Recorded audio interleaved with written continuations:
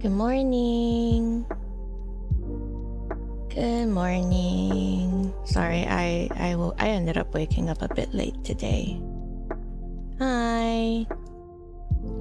I was supposed to wake up an hour before stream, but I literally woke up, I think 10 minutes before stream, and then I just went turned on the stream, washed my face, went to grab coffee, water, and my breakfast.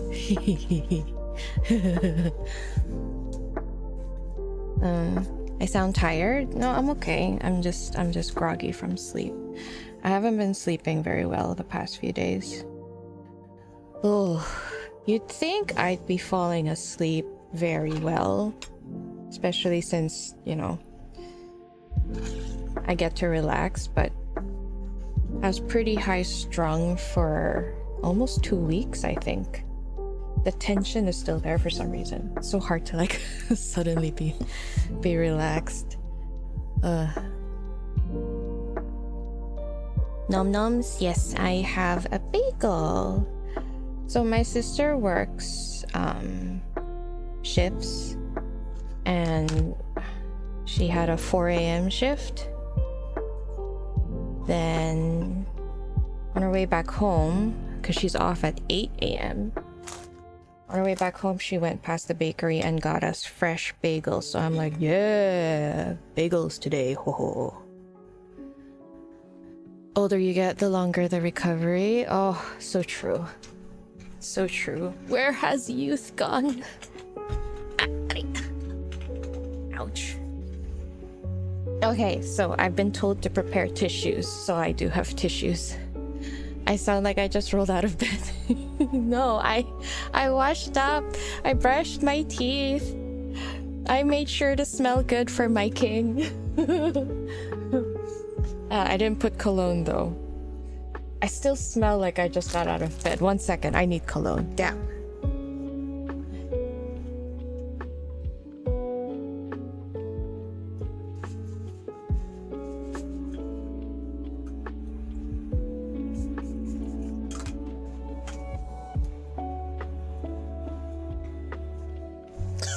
That's too much.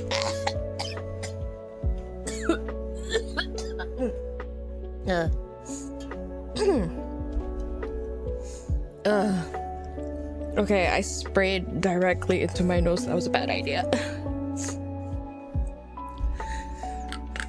Tissues near the end. Near the end? Oh.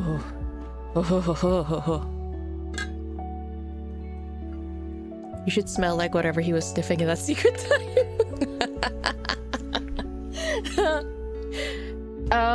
Considering that he was probably smelling something rated, I don't want to smell like that.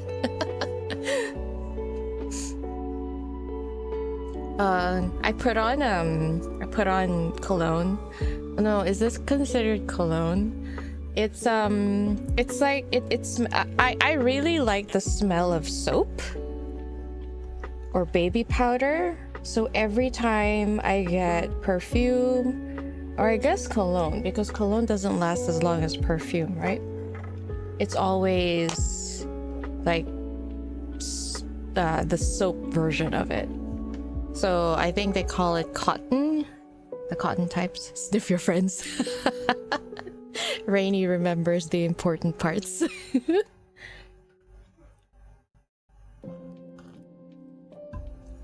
Okay, coffee's good. 1 second. Why am I not on screen? I just realized. Hello. Hi. Good morning.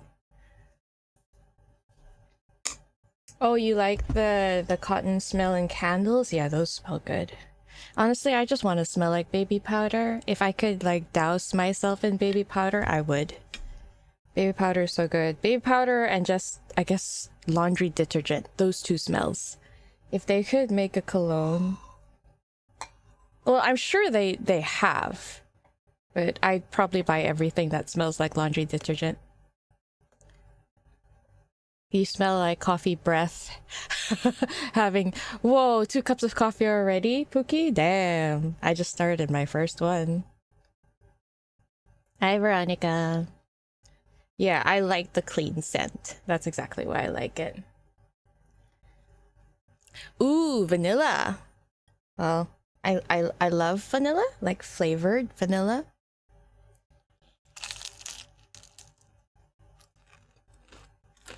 Sorry, I hope you don't mind. I'm munching on bagels.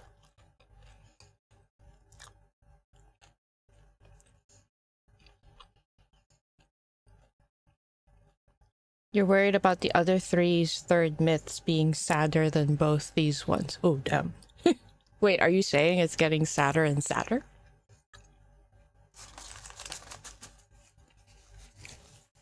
I think Infold is studying us.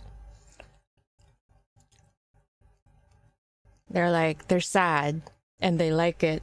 Time to make things sadder. Sad stories are well received. Time to make them even more sad.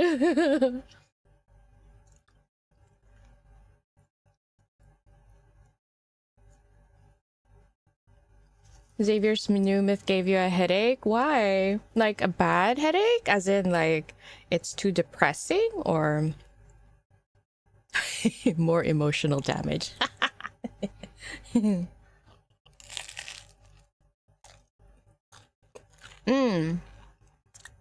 They hit like a stone on your stomach? Oh no.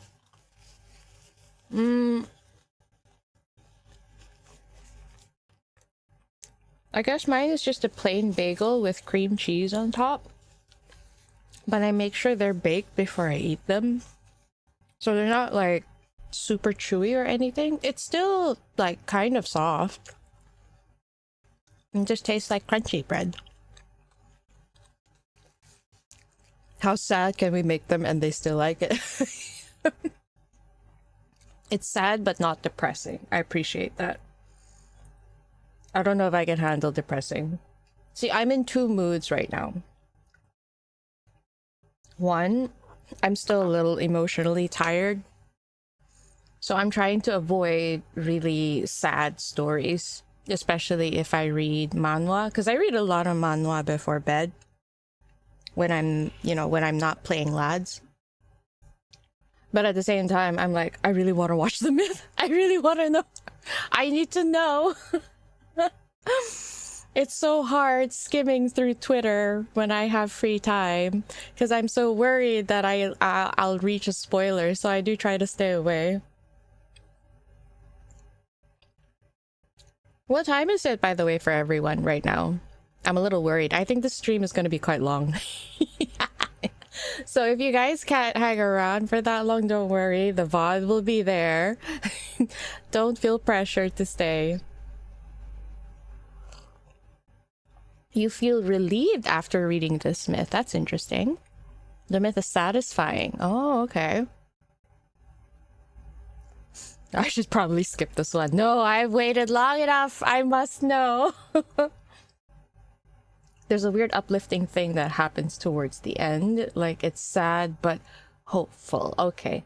I guess I just need to remember that despite everything, currently they're happy, right? Currently they're happy. You've read it 4 times. Damn, Rainy. That good. 8:49 p.m, 6 p.m, 2:49 a.m. Mio. Mio. Maybe it's time to sleep. Damn. Holy shit.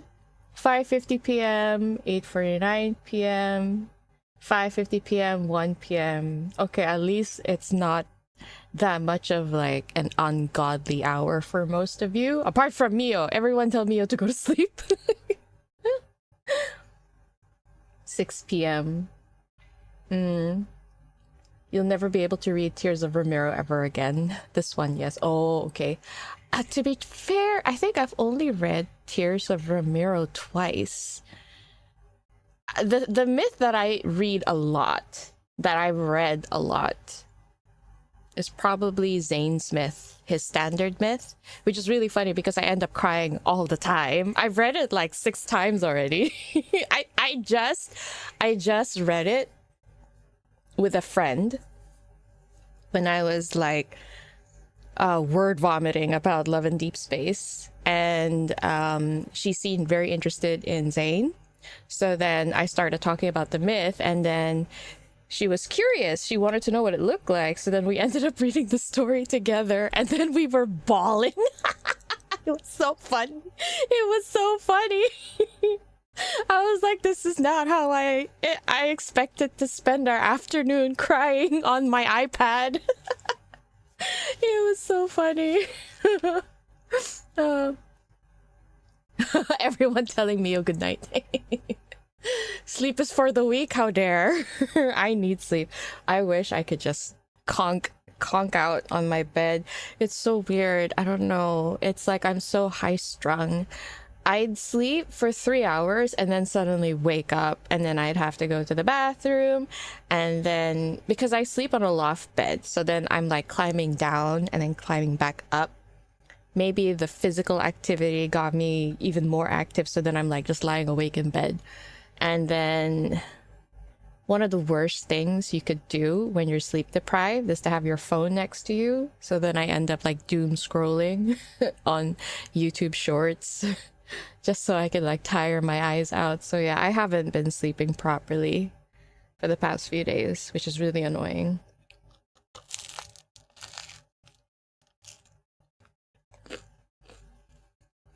You're like that with Sea of Golden Sand. I like seeing Raphael in that myth. He's like all mysterious and a little harsh. You go to bed when I go? Oh my gosh, Mio, that's gonna be a long time.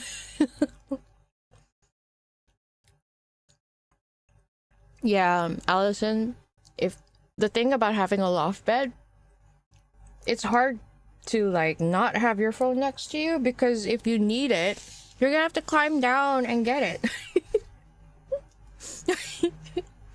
So I guess if I'm working, it's good to have it like on my desk, so then I'm gonna have to climb down, pick it up, and then turn off the alarm.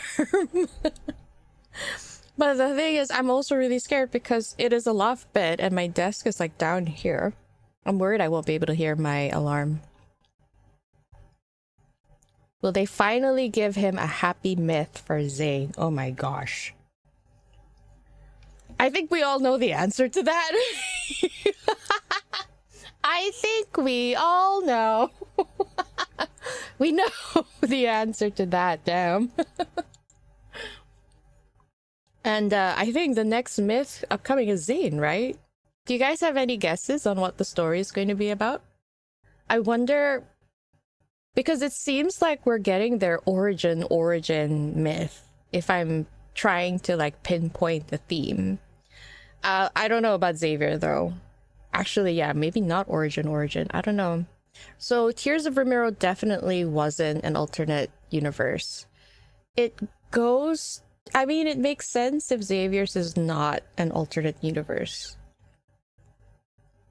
So, I don't know. I'm still trying to like guess what the story is going to be about.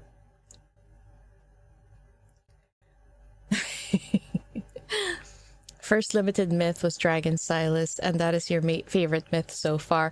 That is such a sad myth. I've only read that myth twice, I think, yeah.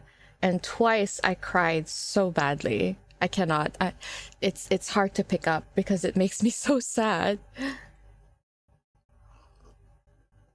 A Greek god, Hermes. Hermes makes sense, especially since he's like some sort of messenger for Astra.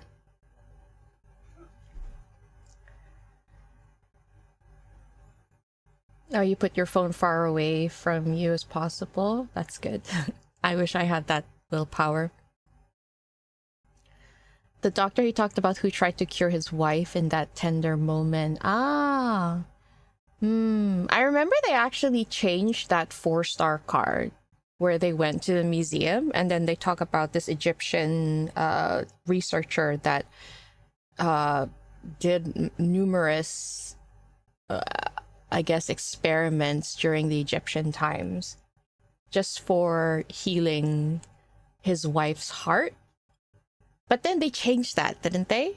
they changed it to something else. I wonder if it's because they knew we would figure it out. Or maybe it became an irrelevant detail. I don't know.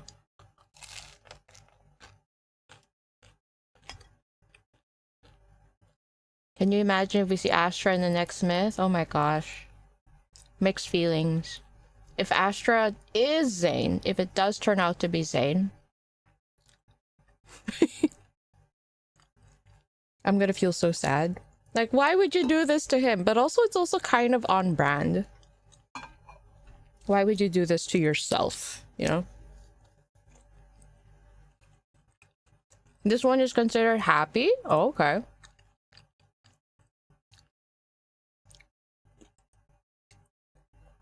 Aw, Pookie. I'm sorry.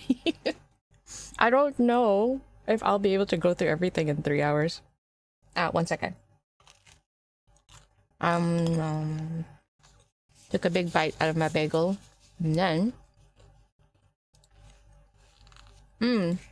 by the way, last time,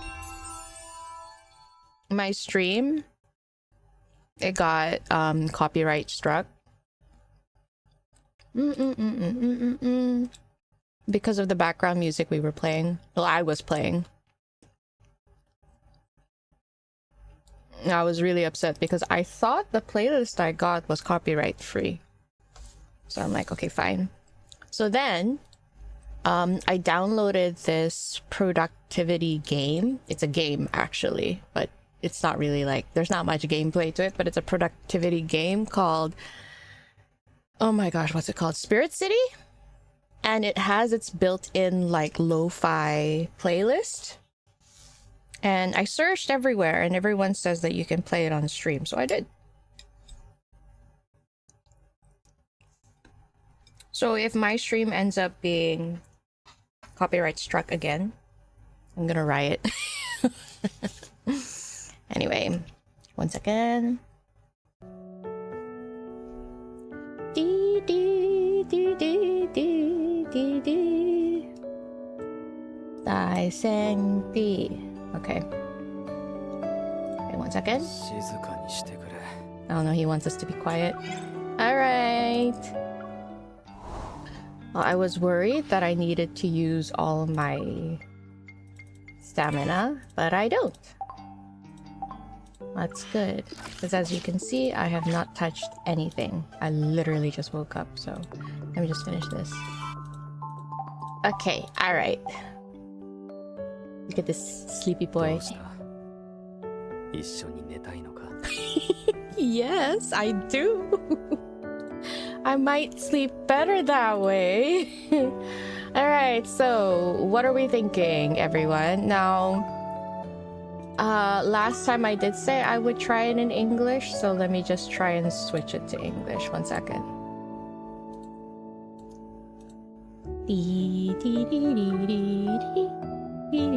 YouTube is being poopy, lady. I like how you say poopy. YouTube is so poopy. It's such a wholesome thing to say, despite what poopy is.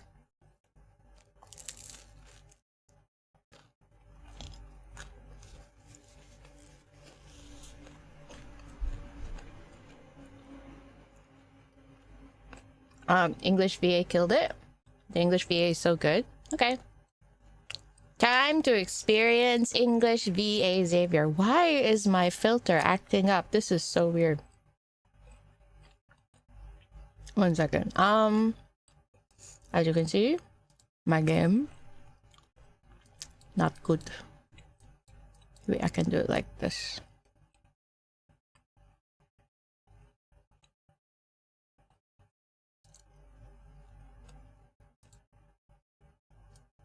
Whoa. Okay. Done. I don't need to look to know it's you. He's adorable. Wait, let me fix this. By the way, what are the chances of the new banner dropping today? How many of you bet? Oh, it is quite loud. Let me know if it's too loud, okay? The duality of his voice when you combat with his king companion is so lovable. When I tried doing the orbits this week with Xavier, it's funny how he switches from his kingly voice. Well, in the Japanese you don't hear it, you don't hear that big of a difference, but in the English it's very jarring sometimes. And I thought it was really cute. Wait, I'm lost. Where do I go? Should be here. And then here. Ta-da. This is the downfall of Philos and the story of your life. Damn! What a synopsis.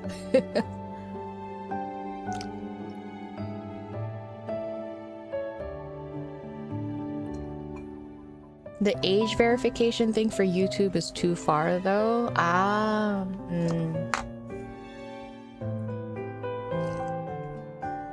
We'll see. I mean, I understand the reason for it, but yeah, it's whenever big changes that requires a person's identification verification. There's a lot of like pros and cons, and I think this time it's a lot more invasive than helpful. Tells you everything without saying anything. This is the downfall of Philos? Really? Okay. Alright. Okay, so I ate one part of my bagel. I have my coffee. I have my water. I have my tissue. Oh, wait. I might need to refill my tissue box. I'm not gonna cry, right? I'll be fine. I have another roll somewhere. It should be fine. I'm okay. I'm not a weakling. Crying? Who cries? No one cries. I don't cry. Refill my tissue box? Why, really? That bad? 1 second. Well, I have a non-tissue box roll of tissue. I think that should be fine.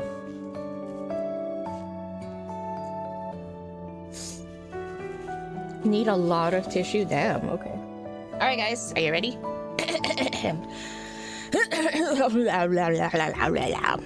I'm doing my vocal exercises.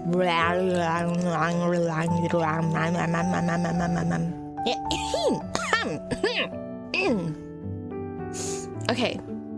My tissue was my hoodie. Rip the hoodie. I hope it wasn't an expensive hoodie. Whew, okay.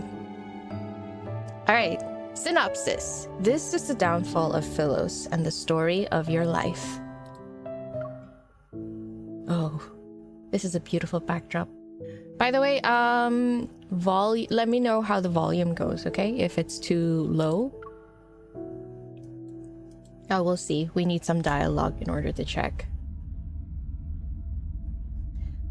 Oh, it's as if I've been in a long dream. My consciousness is an immobilized seed that's buried deep in dark soil. The space around me is compressed into an endless void. Without any reference points, it is impossible to sense the passage of time. My memories are no different from a thick fog now, yet occasionally I hear voices in the distance. They fluctuate between being near and far. They are jubilant cheers from the living and sorrowful sobs from the dead. Ooh, notice the capitalization. I will find you. No? Who? This voice is akin to hallucination born from endless waiting. However, it is the only ray of light penetrating this blackness. Oh. Oh, that's what it meant in the trailer. I don't always hear it, but when I do, the faint light advances a little further into the void. In this endless waiting, I sense the heavy darkness. It slowly recedes. And after traveling for what feels like centuries, that light grabs my wrist. Oh, hold tightly. I beg of you, don't let go. Please pull me out of this endless void. Please lead me out of centuries of darkness and solitude. Oh, MC.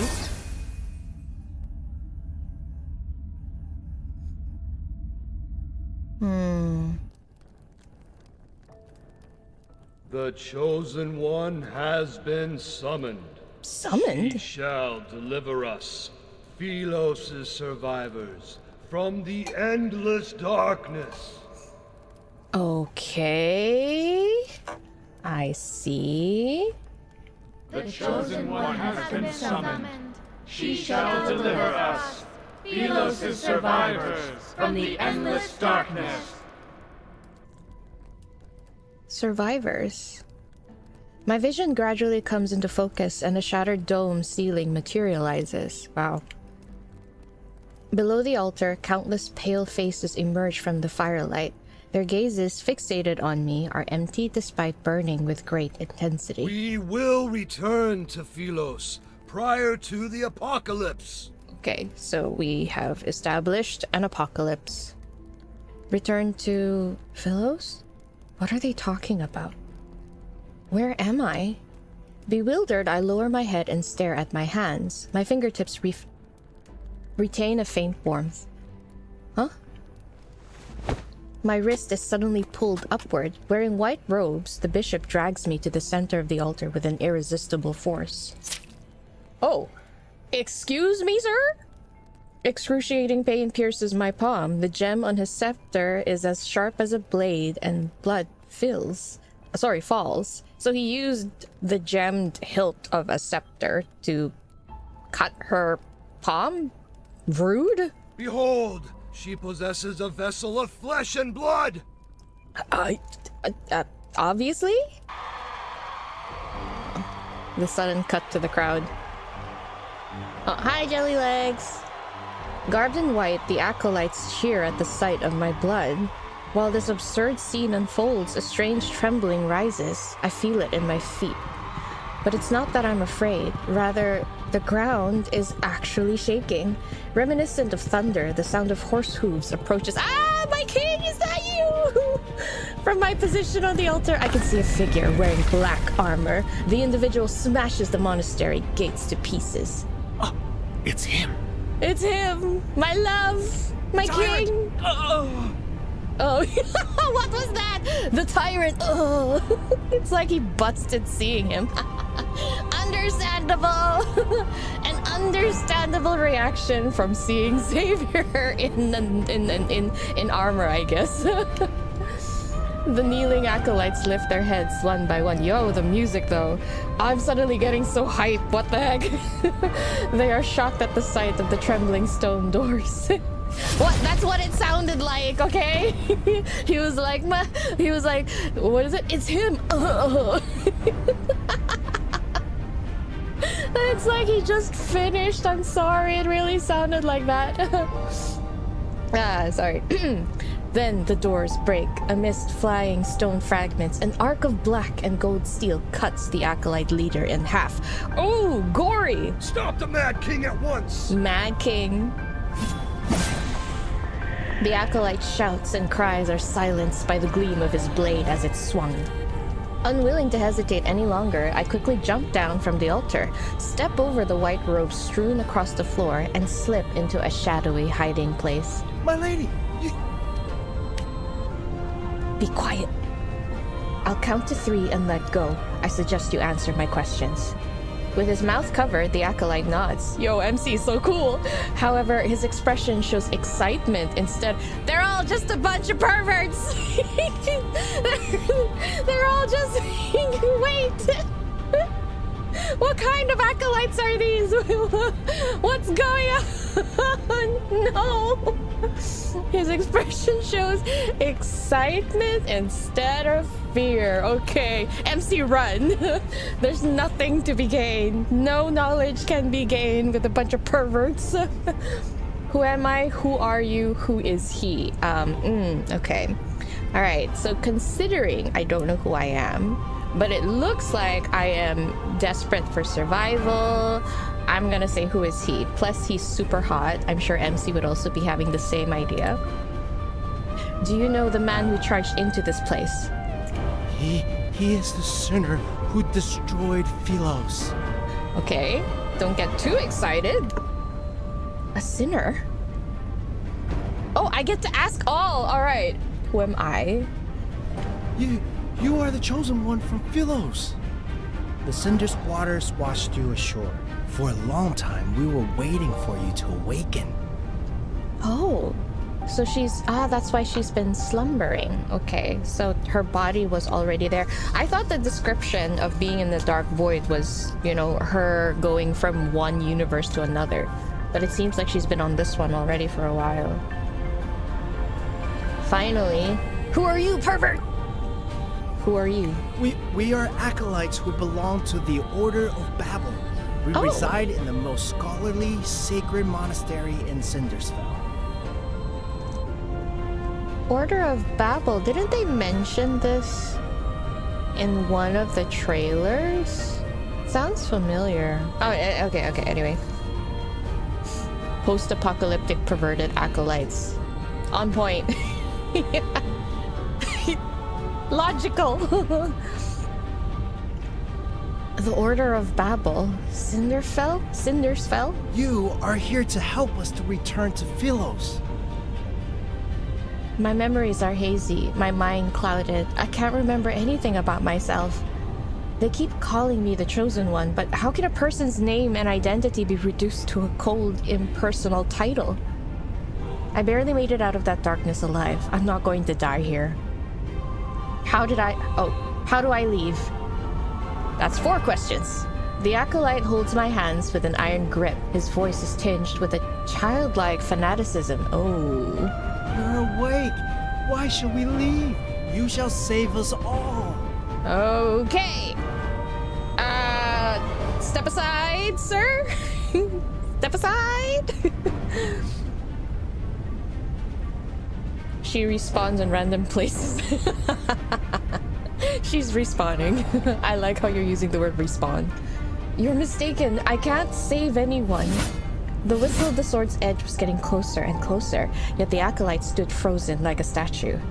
Damn it. What are you waiting for? We need to run. He's not the only one. The other acolytes also have also fallen to their knees to worship something. Their singing grows more fervent with each verse. Okay, this is kind of creepy. Kill him? Wow, MC's busy. She just woke up. On the list, look at hot guy, get groped by a pervert. Number 3, kill the pervert. Okay, let's push him aside. The acolyte staggers back and crashes into the brazier. Okay, she killed him anyway. The flames leap and engulf his white robes. His body dissolves into swirling dust. Okay. Wait, what? So the choices don't matter then, huh? These people, all of them are... I whip my head around to look at their devout expressions. Under the light, none of them casts a shadow. Huh? They're in a trance? These acolytes and the old man who cut my palm earlier. The revenants. So, wanderers? Wait, these wanderers were talking to her? I thought they just called them revenants, but then from the chapter story, the revenants are wanderers, right? The Cindersfell they spoke of truly is a place inhabited only by the dead. How did she come to that? Relinquish that sword which is bathed in the blood of your brethren. If you do, I shall forgive your slaughter and absolve you of your sins. Oh, they're souls. Ah, okay. But then how did we know that they're souls? Or this is just something that they tell us? Okay, anyway. If you do... Wait, what? If you do, I shall forgive your slaughter and absolve you of your sins. Okay. Oh. Sins? What crimes did I commit to become a sinner? Oh, that hit. Oh, that hit. I'm awake. I'm awake. Okay, I get it. All right. I'm wide awake, everyone. All right, what a jump start to my morning. Is teaching the dead to cease their incessant chatter a crime? You. So they're all dead. They're undead. I mean, we did know that from the trailer. It's just that Okay, got it. I take a deep breath, force myself to calm down, and hide in the shadows. An assassin sought death at the castle. Was it your doing? Oh. They always waste their last breath singing the hymns you taught them. It is very annoying. I would like my assassins to perish quietly, please, is what Xavier is saying. Oh, I just realized my... Sorry. Ah, there he is! Oh, wow, that entrance. Hello, sir. Okay, everyone, are you ready? Bow to the king, bow. We shall bow to the king, bow, bow, bow. On your knees, everyone. Oh, gosh. Look at him. Oh, he's gorgeous. I apologize, my liege. I will be more composed. Forgive me. Using the narrow gap in front of me, I watch as the figure approaches the bishop. Philos' prophecy rings true. The Chosen One has appeared, and the land will be saved. Okay. This city, as well as your fate, shall... Firelight dances as long hair cascades from underneath the man's crown. A soft, gentle glow is reflected. I like how they emphasize the long hair. Your life is about to be snuffed. Where is this so-called Chosen One? Over here, my liege. I'm just trying to get prettied up. First, I need to powder my nose and all that. He steps forward, his black and gold boot treading on the hem of the bishop's robe. Hot! Are they preoccupied with praying for your salvation? You, irredeemable traitor! You are the sinner who destroyed Philos! Oh, clang. The bishop's scepter is sliced in half. He backs away until he collapses against the confessional. She shall be the harbinger of your demise. You are here to die. That is where I must correct you. I'm here to attend your funeral. Oh. You're wasting your energy. You cannot kill me, nor can you. Oh. Because he's undead, they just keep coming back. Everything seemingly comes to a standstill. Then, a corpse slowly settles onto the ground under the man's feet. It kicks up dust. The stifled groans fade while the night wind extinguishes the last flickering flame on the altar. This is kind of dark. Like, we start off with an entire massacre. The man slowly lowers his blade. Surrounded by sparks and dancing cinders, he descends the long staircase. Where are we hiding? I'm stunned. As you should be, girly. We are all stunned just looking at him. The first time you listened to him, it was in Chinese for the myth. Oh. Wipe animation came from the last promise card. Ooh. Okay. Okay. In the darkness, the sound of footsteps grows more distant. Is he gone? Still tense, I wait for what seems like an eternity before I use the wall to support myself. I cautiously step out from my hiding place. I need to leave. The entire hall is deathly silent. There's only rubble and a white robe on the floor. Stone pillars have collapsed. The flames creep along the spilled wax on the cracked floor. Ghostly lights frolic across the walls. Oh. I turn and thud. A sharp blade, having been thrown past me, is now embedded in the stone wall behind me. Damn! I mean, you didn't have to be that... God. He threw a sword in her path so she would stop walking. Got it. Okay, sir. Let's just calm down here. Huh?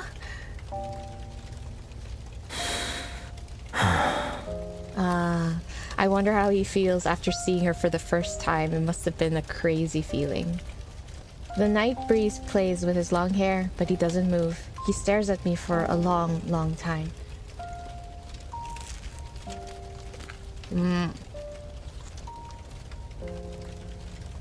Sorry, I had to bite my bagel. I got hungry after looking at him.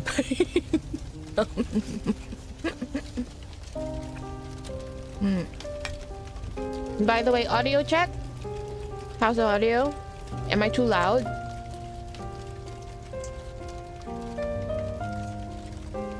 Can you hear him okay? Do you need him to be louder? Do you need him to be louder? Audio is good? Got it. Okay.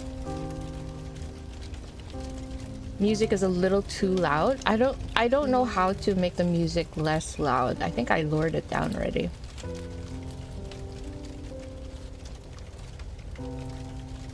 Why does Xavier always look like he doesn't recognize us at the very first sight?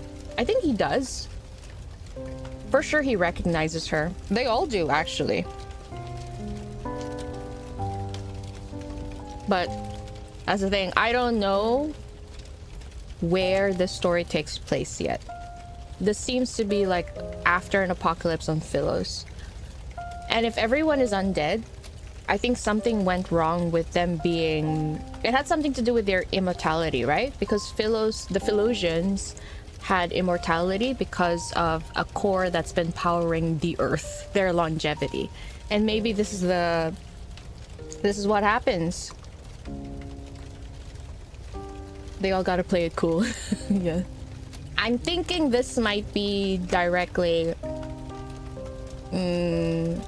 maybe after they took advantage of their longevity. I don't know, but they make it seem like Xavier's the reason for all of this. I just don't know why yet. But let's see. Part of me feels as if we're not meeting for the first time. I could almost believe we're reuniting after being separated for years. However, this illusion is shattered by his next move. Oh, okay. Alright. How is it shattered? He looks to be so kind. Oh, wait, I'm sorry. Give me a minute. Nah, he looks so good. The man they called a mad king leans down. He lifts the tip of his sword and it touches my throat. Never mind! Only the dead dwell in Cindersfell. Okay. So, who exactly are you? Okay. He is so pretty. Oh my gosh. What would you think when someone you just met saying he knows you from your past life? Ooh.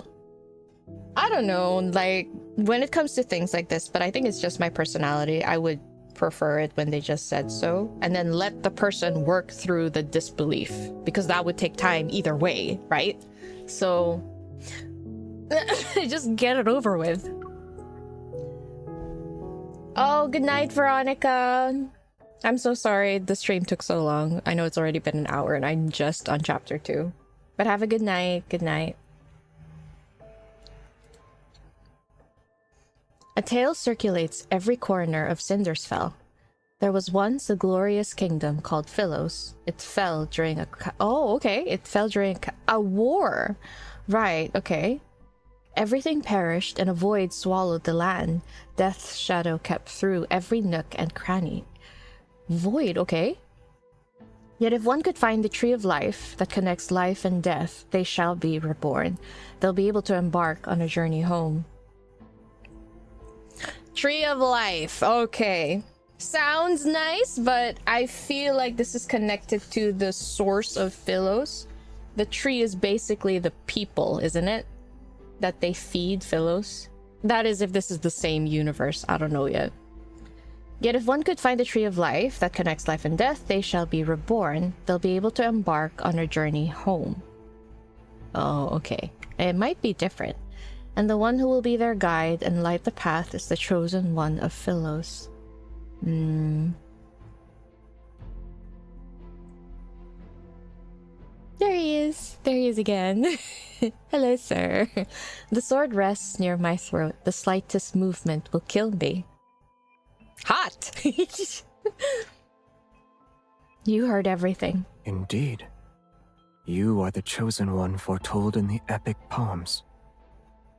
Death approaches as an inexplicable rage boils within me. I grit my teeth and speak.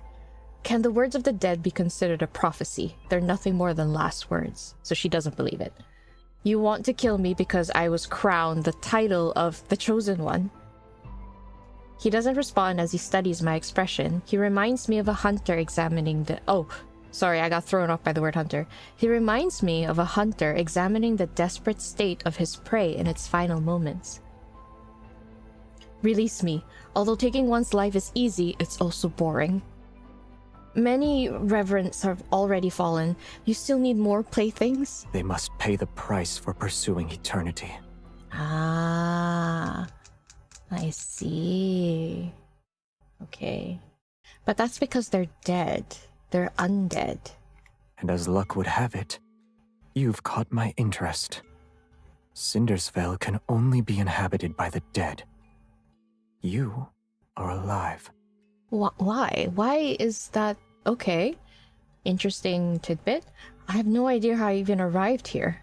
All my memories remain trapped in those centuries enshrouded in darkness. They're akin to seeds buried underground. Lots of tree imagery. If you wish to slay me, then do it. I'll be able to join their ranks as a Gambling with your life isn't how you properly threaten someone. Let's not forget, a death wish is an easy request to fulfill. And that this blade can only cut down the dead. Oh! Interesting. Okay. Alright. The sun is rising, gotta go to bed. Okay, good night, CO2. What was the point of intimidation? I think he's suspicious of her. I don't know. Maybe there's still disbelief, because he did stare at her for a long time. To me, that sounds like he recognized her. But it's also possible he's been waiting for so many years, and she could be just... I don't know. He didn't want to hope, maybe? So he's just trying to be cautious, I guess? No wonder people hate him with a burning intensity. To be hunted even in their semblance of an afterlife saps away their chances of happiness. In any case, I have no intention of killing you.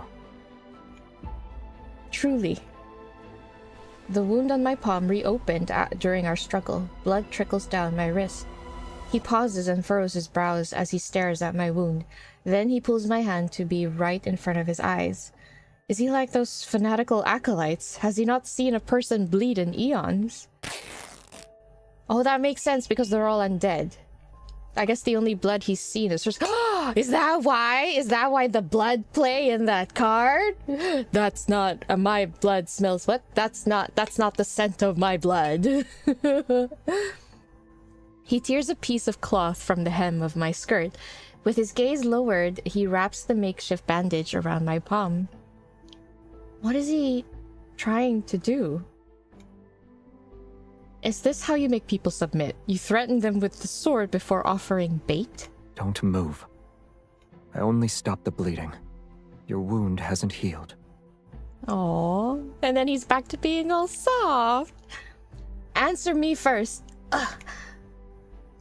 I'm trying, guys. Okay, I'm trying. I have dreams to be a voice actress. He ties a knot over my wound, picks up his heavy sword, and turns to leave. My mind tumbles further into chaos. I jump down from the stone coffin and grab the corner of his cloak. Stone coffin? Did they keep her in a stone coffin? Why are you changing your mind again?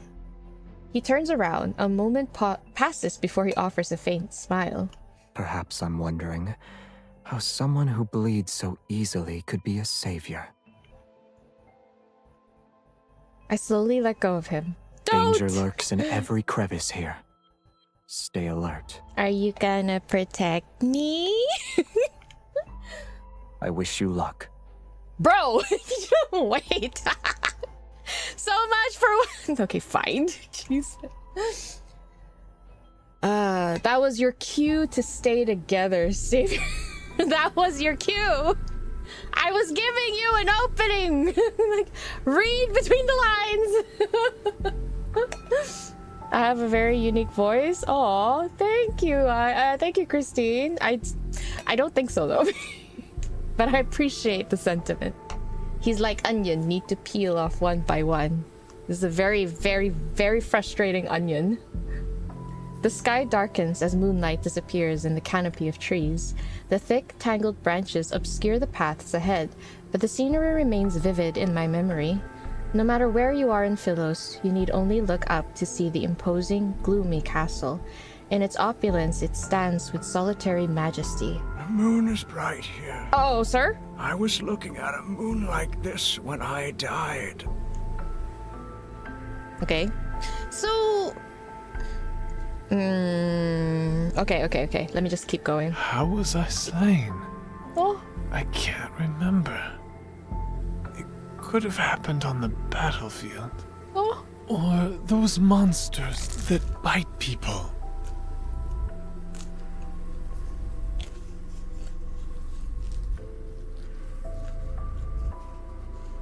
Sorry, I took a big bite. When he rode past us on that horse, he splashed mud all over. Rude. Yes, he has this deathly, murderous air around him. I was so terrified that I Are they disappearing? Sad bagel eating. I felt pity, okay? It's sad, but I was also hungry. I was also hungry. Looking toward the source of the voices, I see 3 revenants hanging from withered tree branches. They sway in the wind with their chatter. Oh. I'm sorry, hanging? Okay. I'd like to think they were sitting on tree branches, not hanging. You thought those revenants were biting people, I'm sorry. Sorry. I was hungry. I'm sad, but I'm also hungry. Who was the horseman? Can you tell me anything about him? The sinner of Philos. No. The tyrant who betrayed his own people. It's interesting they can't remember how they died, but this is the info, the tidbit that they remember. He is the scoundrel who stopped us from returning to the land of light and eternity. Defeat him and take his head. Everyone hates his very existence. Okay. He's out. Oh my gosh. Okay. Unsteady the... Oh.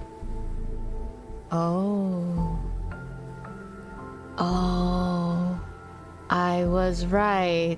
They really were hanging. Oh shit. Yo, this is so dark. Oh god.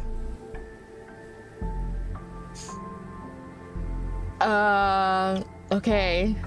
I think it's also because it's text, the way you start to slowly realize hanging literally meant hanging. It's really dark.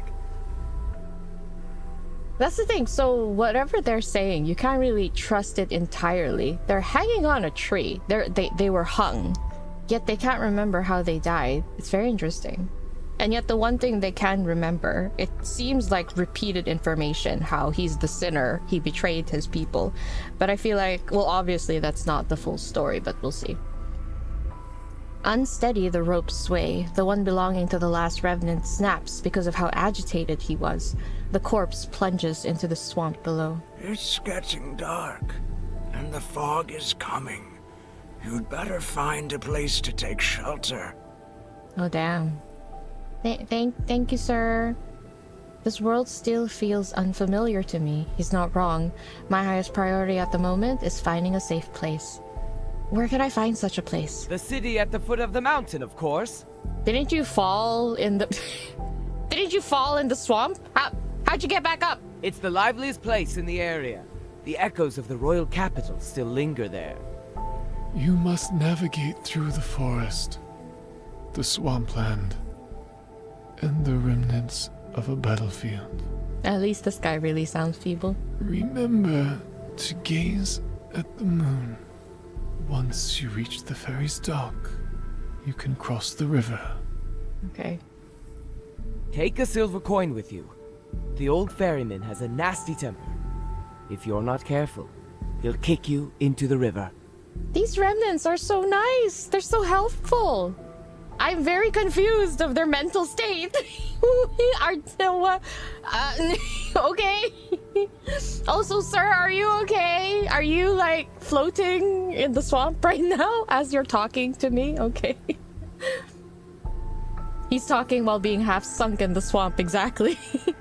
I look into the distance. At the westernmost edge of this land of exiles, the monastery sits in a secluded corner of the highlands. It's far away from where the Mad King resides. To reach Cindersfell, I need to traverse the forest and fog at the base of the mountain. Well, at least they gave her a destination. Imagine not knowing where to go, not knowing who you are or why you're there. Having a destination in mind, that keeps you going at least. The fog thickens and envelops the forest as daylight dims. Everything around me becomes a hazy blur. A broken bridge and another end of the road. In the place of a crescent moon is one that wanes. Its reflection dances across the murky water's surface like countless spectral figures. Everything that falls into the water sinks without a trace, except for the moon's reflection. I mark a tree branch to trace my path. She's so smart. Then I turn around and continue my trek. In a forest clearing, knights with spikes and silver armor sit around a fire. There are knights in a place like this? They aren't moving, and their lifeless eyes gaze up at the moon in the sky. May Philos prosper under eternity's divine gaze. Grandest Knight? What? Okay, so this is Philos. This is the Grandest Knight. So this is Philos. The Philo, or maybe a different timeline of it? What's going on? What? Oh my god, no, I feel so sad. How can a Grandest Knight be here? May Philos prosper under eternity's divine gaze. Silence. Do you hear that? Footsteps approach us from the southwest. Oh no, I feel so sad. Only the living can make that sound. Is the Mad King here? They're dead. Royal Knight? All the knights suddenly turn their heads toward me, and the fire illuminates their faces, which are paler than their silver armor. The Mad King has not graced us with his presence. However, she carries his essence. Outsider, have you pledged your loyalty to eternity itself? Okay. What? She has no answer. She's a traitor to eternity. The suits of armor collapse as the skeletal remains within them begin to glow with an eerie blue light, leaping orange flames surround them. Cold blades slice the air as howling winds erupt around them. Before I can react, they charge toward me. They turned. Yeah, I think this is our MC Queen's, the Queen MC's Philos. If there's a Grandest Knight here, but I don't know, because the knights have different titles to them. I guess so that we could, you know, differentiate each knight. There's, except this guy. This guy's just knight. Oh no, that's all of them. Grandest, royal, honorable. Yeah, I don't know, but I think this is definitely Queen MC's Philos. So this is Xavier. Something happened between him going to 𝓥𝓮𝓻. Okay, sorry, this is getting really exciting. These knights in silver armor are revenants.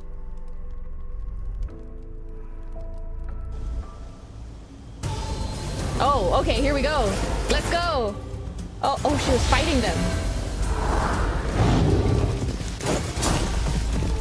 Huh? Brace yourself, my queen! Our king has arrived! Yeah, let's go. Slapped him in the face. Oh, wait! Gawking. Hold tight.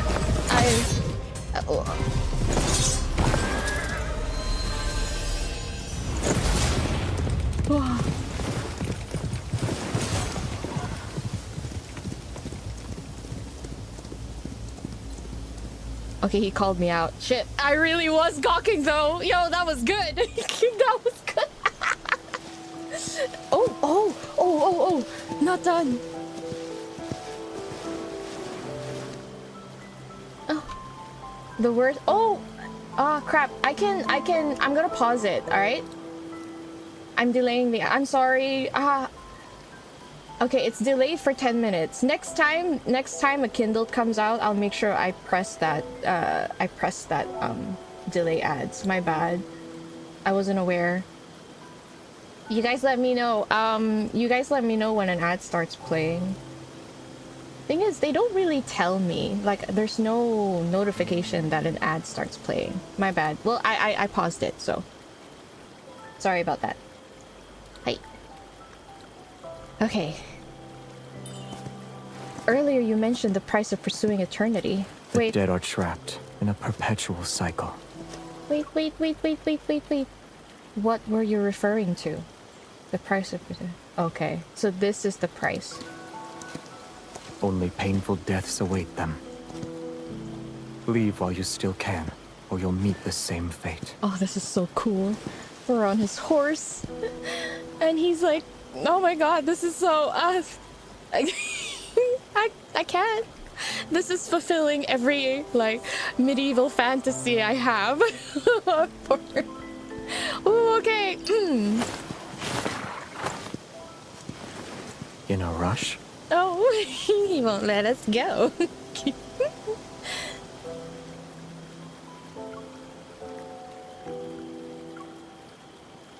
Okay. Didn't you tell me to leave while I still can?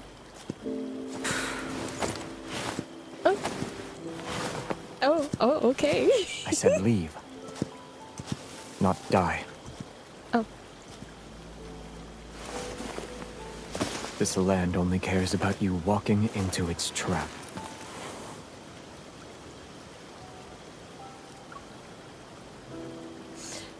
Sorry?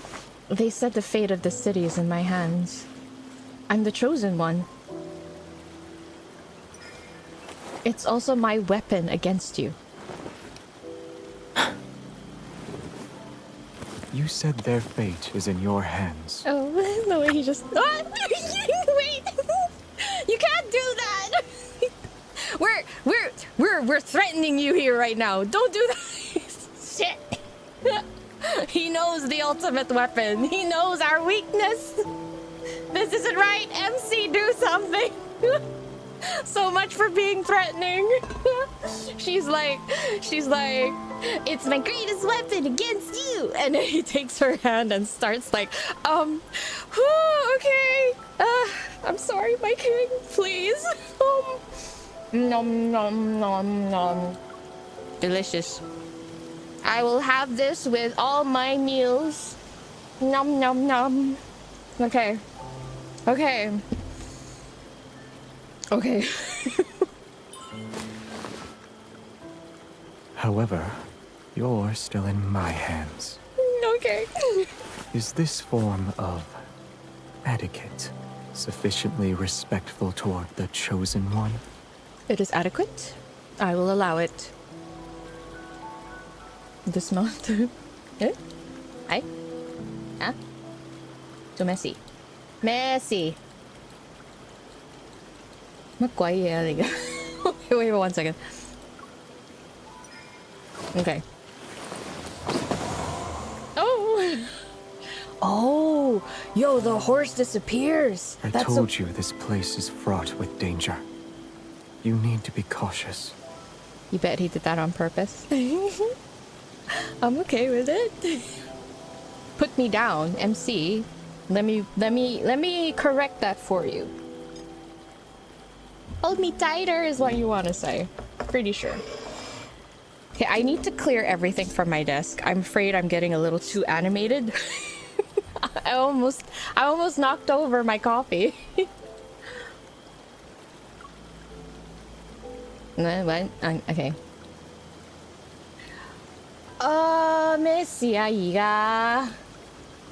Oh my gosh, there's something wrong with my...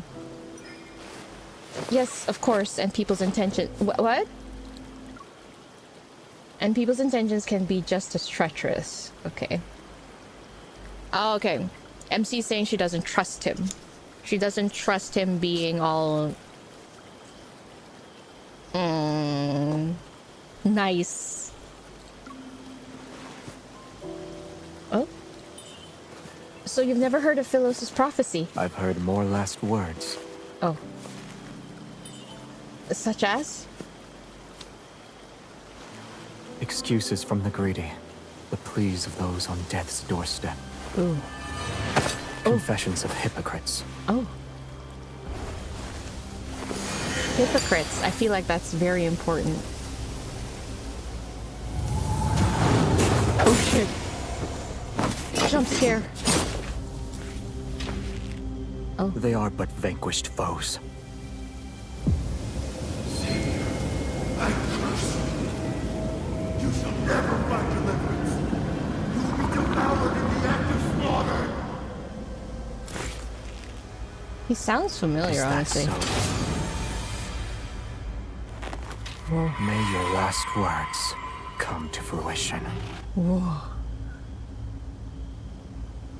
That was so cool. There's something about that whole scene that flowed so nicely. Not so sad eating bagel. I stopped eating the bagel. I apologize. He does like us romantically. He just knows we don't yet. Yeah, I don't think it. I guess it'll be too much if he starts showering us with so much affection. But I do wish that they would just get on with it and then tell the other person what's going on. But anyway. With wails and curses, the last of the remnants falls to his blade. The mist disperses. Moonlight illuminates the armor and broken swords that lie scattered on the ground. They bear the ancient patterns of Philos. Ah.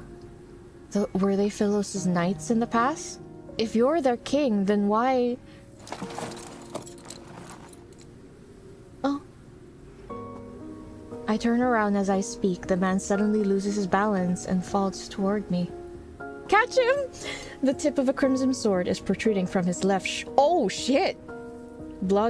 Okay. Blood flows from his wound and a faint black mist swirls around it. Is this from the revenants? You will be devoured in the act of slaughter. His hand covered in an iron gauntlet grabs my wrist. I'm trapped between him and the tree stump. Oh, we're doing a kabedon already? Okay, kabedon in the forest. As long as they're a tree, kabedons will be possible. I'm trapped between him and the tree stump behind me. I can't move. Oh. Are you okay? Oh, my Pookie Bear. Are you alright? When were you injured? He struggles to keep his eyes open, and although his gaze is slightly unfocused, his voice remains cold. Help me. I need to go over there. I would have done that even if you didn't give out an order. It didn't sound like an order, but okay. Why are you guys sniffing? What's wrong with you? Who made you like this? Why are you like this? Can we be cordial, please, in the chat? Who told you to sniff people's blood? If you remember his first myth, the two are not examples of sincerity when it comes to feelings. Yeah, that is true. His first myth really, really frustrated me, honestly. MC, I loved you for 50 lifespans. Do you want to blast stuff to Uluru?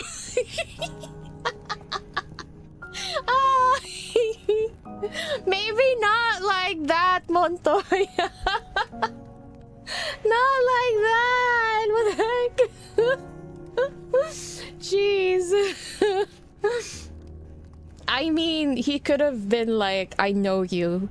I know you from a different time, and you went into a deep slumber and have finally awakened, and then ask any basic questions. He didn't have to go like, I've loved you for thousands of years. Shall we travel to Uluru together? No, not like that, okay? There's a time and place for everything, but he could at least fill in some of the blanks. And then if she believed them or not would be up to her, you know? But anyway, yes, I figured he has his reasons. My bad. After gathering enough fallen leaves and dry branches, I build a fire at our resting spot. In the fire's glow, his face is deathly pale. It's almost drained of color. Would you like to warm up by the fire? Aren't you doing that already, MC? No need. Do you need water? No. Bro, I'm just asking. Do you want to rest? Very well. If you won't sleep, then I will. The night is cold and damp, so I'll be borrowing your cloak. MC. In any universe, MC. I love her. He shifts slightly without saying a word. His eyes are still closed, but he does move to make room for me. Oh! The cold wind howls throughout the forest as it becomes fiercer. I hug my arms tightly, lean against his side, and act as if it's not unusual. Oh, MC! She's bold. But I guess it helps that said person next to her is a absolute hottie. You have a heartbeat, you breathe, you bleed. You're alive just like me. Oh, that actually, yeah, that must have been comforting to her. Is that why you didn't kill me at the monastery? Did you see yourself in me? He's so annoyed. He didn't seem interested in answering my questions. Ah, during that battle, his sword was the only weapon capable of slaying the revenants. No wonder that old man with the white robes wanted it. He did? Okay. While connecting the pieces of information in my mind, my gaze shifts to the sword lying half a meter away. It's such an important sword! I wouldn't be letting go of it! It's a great sword that devours light. Aside from the back of the blade being thick, okay, the weapon itself is completely black. Mysterious runes are inscribed on the sword, and they surge with light whenever it's swung. Does your weapon have a name? I hate this. My mind is wandering back to our last conversation about his light blade, and it's not helping me in this situation. Okay, I just need just let me drink my coffee. Yes. His sword is thick. Oh god. Stop. No. It's like that. Okay. I'm sorry. Wait, does your weapon have a name? Okay. No, it's just a sword. Yes, it is. Then your horse's name is Horse? MC! MC, can you not? Can you stop? He doesn't respond, and silence settles between us. What about your name? Should I just call you Man? Oh, this is so funny. I acted like I'd forgotten his name, just so I could bring it up. Did he ever tell you? Xavier. Oh. Despite knowing how dangerous this forest is, you willingly entered it. You have my thanks. You are mistaken. I am? Worthless rabble trampled on my garden. I cut them down, roots and all. Oh. Well, I see. Gardening. Got it. His nonchalant tone suggests I'm the first person he spared. My unspoken words remain in my throat as my gaze shifts once more to the terrifying sword at his side. I'm sorry to disappoint you, but this blade cannot harm the living. So he didn't exactly spare her. Then, when you used it against me at the monastery that day, it was just an act of intimidation? Yes. Thanks for your honesty, I guess. Inexplicable anger rises within me, and I tug the thin blanket covering my body, his cape. The fabric in my hand feels unexpectedly heavy, and only then do I realize it's actually his cloak. Just as I'm about to let go, he slightly leans toward me. The edge of the fabric touches my fingers and carries an unexpected warmth.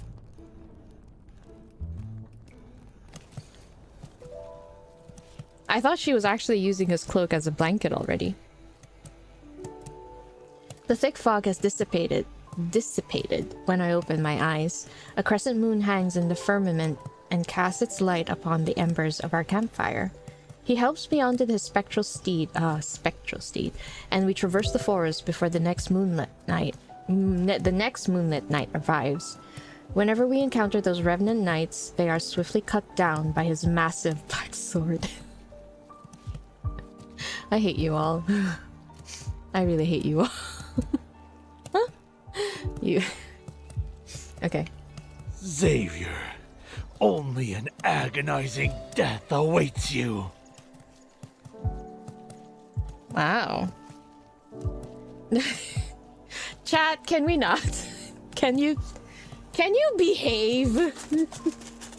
It's serious right now. Oh my gosh. His voice here is softer again for MC. As we pass through a swamp, I see a dead tree that has half fallen. It's covered in the lingering souls of soldiers who died in the battle. He remains calm and spurs the horse forward. We press on. So he doesn't have to cut them all down, because it doesn't make sense. They'll just come back up anyway. It seems like these revenants aren't very fond of you. What crime did you commit to make them hate you so? To properly tell the tale, I'd have to start with the era in which they were truly alive. With a slight tug of the reins, he prompts the horse to leap across a ravine. I know they're afraid of your sword, but once the revenants are slain, where do they go? Nowhere. Once the phase of the moon changes, they'll come back to life. Ah. The dead are trapped in a perpetual cycle. Only painful deaths await them. So that's what he meant.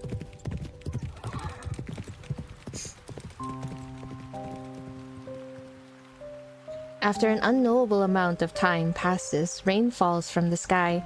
The remnants of an ancient battlefield emerge on the distant horizon. Collapsed stone tombs accompany overturned coffins. Oh.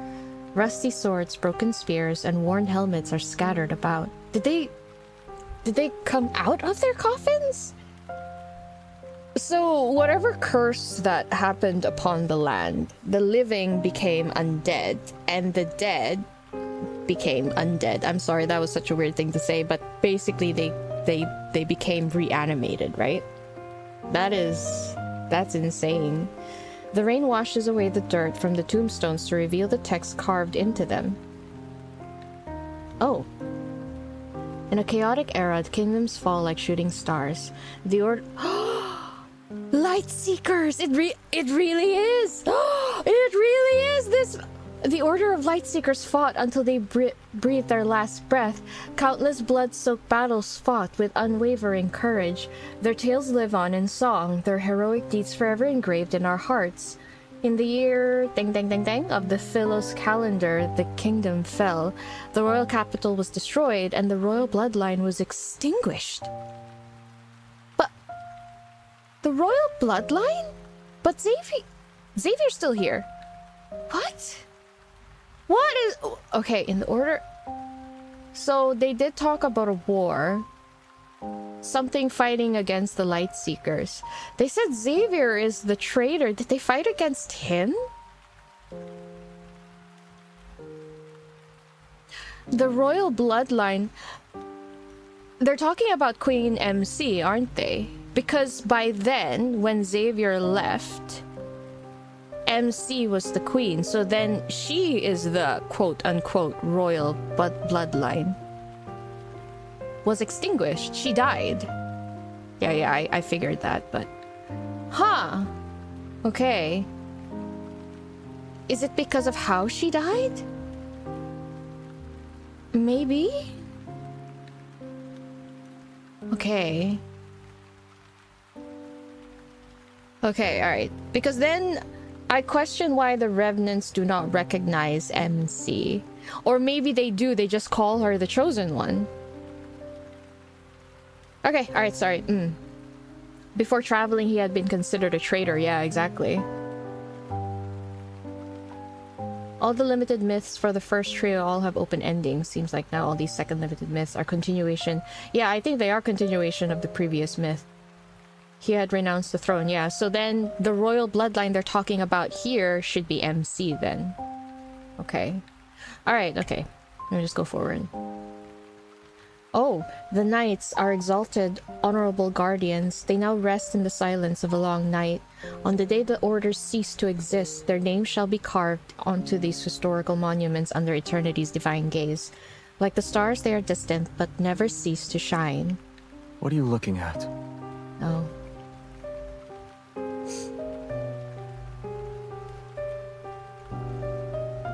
Yet he's the Mad King. After tying the horse to a tree stump, he walks toward me. I wonder if my name might be with these knights. Oh, what a thing to say, MC. That was your dream. Why? Philos didn't meet its demise until I was gone for many years. For those who once knew me, I must have died early. Okay. Huh? She knows? Oh, okay. So she has she has come to the conclusion that she is Philosian. She just doesn't know why she's reawakened after death. Got it. Okay. If I wasn't an exiled prisoner, then someone should have remembered me. It's possible they made a memorial. Is being remembered that important to you? MC, the one who remembers you forever, is right here. I'm unsure of when he had lifted his cloak to shield me from the rain. These knights fought for their country when they lived. After they died, their tombstones were used to pave roads. Being remembered isn't important, but if no one remembers you, then isn't that the same as never existing in the first place?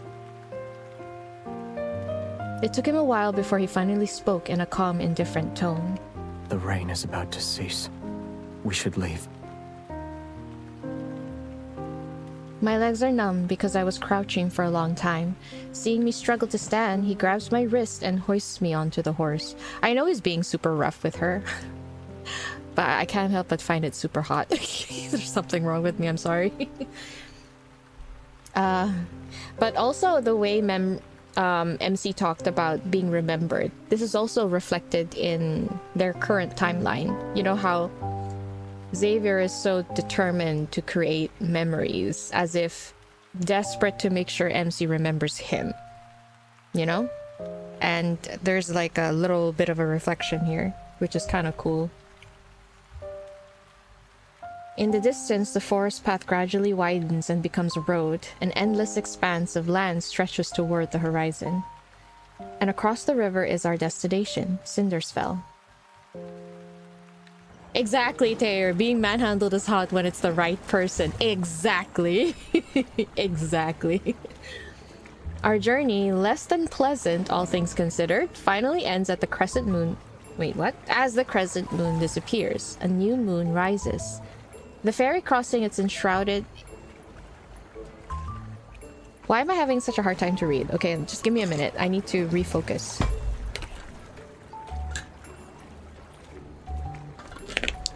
Okay. Okay. By the way, are you guys getting a lot of ads? I'm gonna pause it again.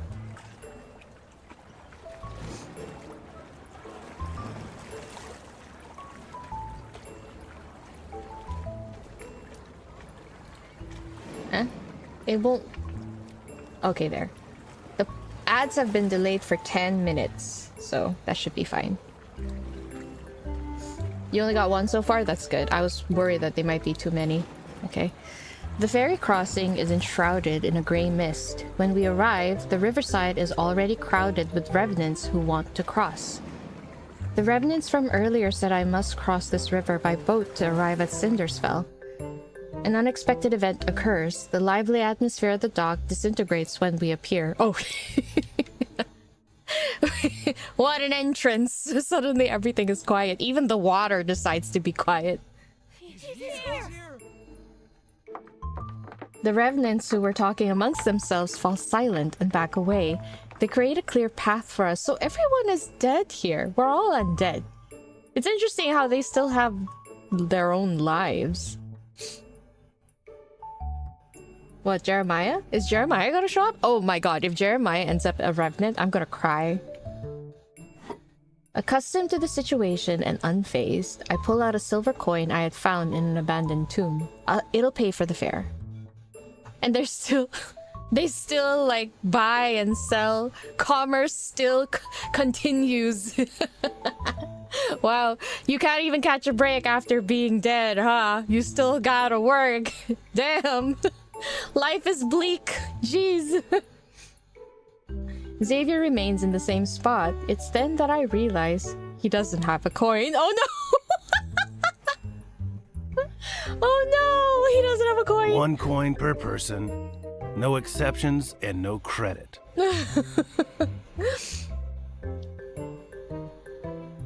Why does the ferryman look so detailed? He's an important person. They made him so detailed. And he looks kind of familiar.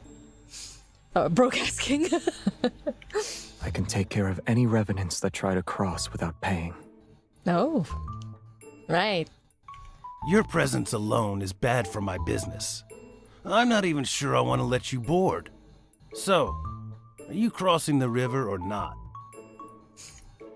He gives me an expressionless glance before silently shaking his head. Wait, I'll pay for him. The ferryman's expression changes subtly as his gaze lingers on me. He presses his lips into a thin line before gesturing for me to board the ferry. As his gaze... Okay. He recognizes me? The man behind me... The way he just walked out of frame. The man behind me doesn't say anything as he heads for the stern. I don't even get a word of gratitude. Damn. It's like, obviously you're paying for me. As soon as he steps onto the boat... Okay. As soon as he steps onto the boat, however, all the revenants swarm to the stern.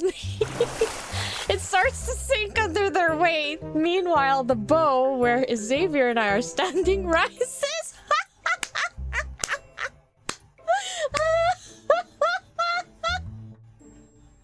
Oh no! Holy shit! Wait. Summon your horse, Xavier. We need to level it out. Shit. That's so funny. Oh, we robbed a few graves. Holy, yeah. You know what? MC is a smart person here. Oh my gosh, this is hilarious. But aren't they supposed to be light because they're revenants? I don't know. Okay, I'm not even gonna question the physics. Okay. Either find a seat or get off the boat, you dead bastards. Oh. Oh wow, they literally just jumped off? The revenants on the stern proceed to leave as they were pardoned from execution. Only the two of us remain. I see. In the silence, the small ferry moves across the water and disappears into the rippling moonlight.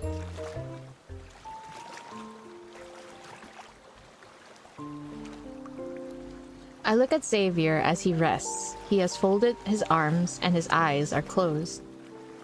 You owe me half your life, and now you owe me a coin. Wouldn't you say I ought to be paid? You want to use my debts against me. I do indeed. I'm not asking for everlasting gratitude. I only want you to pay your dues. I clear my throat to deliver the words I prepared. I want your weapon, the sword that makes the revenants cower in fear. Wow, MC. No. Of course. I can sense his resolve in that answer, but I expected as much. Since my first request was rejected, the chances of the second one being accepted are higher. Yo, MC! She literally just woke up from the void of non-existence. And her brain is already working 10 times faster than the rest of us.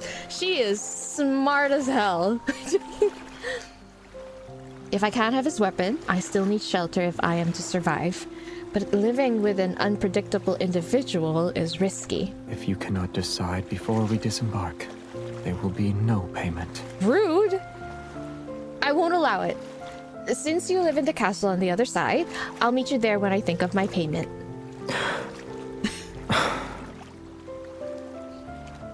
He neither refuses nor accepts. It's as if he can see my innermost thoughts. Without a bond forged through hardship, this might be my only chance to request something from him. Before we part ways, let me offer you one piece of advice. If you want to survive here, don't offer your kindness so easily. I figured he'd try to usher her out of the kingdom, but he closes his eyes and he refuses to respond no matter what I do. Still the sleepy king. The revenants definitely remember being stabbed a time or two. The fog over the river gradually dissipates to reveal a towering black castle in the distance. Just as the ferry is about to reach the shore, it strikes the shoal and rocks. My body lurches to one side.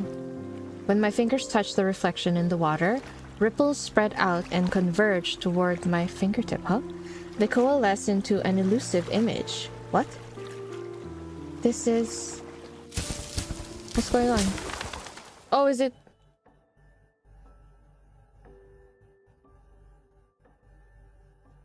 Oh.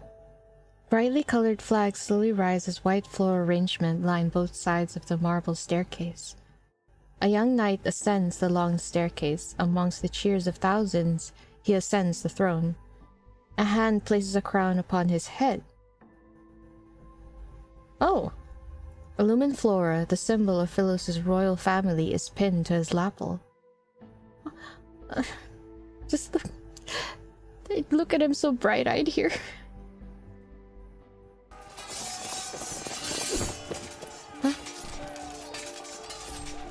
The illusion shifts to reveal an entirely different scene. I'm sorry, was he crowned?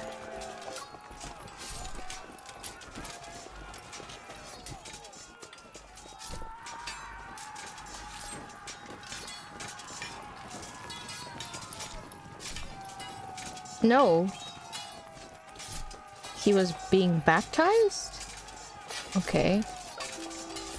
I'm not sure why, but he was being awarded something, I think.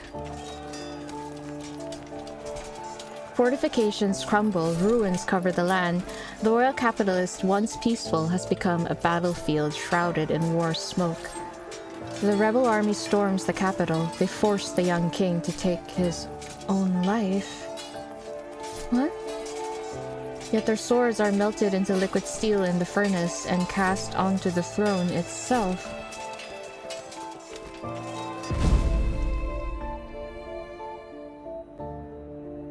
Peace is restored to the kingdom a century later. There are no more casualties from the war for hundreds of years, yet people have come to despise this monarch.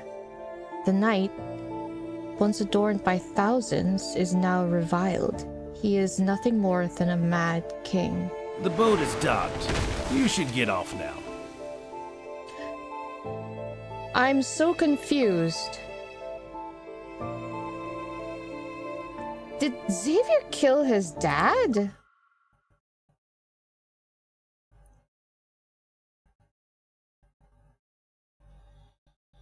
They forced the young king. I feel like they say young king because they all look young, but... What? Okay, wait. Let me just keep reading.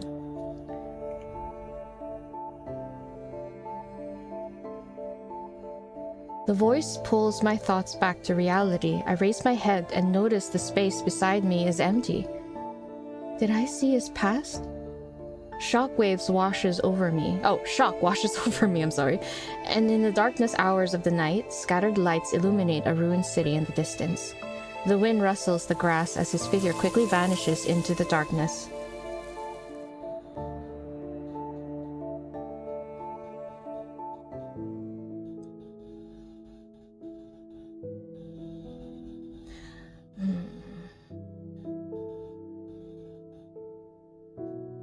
I'm trying to figure out the timeline. I feel like there's no doubt a continuation to his first myth. It's the same timeline.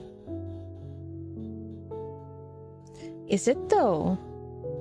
It seems like Xavier got crowned after a rebellion. So Xavier's found something out.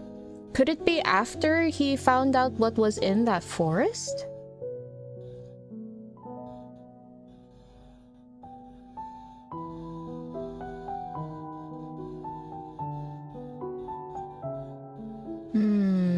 He was definitely crowned, yeah.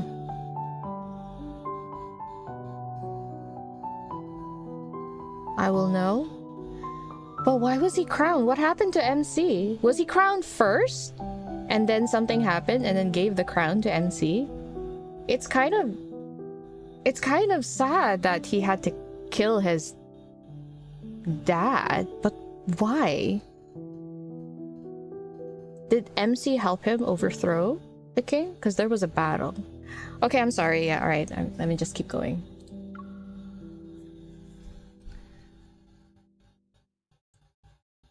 Oh wow, look at this. I've been wandering the city for days. Although I failed to discover new information, I feel more free than ever before. But what surprised me was that every revenant here firmly believes they'll return to Philos one day. And before I knew it, I started to believe it too. Within that rotten black castle is the Mad King, who sits on an abandoned throne.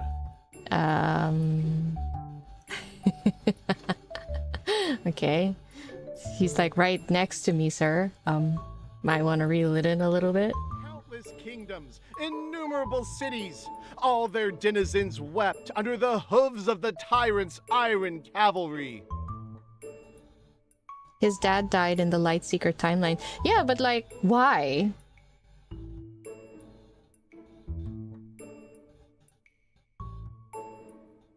They just crowned her after, right?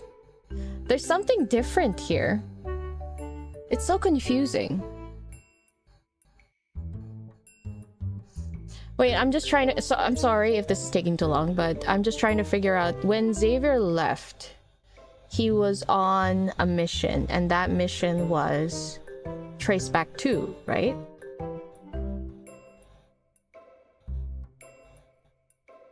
That's why MC knew he wasn't coming back. Yeah, MC became queen. But I wonder if there's more to how he passed away and they just didn't show it until just now.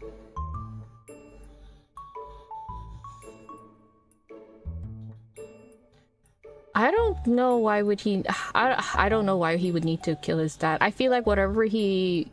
Because we theorized that what he saw, he found the truth of Philos, right? Well, I mean, it's been said already in his first myth. He found out the truth of Philos, that it required a sacrifice in order for their people to thrive. And then...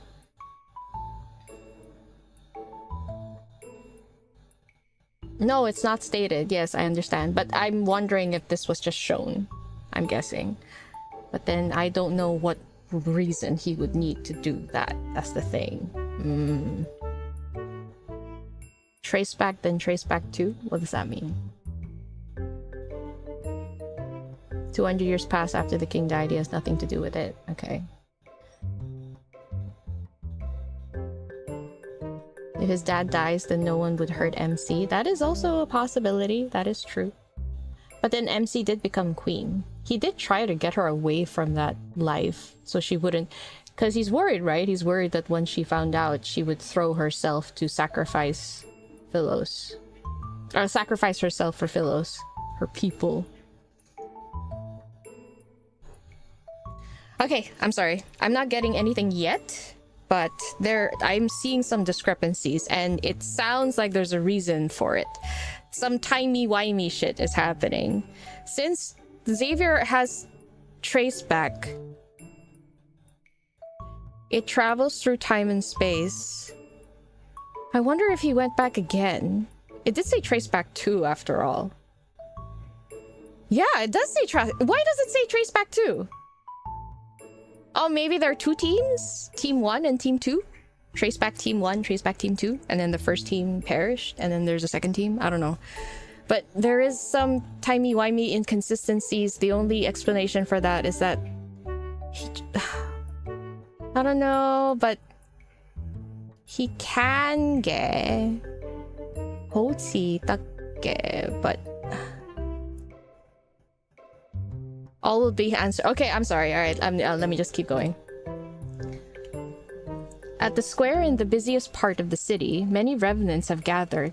I pull my hood tighter and move closer. The dead were turned into weapons. Their bones and souls are mere cannon fodder for his wars. Wow. When he confronted the Order of Babel, many of our brethren were reduced to ashes by his hand. So the Order of Babel is the one that are pursuing eternity, right? In the center of the crowd stands a revenant in white robes, passionately denouncing the Mad King's crimes. He's dressed as an acolyte from the Order of Babel. He looks familiar. Is he the acolyte who escaped that day? Will we come back to life next month? Unhand me! Wow. No more dissenting voices rise from the crowd. The revenant acolyte surveys the gathering before speaking with satisfaction. But we have received good tidings. Oh no. The chosen one who shall deliver us has answered our call. She's already here. Sorry, wait, let me just catch up with chat. I think that line might be leading you on a goose chase. Okay.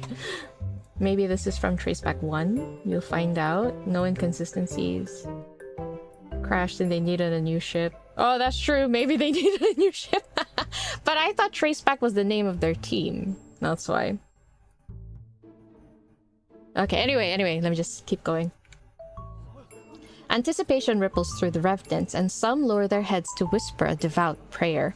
Most fix their intense gazes on the acolyte. They eagerly await his next words. Before the apocalypse descends, the sacred pilgrimage ceremony will proceed as planned. We shall reach the Tree of Life and return to our homeland. What is this pilgrimage ceremony and Tree of Life they speak of?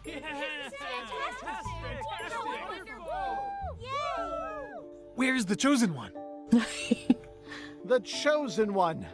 The chosen one is... Time to duck, MC. Time to hide. Find a barrel somewhere. I don't know. There's a giant hunk of a man right there. Can you, like, hide in his cloak or something? A sense of foreboding stirs within me. I turn to leave as I hear excited shouts behind me. Over there! Oh, damn it! The revenant acolyte points at me, and so every revenant's gaze falls on me. She is the chosen one. Our prayers have summoned her. Oh, MC, time to dash. Gotta go fast. Let's go. Acting as... Oh. Acting... Xavier's not here, damn it! Acting as if they've seen a goddess, the revenants run toward me. Fervent cries resound. Countless hands reach out and cut off my escape route. Holy shit. Jubilant, they hoist me above their heads. Okay, this is scary. Wait! Release me at once! Oh, damn. The revenants carry me to the castle perched on the tallest hill. I wasn't even given the slightest chance to struggle or escape. Okay. The acolyte clears his throat and shouts at a half-open window located on an upper floor of the castle. Oh, this is embarrassing. Are they gonna, like, hoist her up and present her to the Mad King? The one who stands before you is the slayer of the eternal night. Oh, no. The night of refulgence. Slayer of eternal night. The pilgrimage ceremony's shepherd, the ruler of fate, the shining beacon of hope to Phelos's countless survivors. She's got a lot of titles. And she will be your nemesis until you die. Our prayers have summoned the chosen one. Oh dear. Did he come up with those titles in the time it took to get here? The black window frame slightly stirs and a dagger with a cold gleam is thrown down. Oh shit! My castle is too small for your ilk. Only your chosen one can come in to slay me. What? And there will be a sea of blood if you let me handle the selection process. Oh shit. In the blink of an eye, the righteously indignant revenants scatter in all directions. Even the enthusiastic acolyte runs away and disappears like smoke. Okay. You know what? If you think about it, I can understand why Xavier is really annoyed. He's immortal, but alive. everyone is mortal but dead. You can see the constant them like they're like hovering around him like mosquitoes. I'm using that very lightly, by the way. Yelling at him, you traitor, whatnot. And all he can do is just pass by, because what's the point? You silence them, they're gonna come back when the moon rises again. I can see why he gets annoyed. This can be very annoying. And they know it. The reason why they're running and dispersing like that is because it's happened. They've been taken down and then revived when the moon is full. So they know when to scatter. Being undead is a warped type of immortality, exactly. I mean, they wanted immortality, they got it. A chill runs down my spine as I look up. The figure near the window meets my gaze. I see they've made their choice. That was hot. I'm sorry, 1 second. Give me a minute. Yeah, okay. Resigned, I sigh inwardly and pick up the dagger. Open the door. Well, you did say you'd visit him.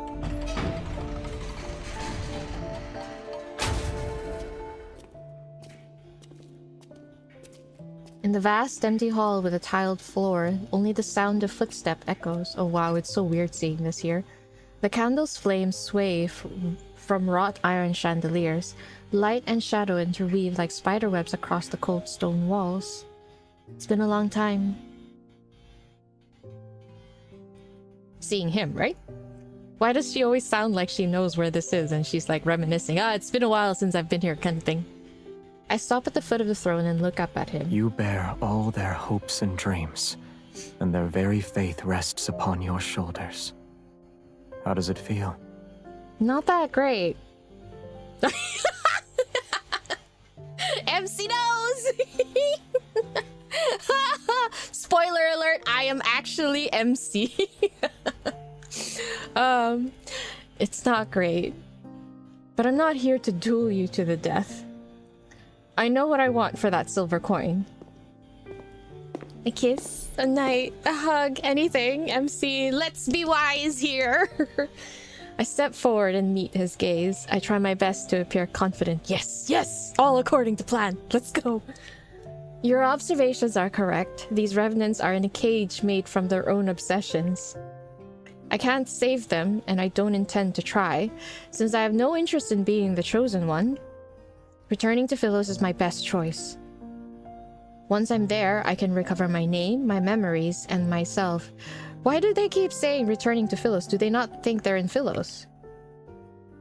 Xavier, I need you to help me return to Philos. Is Philos important to you?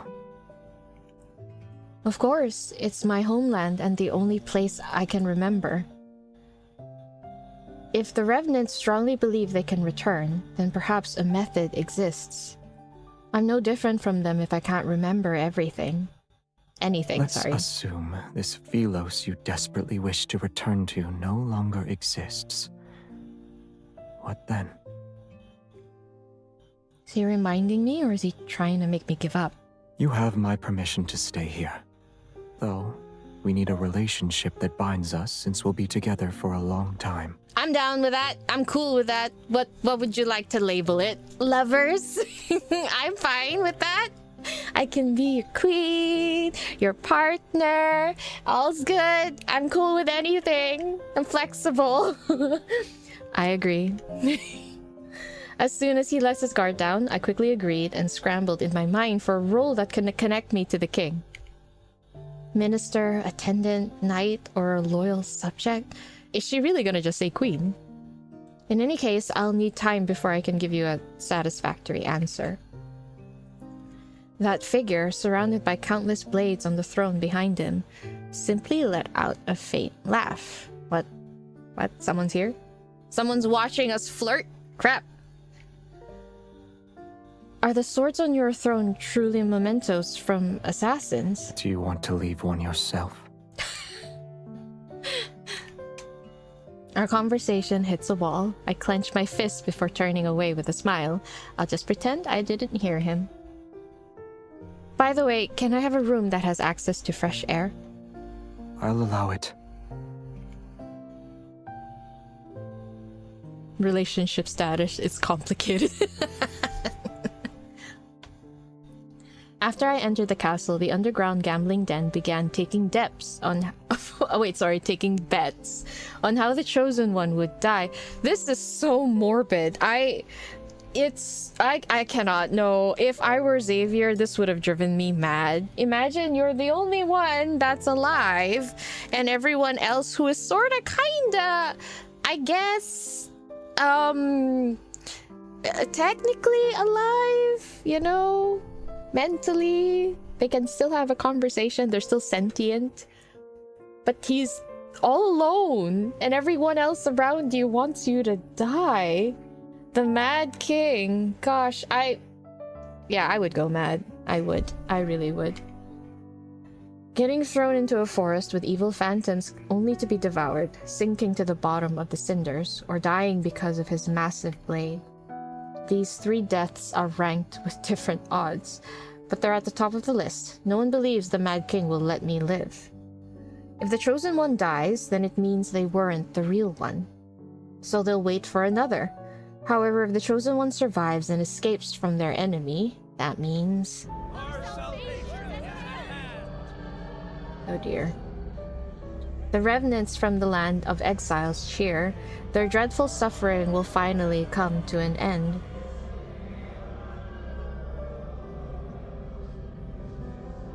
Oh yeah, that is very Dark Souls 5-y. Here's the thing though. We saw a stone grave where she woke up. I'm wondering if they dug her up and then started praying-ish, you know, quote-unquote praying, and then she got reanimated. I'm thinking. This is so morbid. Okay, they sing their praises for days, and even though I chose the castle's highest room, their voices still penetrate the walls. But ever since I escaped the monastery, the arduous journey of poor sleep and traveling without proper rest has left me exhausted. Now that I have shelter, exhaustion washes over me like a tidal wave. Revenants don't need to eat, yet I'm forced to endure this hunger. That night, I carry a lit candle and slowly make my way down the winding stone staircase to reach the kitchen. He rarely eats. What a frightening person. That's a shame, since he's such a foodie. I conduct a thorough search only to find roots and mushrooms. What are you doing?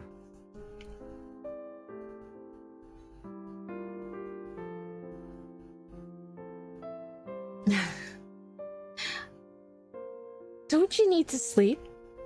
I heard music, so I decided to investigate. Oh, the stomach. What instrument is that? The sound is unique. It's called hunger, you jackass. It's the wailing of a hungry ghost. Wow, MC is literally me.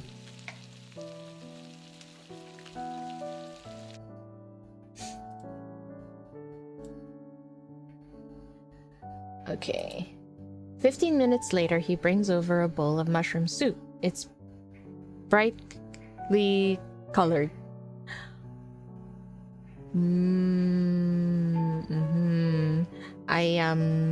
I would not eat that, MC. When food is colorful and made from mushrooms, I am compelled to believe that we should not eat it. My years of anime watching and fantasy book reading has taught me that colorful mushroom soup means DEATH. He can't cook. And made by Xavier, exactly. I guess MC will learn the hard way. This is all I have. And he gave it to her. We gotta eat it, guys. We gots to. I mean, think about it. It's all he has, and he's giving it to her. We have to eat it now. Bottoms up. It's all right. I'm not a picky eater. The taste is rather strange, but I've been starving for several days. It's nothing short of a rare delicacy. See? We can appreciate it. Oh. Oh no. Oh no. Okay. I take it back. I take it back! This is an assassination attempt! Once I swallow a spoonful, my stomach begins to churn violently, and the entire world seems to spin. Oh no, oh no. This is my first death. I died from food poisoning. Bizarre, otherworldly visions appear before my eyes! Revenants dance in the air, and Xavier's black cloak suddenly transforms into a giant floating blanket. Oh no. MC is high! Oh shit! Oh, another flashback! Okay. In this dream, I saw Philos again. It was far away from me, yet it was still beautiful. Walls of brilliant snow white surrounded the city. Towers loomed in clusters, their vibrant flags fluttering. The streets gleamed with a soft radiance. Oh. Oh. A procession of silvery white knights slowly navigates through the street. Covered in flowers, they head to the ancient royal capital. The knight who leads them is surrounded by people. It's impossible to see his face clearly. He carries a certain air. Although he has returned from his journey, his presence is strangely familiar. Oh, you can go on ahead. Oh. I'll join you once I've seen her. Oh. Oh. My heart is breaking. Oh. Oh, look at him. He's so starry-eyed. Why is this so emotional? The sun, moon, and stars revolve as he turns around. My vision blurs, and the white city walls transform into a clock tower bathed in the sunset's glow. He turns around, sees me, and smiles. Before I can recognize them, a flock of pigeons fly past us. God damn it, pigeons. Their flapping wings obscure his eyes. I thought you'd never see me again. No.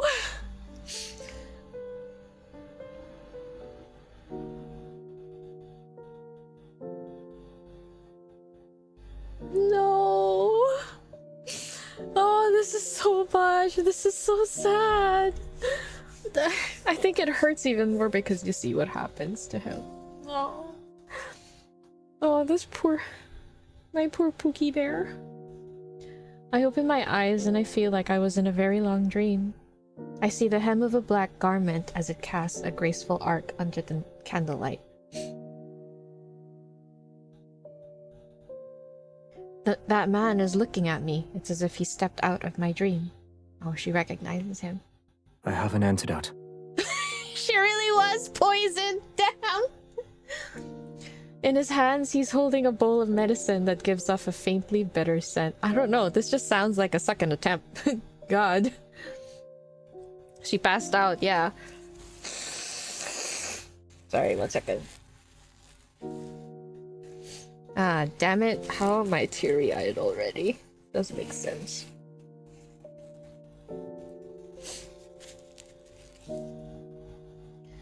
In his hands, he's holding a bowl. Although I've returned to my senses, I'm at a loss for words. I already tasted it. Misinterpreting my thoughts. Not really. He kind of nailed it. He speaks in a calm tone. I hesitate before reaching out to grab the hem of his clothes. I squeeze it a few times. No. No, I'm not a hallucination that appeared because you were poisoned. Oh.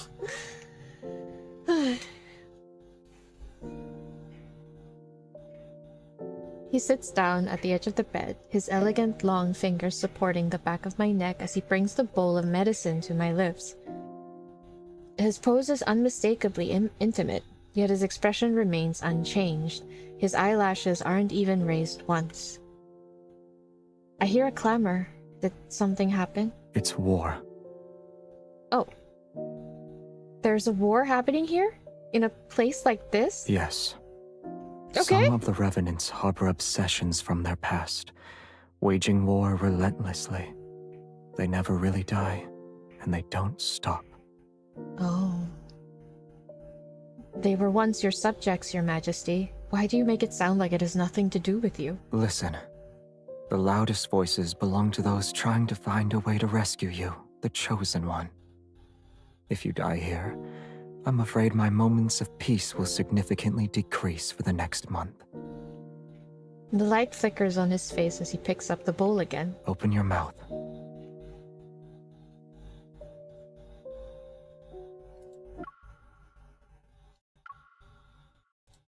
Don't question me, okay? The slightly bitter liquid spreads across my tongue. He gives me a sidelong glance, but he doesn't look away until he's confirmed I finished every drop.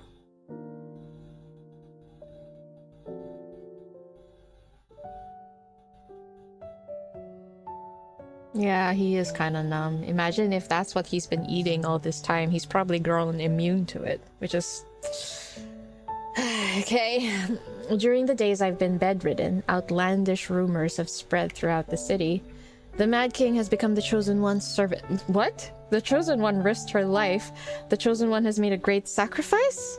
They've misunderstood my actions from when I picked up a dagger and stormed into the castle. The revenants are so moved by this supposed heroism that they gather at the riverside below the castle every night to sing their praises. Oh my god. They are annoying! When he gets annoyed by their wailing cacophony, he occasionally heads out with his sword in hand. He returns quickly, and their voices disappear. Either they ran away, or he dealt with them. God damn. I'm unsure of what happened outside. Are you sure? However, the shouting isn't as frequent as it was before the past few days. Since then, finding a way to return to Philos became my only goal.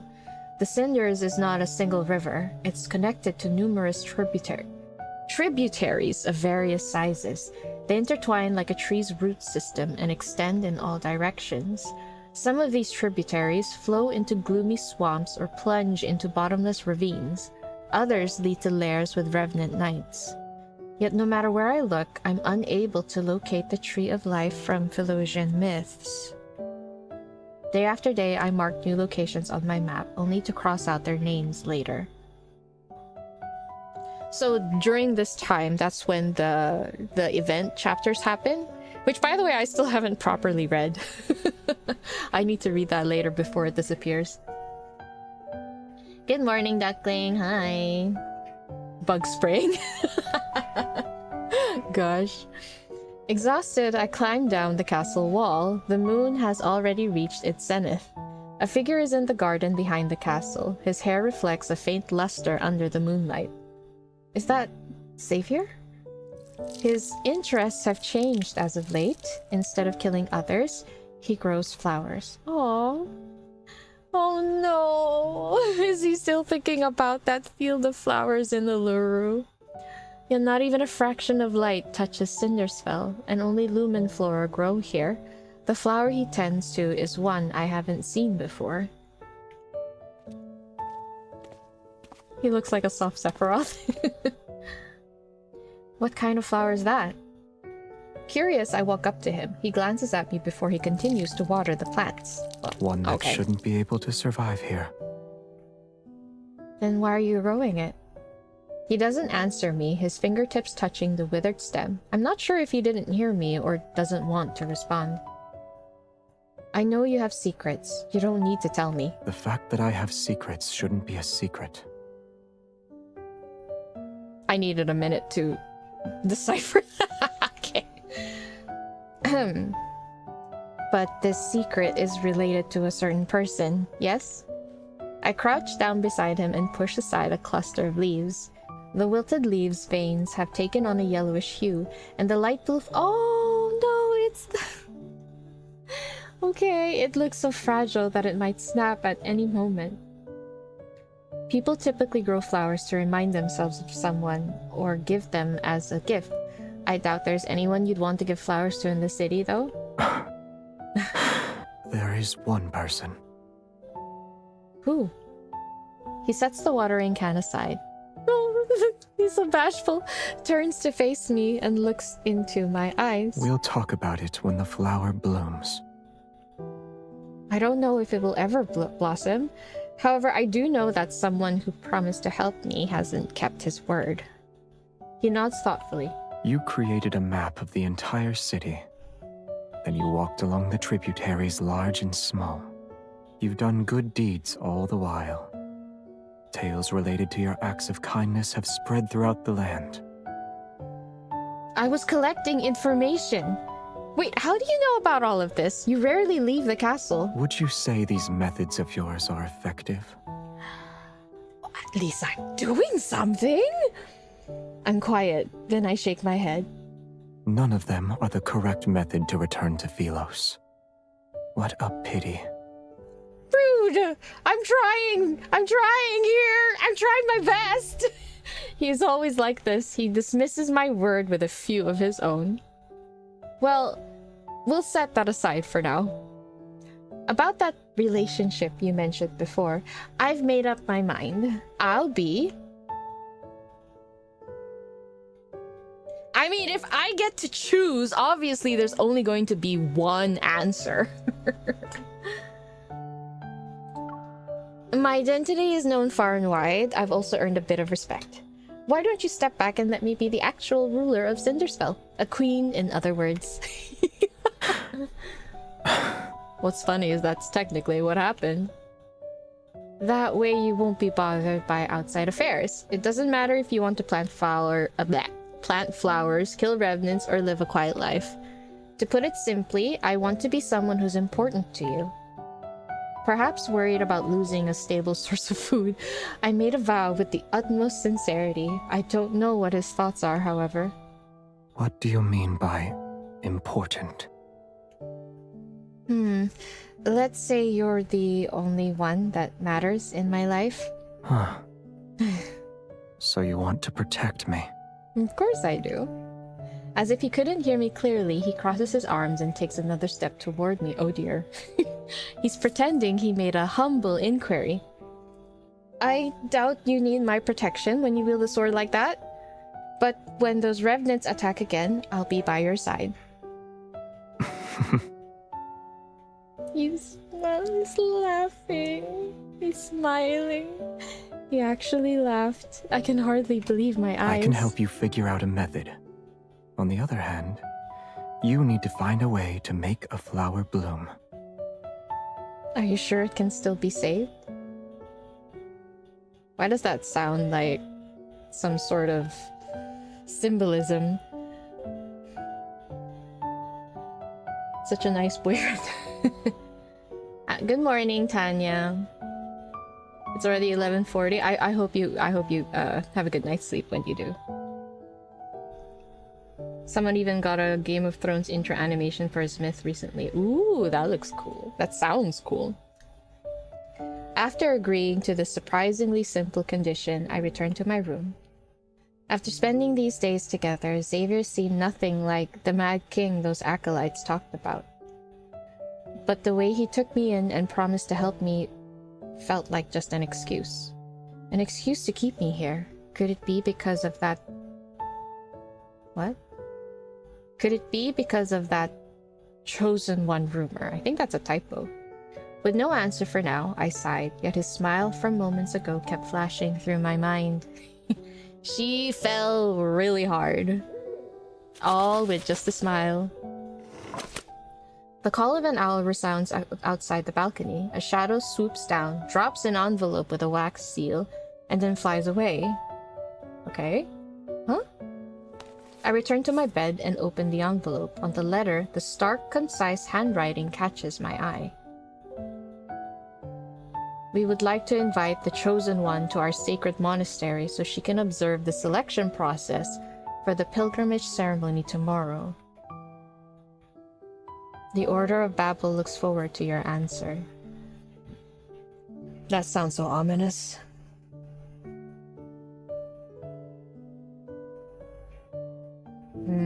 Okay. Okay, so far the story progression is very interesting. It's not...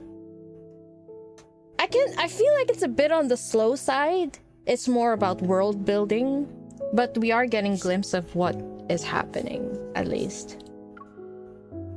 Which is nice. Oh, and here we go. I don't know what would make her think this is a good idea to attend, but I guess they revere her, so she's sort of safe.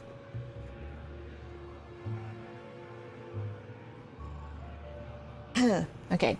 Each month, the monastery selects individuals to sail along the endless cinders. Sail along?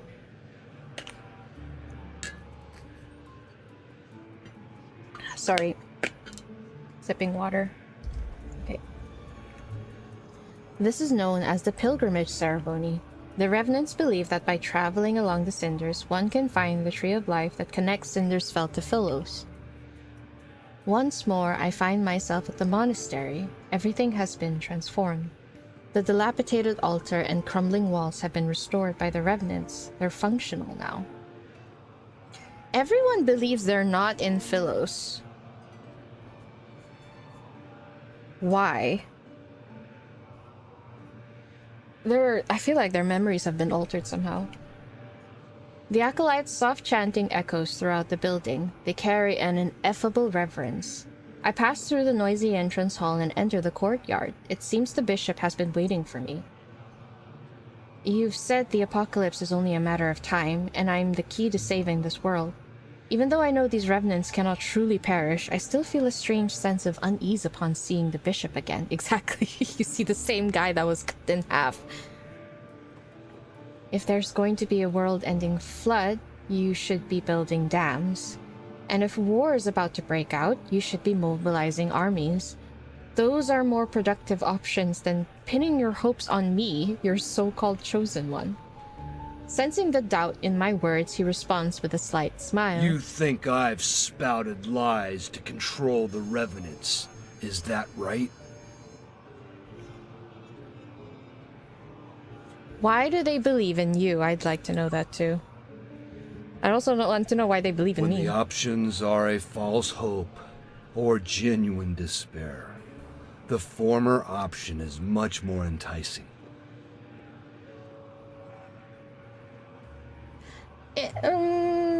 Either it's really bad art direction, but isn't the bishop the ferryman? That's the same face, isn't it? Am I wrong?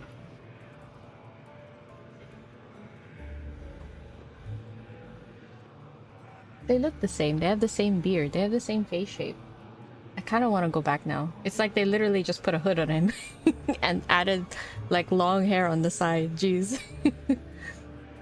Your very existence is hope incarnate. Huh. You have the freedom to choose your path.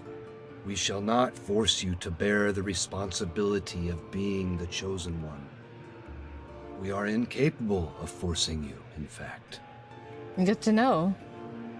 Bishop face is skinnier? Yeah, I was just wondering if they just basically used the same model and then added like long hair and then added a cloak. But the pilgrimage ceremony shall be carried out as planned.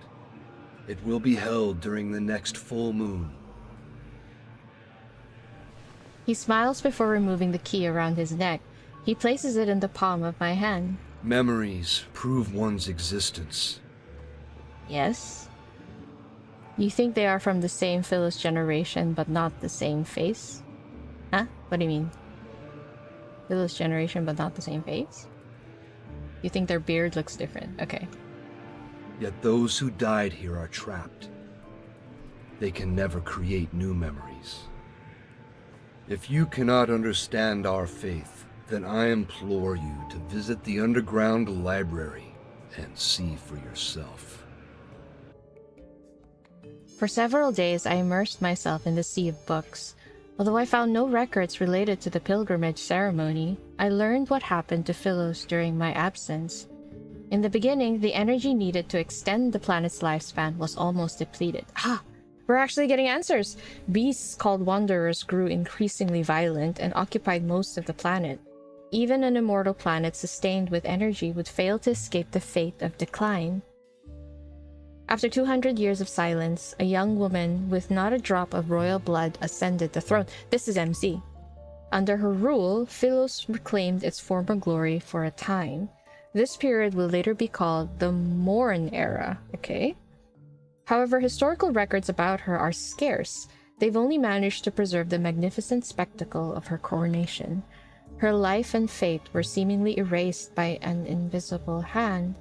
There is nothing but a blank void. The situation in Philos grew increasingly dire as time passed. The royal family and citizens were split into several factions. Their constant disputes rendered the monarchy on the brink of collapse. Okay. Natural disasters raged while fires of war burned without end. The flames of chaos swept across the land and destroyed the last vestiges of the old world order. The last monarch of Philos was an undefeated arbiter of judgment, yet he was the tyrant who supposedly led the kingdom to its demise.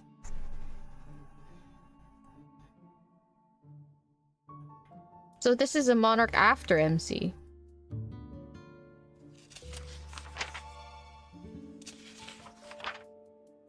The tyrant addicted to bloodshed, the embodiment of corruption, a fallen god who was devoured by the dark. They're talking about Xavier. This must be Xavier. In every historical record about him, the fall of Philos is almost universally blamed on that king. Yet, as I carefully read through the list of crimes, I feel as if he can't be blamed for everything. What part of the text made you stop reading?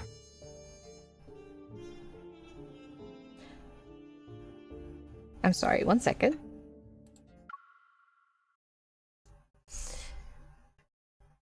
Natural disasters. So she disappeared. So like we learned in the main story, they don't know what happened to her. Jeremiah mentioned that she might have been stardust by now, which is, by the way, a very insensitive thing to say if you think about it. But okay. So that was the part that was gone. But then there's still an era, a monarchy after that. Okay. Arbiter of judgment. Did he go back and found out what happened to her and then sort of wreak havoc? Because I remember in the branch stories, he says talking about how Philos was not a Philos that was worth saving. Seems that there was some bitterness there. Well, I mean, understandable. But yeah, the path is opening.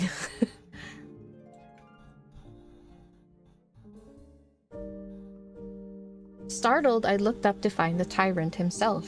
He's leaning down from the balcony above, and his gaze is fixated on me. Why are you here? My only important person disappeared. Was I not supposed to look for you? The way, even in the current timeline, he is just like that. Literally, that's what he's doing. Damn.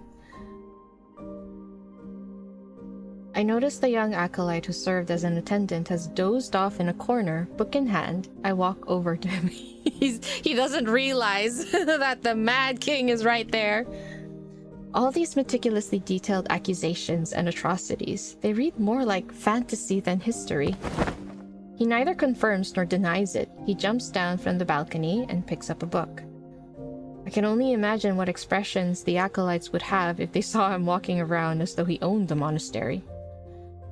According to the book, the first 200 years of your reign were referred to as the Golden Epoch.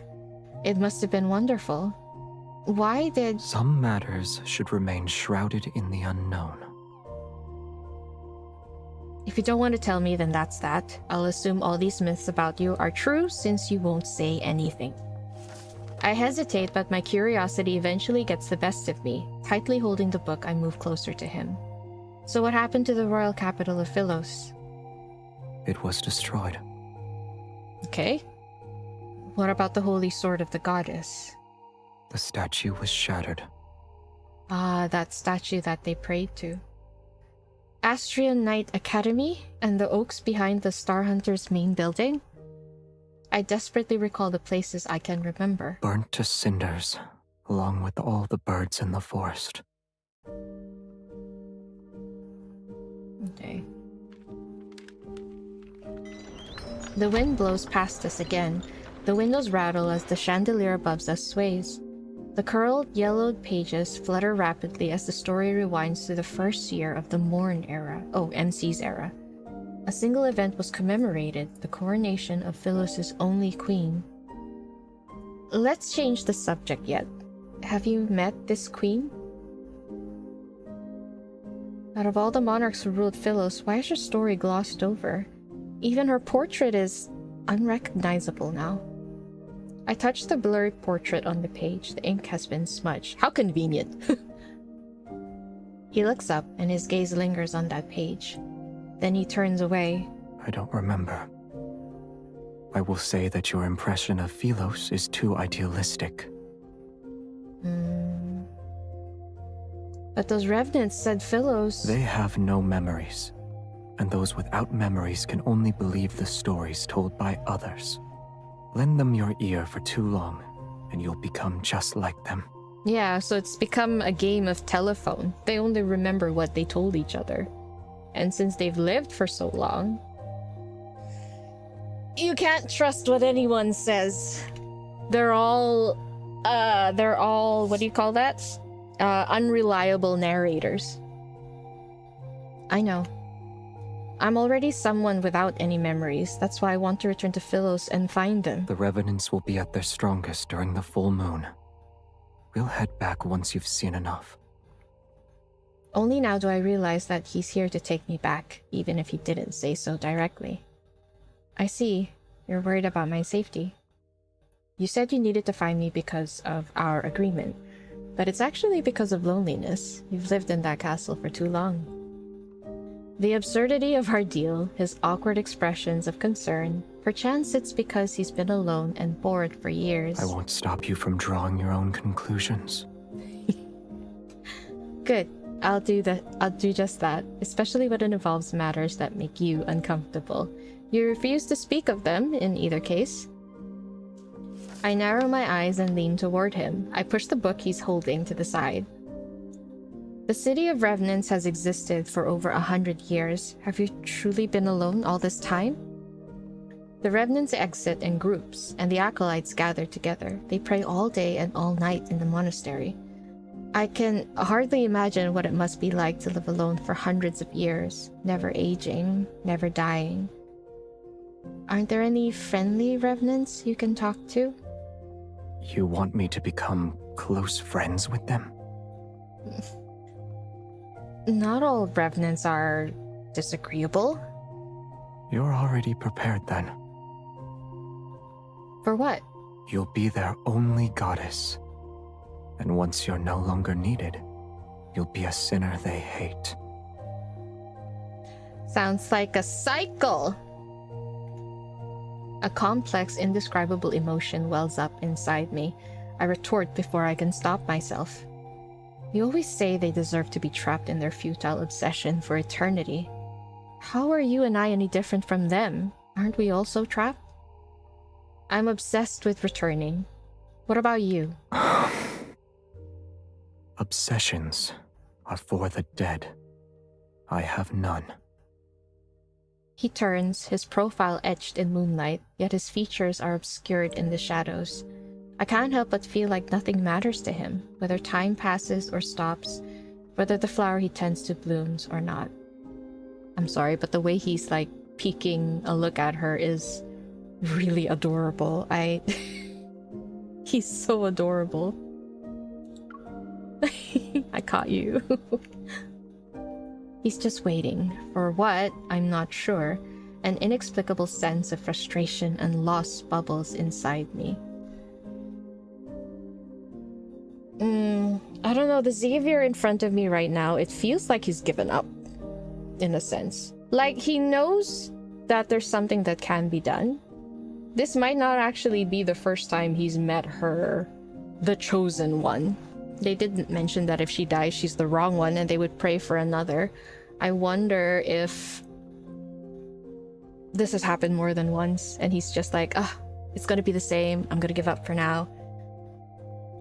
But ends up being hopeful again? If you think about it, that's torturous. That's so sad. Never mind. Don't leave just yet. I found these books for you. He furrows his brows slightly. Still, he turns and takes the books. Phyllosian Guide, Caring for Flowers, and How to Identify Edible Mushrooms. You know he needs a ladder. I'm not sure if flowers can bloom without light, but watering them 3 times a day will definitely kill them. He waters them 3 times a day? That is diabolical. Wait! Has anyone checked Twitter? Is there news? I must check, 1 second.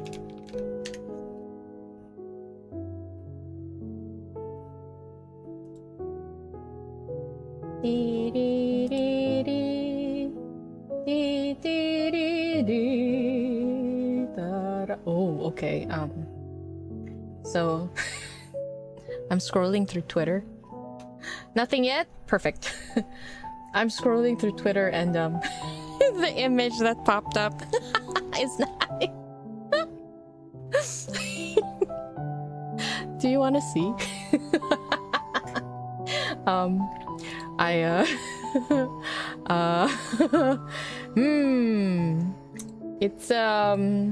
It's a very interesting image.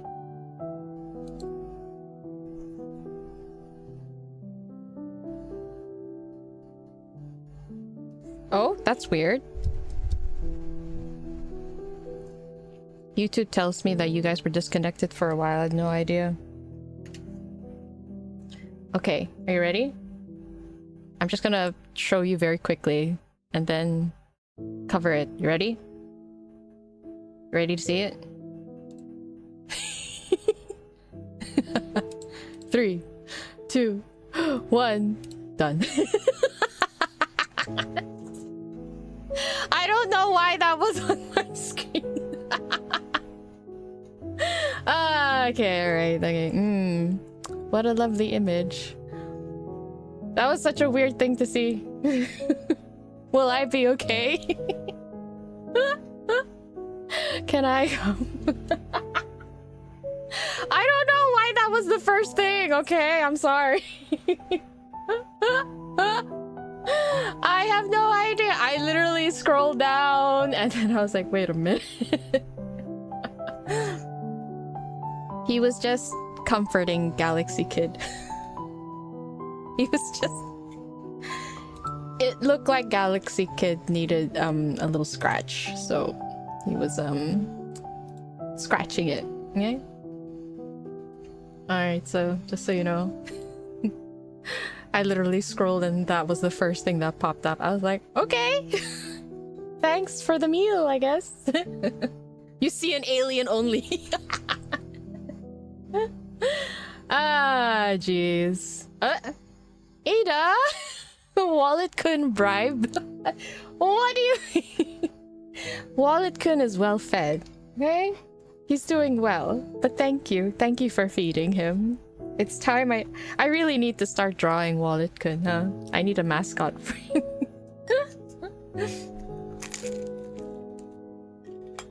Okay. Guys. I'm gonna take a very quick break. 1 second.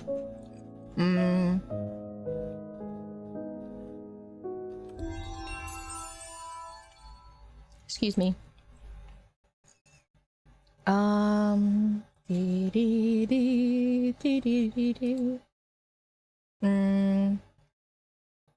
Let me just take this out.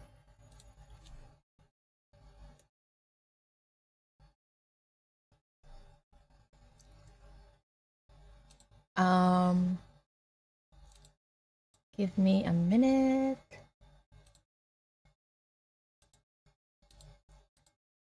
Okay. I'll be right back, okay? I just need to run to the washroom for a bit.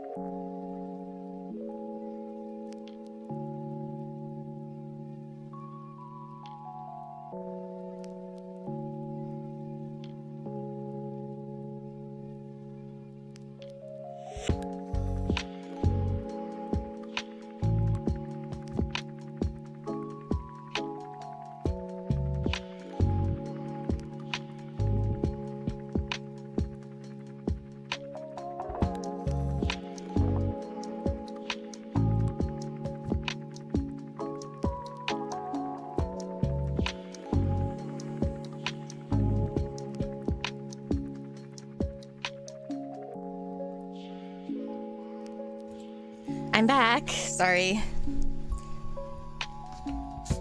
That took longer than I expected. That's what happens when you drink coffee, guys.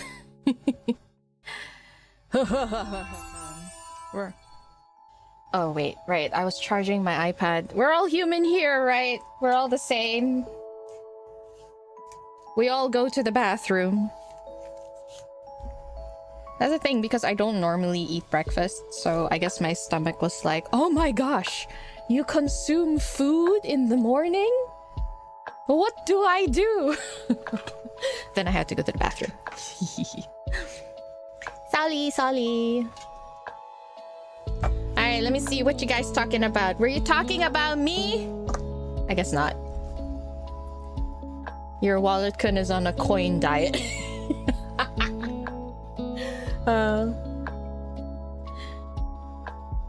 𝓥𝓲𝓮𝓻 can embody our despair with every new banner. People posting saying that the next multi-banner might be Oracle of Stars. Ooh, I think I saw that post as well. I'm not sure. But if it's Oracle of Stars again, then it's a rerun, not necessarily a new banner.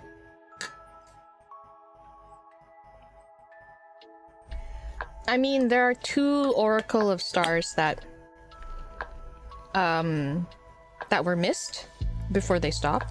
So maybe they're running the second one. It's very possible.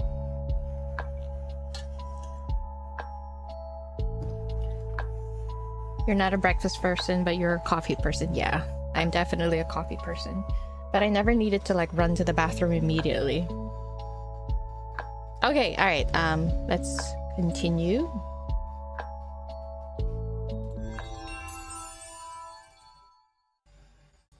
Okay. Dee-dee. Oh? Wait, what? Eh? Yeah, I think it would be a rerun. I'm sorry, Anonymous? Did Anonymous... I'm sorry, my alerts are not showing me anything for some reason.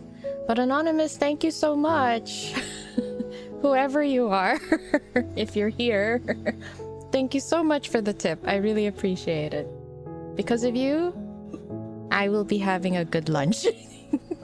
I'm kidding. But that will go into my banner funds. By the way, in case you guys are curious, if you ever like do super chats or donate or give tips, usually all those funds I try to put them into, you know, building my YouTube channel. So like, for example, the chat you see right now, that's also from the tips and the funds that you gave me. Or any of the overlays or the backgrounds that I get is just to make it prettier so you guys could like enjoy being here. But again, I am very grateful. Thank you so much for the tips. Thank you so much for the super chats. Thank you guys. All right, getting another beer. Wow. Beer does sound good, although it is only 11:21 in the morning right now. Okay. Next one. Fondness treasure for the scratch card mechanic version. I would like that one better than that stupid roundabout Oracle of Scams. And you wonder why I could not be an official lads content creator. Maybe because of all the shit I say. Okay. The setup is so nice. I'm glad you think so. It is pretty, right? And it does fit my vibe a little bit more. My vibe, not necessarily my vibe, but the character that I'm going for. Okay, alright. So, next chapter. Following the book's instructions and using the withered plants as fertilizer, the unnamed blue flower finally shows signs of vitality. Oh, it's growing! It's grown taller since yesterday, and its leaves unfurl with a hale luster. What are they called again? Wavy star leaf? Wavy star leaf? I know people were a bit upset about the flower's name changing. It was also forget-me-nots at one point. Days pass. Before I know it, it's time for the pilgrimage ceremony. Outside the city walls and along the riverside, over 100 tents have been set up. It's to accommodate the thousands of revenants who are here to witness the ceremony. After praying at the monastery, the pilgrims and acolytes descend along the ridge. They carry blessed 𝓥𝓲𝓮𝓻. The procession covers a long distance, singing hymns to praise Philos. They walk with carefree steps and carry lamps throughout the night. The lights in their hands form another river.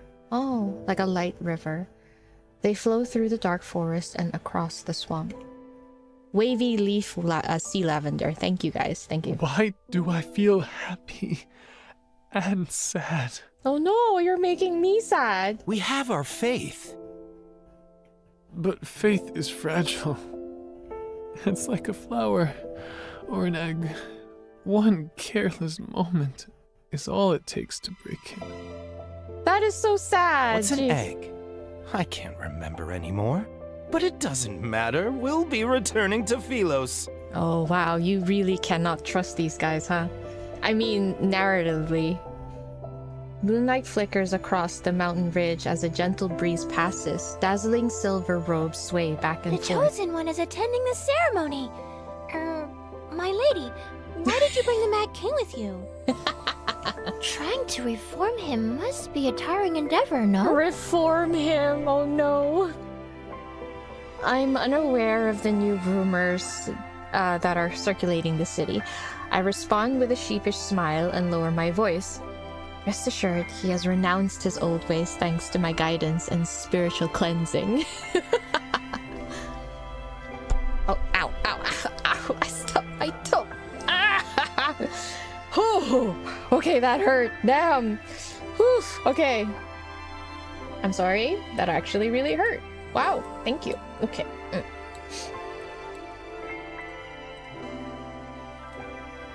Okay. Alright, just moving everything so I can see everything clearly. Gosh. The young revenant's expression becomes one of astonishment and admiration. I gently tug Xavier's sleeve. He glances at me and chooses not to expose my lie. That's wonderful. May Philos prosper under eternity's divine gaze. Dissonance that he goes around killing them and they're afraid of him, and yet they walk around and gossip about him in his face. I mean, that's the reality of immortality, right?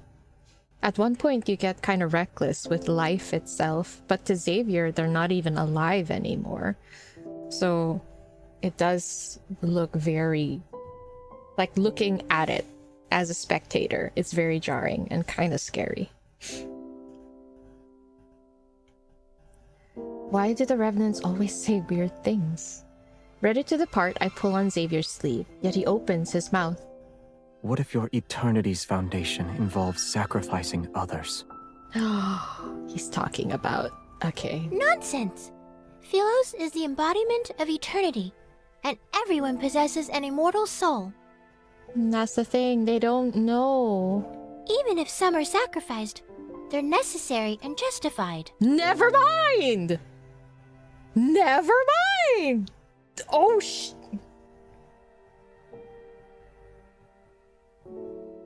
I can see the people finding out the truth and being okay with Queen MC sacrificing herself to Philos. And I can see why that would piss him off. I mean, it would definitely piss him off. Is that it then? Did MC sacrifice herself to Philos to keep them going? And when Xavier came back, it was too late. That is depressing. That is... oh jeez.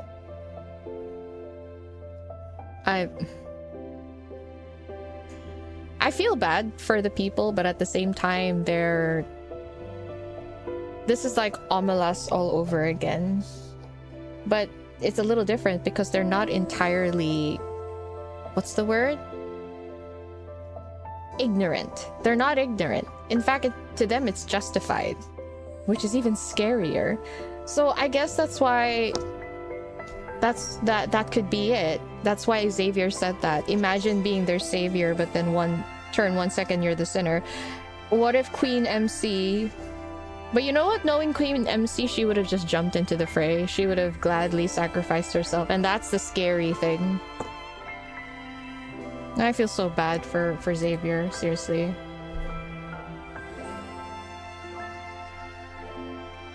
He didn't leave her behind, and yet MC is left with that thought. How can we fight against the emptiness of time without immortality? How can we explore the universe? Assuming eternity does belong to Philos, then why did you and the others die? Yeah. Unable to refute his argument and intimidated by his sword, the young revenant stomps her foot and storms off.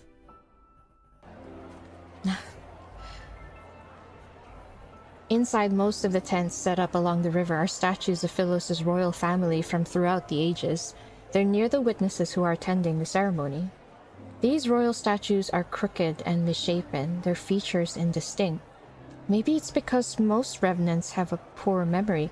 Did they make it? See, they keep saying return to Philos. Yet this castle and the inside looks like the inside of Philos. And then the statues are crooked and misshapen. It's like a poor copy of Philos. But what makes them think they're not in Philos? That's what I want to know. This one is surprisingly lifelike. Its face is too fierce for my liking, however. I approach it and examine the small wooden figurine placed in the back. For some reason, it has a wooden stake in its chest. Why? The last king of Philos, the man responsible for Philos' downfall. So Xavier is dead. An indescribable emotion stirs. I pull out the wooden stake and place the figurine in the brightest, most prominent position at the center of the statue's base. I walk a bit further and more revenants offer me flowers. Despite my attempts to refuse them, I eventually accept each one. Can you even carry all of these flowers? He furrows his brow, but still takes the heavy bundles from me. More revenants gather by the riverside. Their singing is so loud that they almost drown out other sounds. Worried we might get separated, he frees one hand to hold mine, as we slowly make our way through the crowd.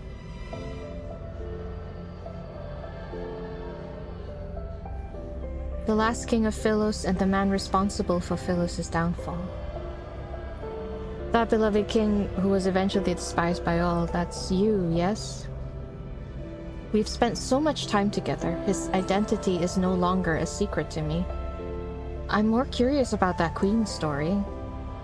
I want to know what she did. There must be a reason for why everyone is reluctant to speak about her fate.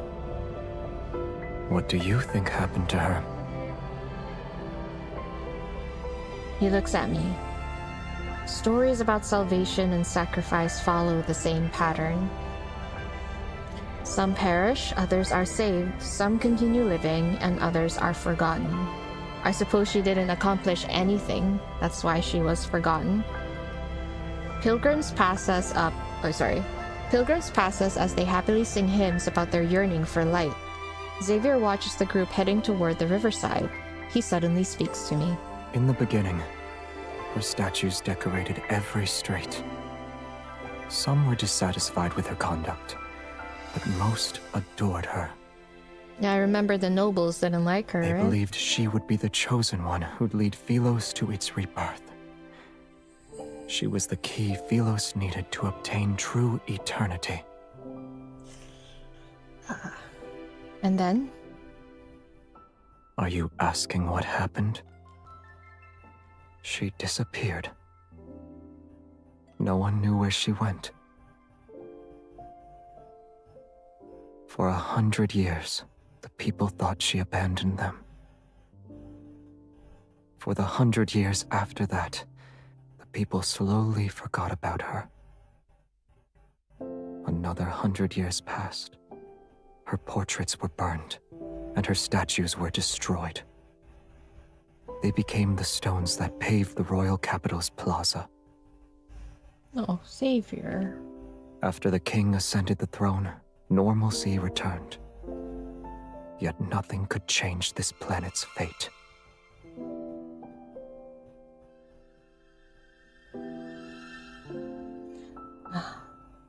I wonder if he's bitter that all the people died and left him alone. I think he's also bitter about what they did to her. Did MC just go off into sacrificing herself without telling anyone?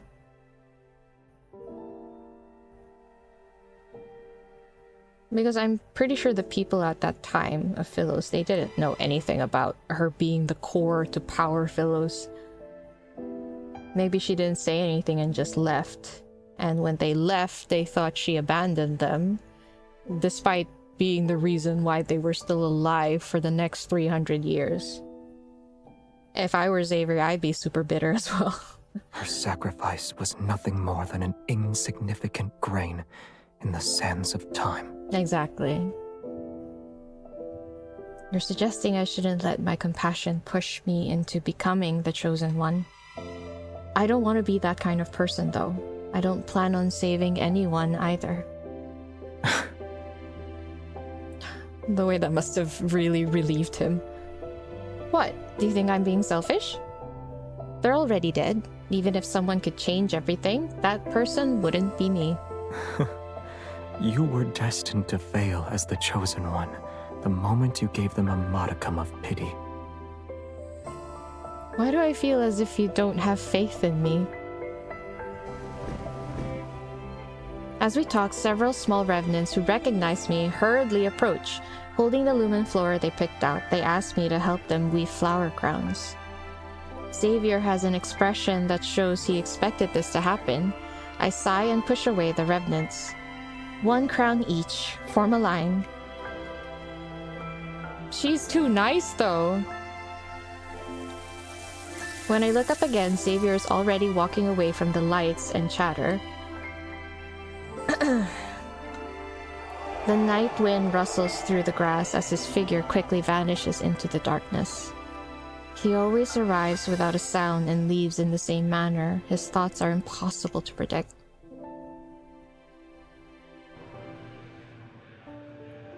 I believe if MC is revived from the void, she must have sacrificed or was being sacrificed.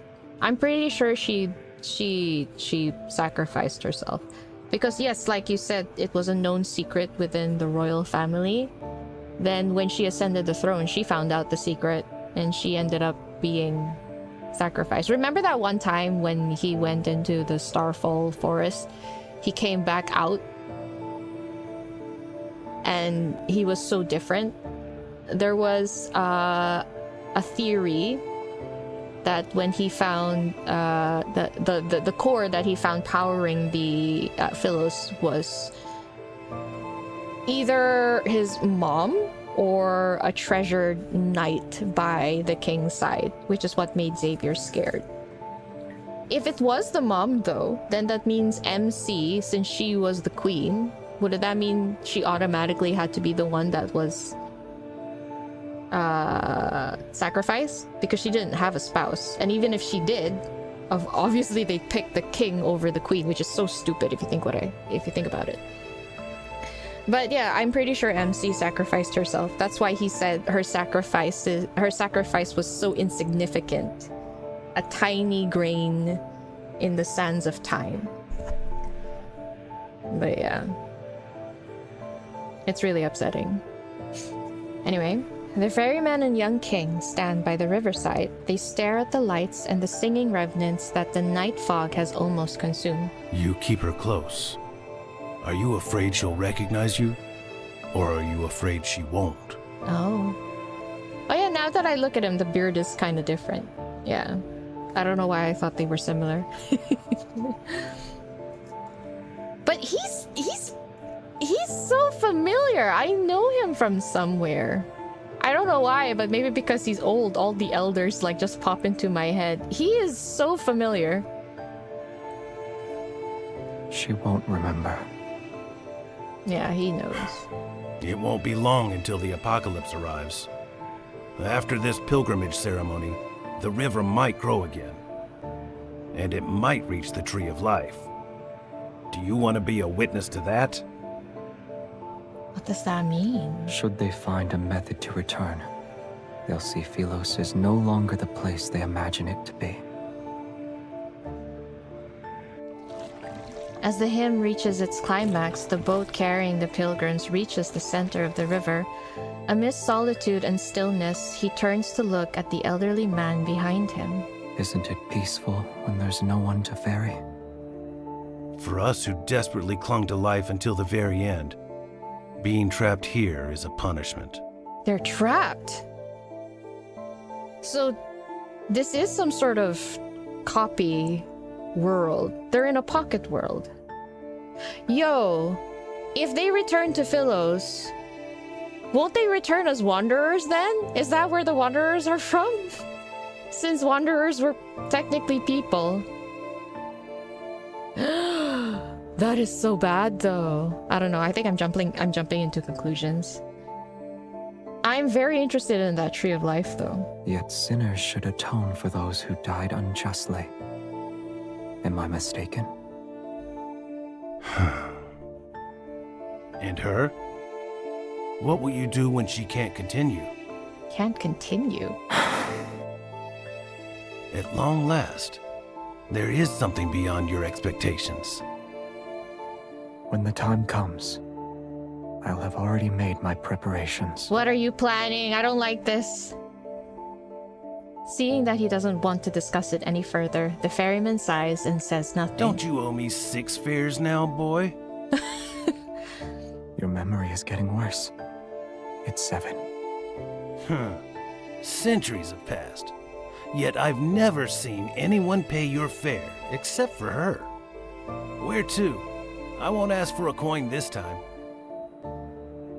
His boots tread across the moss dampened with night dew.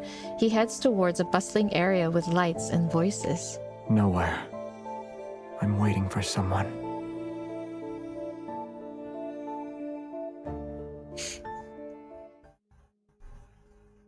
He could honestly care less about the planet surviving. Yeah, exactly.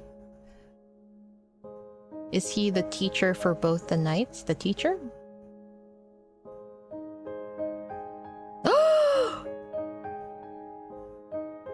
Wait, that's the captain?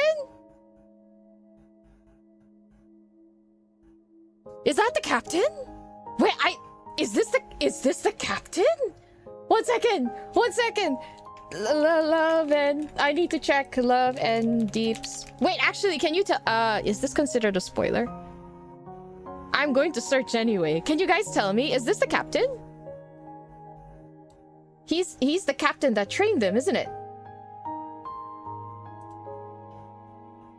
It's like purgatory. Yeah, it's kind of like purgatory. Guys, is this the captain? Please tell me. It really look. It is the captain! Oh, wasn't he the captain of the knights at the time? The leader? Their teacher? Yeah, the grandest knight captain. Isn't it? Wasn't he a captain? But yeah, I know what you mean. Their teacher, their master. What's he doing here? That's so sad. Why is he here? No. Oh my god. So then all the other grandest knights are there too, aren't they? The light seekers, the moon what, the star what. I forgot the other teams that are called. There were 3 teams if I remember correctly. Oh my gosh. He's a ferryman. So he's here. Okay, I'm sorry. Wait, let's continue. Oh, that is so sad. If we see Jeremiah here, I'm gonna be so upset. The Revenants say this grand ceremony is based on a ritual conducted in the past. It was how the royal family bid farewell to knights before they were sent to battle. I wonder if anyone gave Xavier flowers when he departed as a knight. Oh! I rub my sore wrists as I finish weaving the last flower crown. It's for him.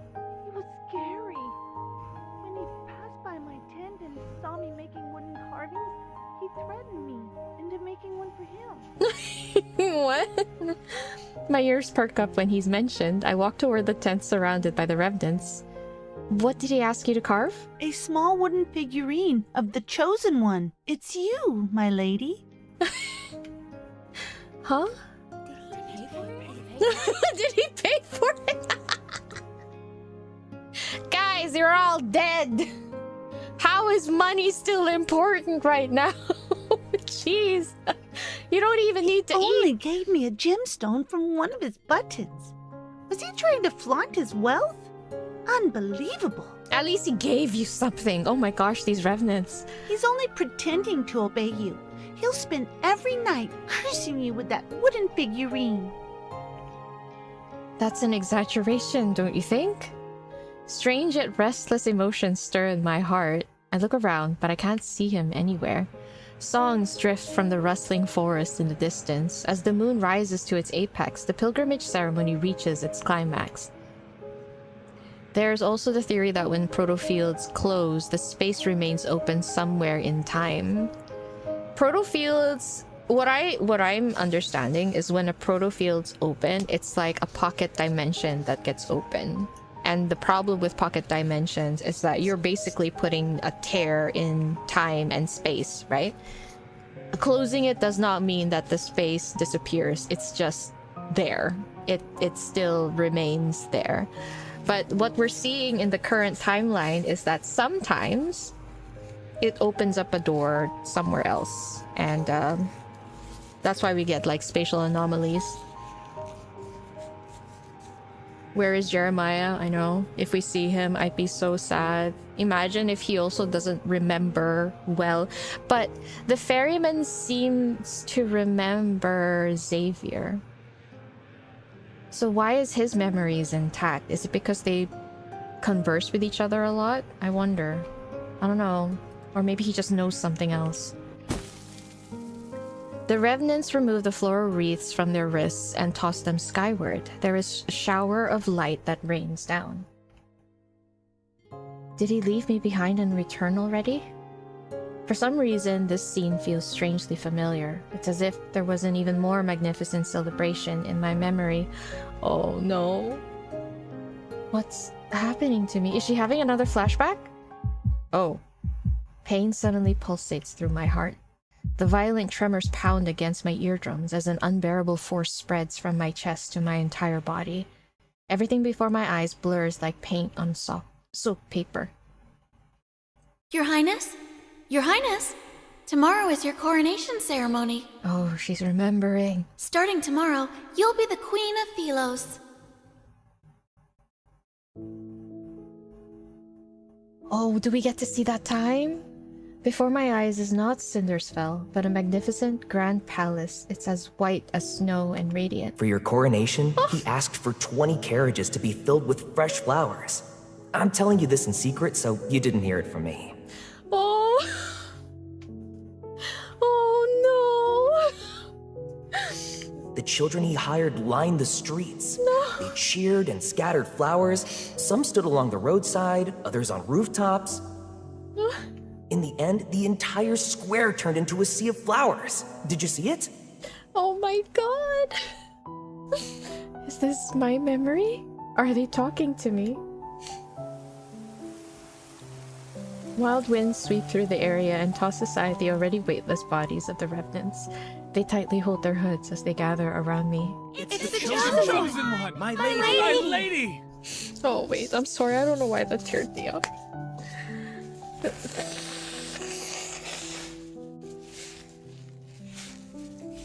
Oh my god. Oh, poor. It's really fucked up how, like, you know for a fact that that time wasn't even like the best time, but then it was at least better than this. so it makes everything so much more sadder. Excited, expectant gazes approach me. I try to step back, but these individuals move closer. What did you just call me? The chosen one! You shall save us, my lady! Voices assault me from all directions as countless hands grab at my dress, their expressions revealing an zealotry. I think that's how it's pronounced. Do you remember what Philos was like? You met the pilgrims in Philos. Did they find happiness? I heard that... What are they talking about? Help me! Help me! What's Philos? Pilgrims? Who am I? Why can't I remember anything? My memories have been burned to a crisp, my mind is a blank slate, and I feel a strangeness unlike anything I've ever known. Philos is about to meet its end. We beseech you, your majesty. As the ruler of Philos, you must ensure this planet survives. Oh no. The ether core within your heart can save Philos from destruction. Son of a bitch.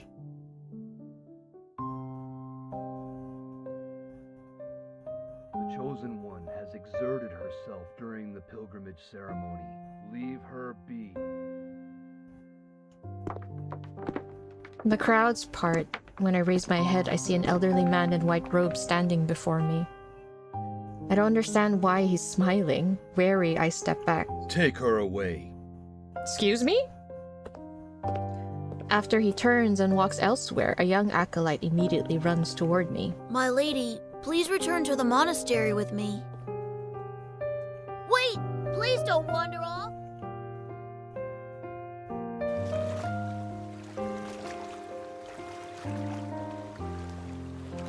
I kneel on the moonlit grass and stare at my reflection in the river. The face reflected in the water is unfamiliar. The clothes I'm wearing are unfamiliar. Even the crown on my head is unfamiliar. Within the rippling, blurry reflection, numerous shadows stare back at me. She's losing herself a little bit. Come, become one of us. Oh dear. Shadowy hands reach up from the water. They pull and tug at my clothes. Become nourishment, just like us. These are the ghosts of the past, sacrifices? My thoughts, too, feel as though they're being pulled by countless decaying hands. I'm slowly sinking into a whirlpool. Why are you here by yourself?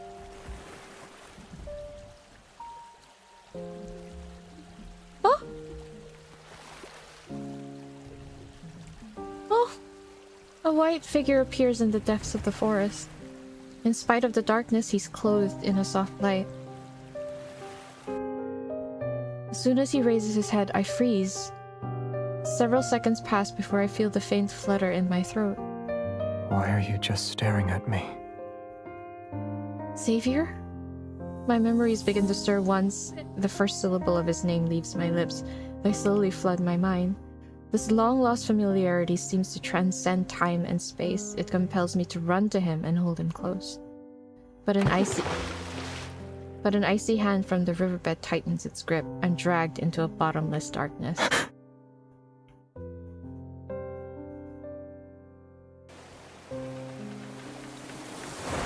The group of pilgrims disperses. Only the lumen flora lies scattered on the ground. Your Excellency, will we be able to return?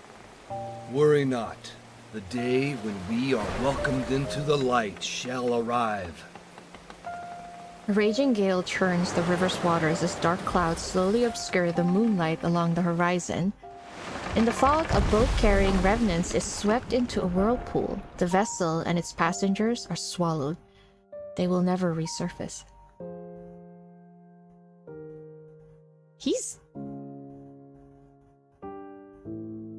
So when they said you've met the pilgrims... Okay, obviously that elder is sending them to their deaths, but I wonder if it's because he doesn't know? Or he does? What is going on? So those pilgrims were just sent to their death? Or did they become nourishment, like what the river says? But nourishment for what? Is it... Because they said that they're trapped here, so I don't think that this is the Philos that we know. It might be like a mirror world or something. Yeah, there are still sacrifices. And they're sacrificing all those people. Just when I thought they were pieces of shit. Now I'm feeling pity for them all over again. Well, guess what? That's what happens when you sacrifice your queen. Oh, man. Okay. So much is going on, and the way MC is losing her consciousness between different memories, it's really sad. It's scary, you know? If I were in her shoes, I already forgot who I am. And then I'm forgetting again and again. That is actually terrifying. The chorus of voices comes and goes like the ebb and flow of the water. It's close before suddenly becoming distant as it gradually fades into the depths of a murky consciousness. Wait, I need to sip my water.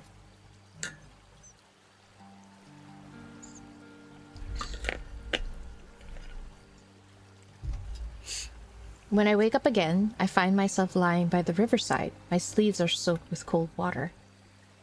Was I unable to remember anything before? As an outsider, my memories slowly fade away just like the revenants. Wait, Xavier! I freeze before I sit up and look around frantically.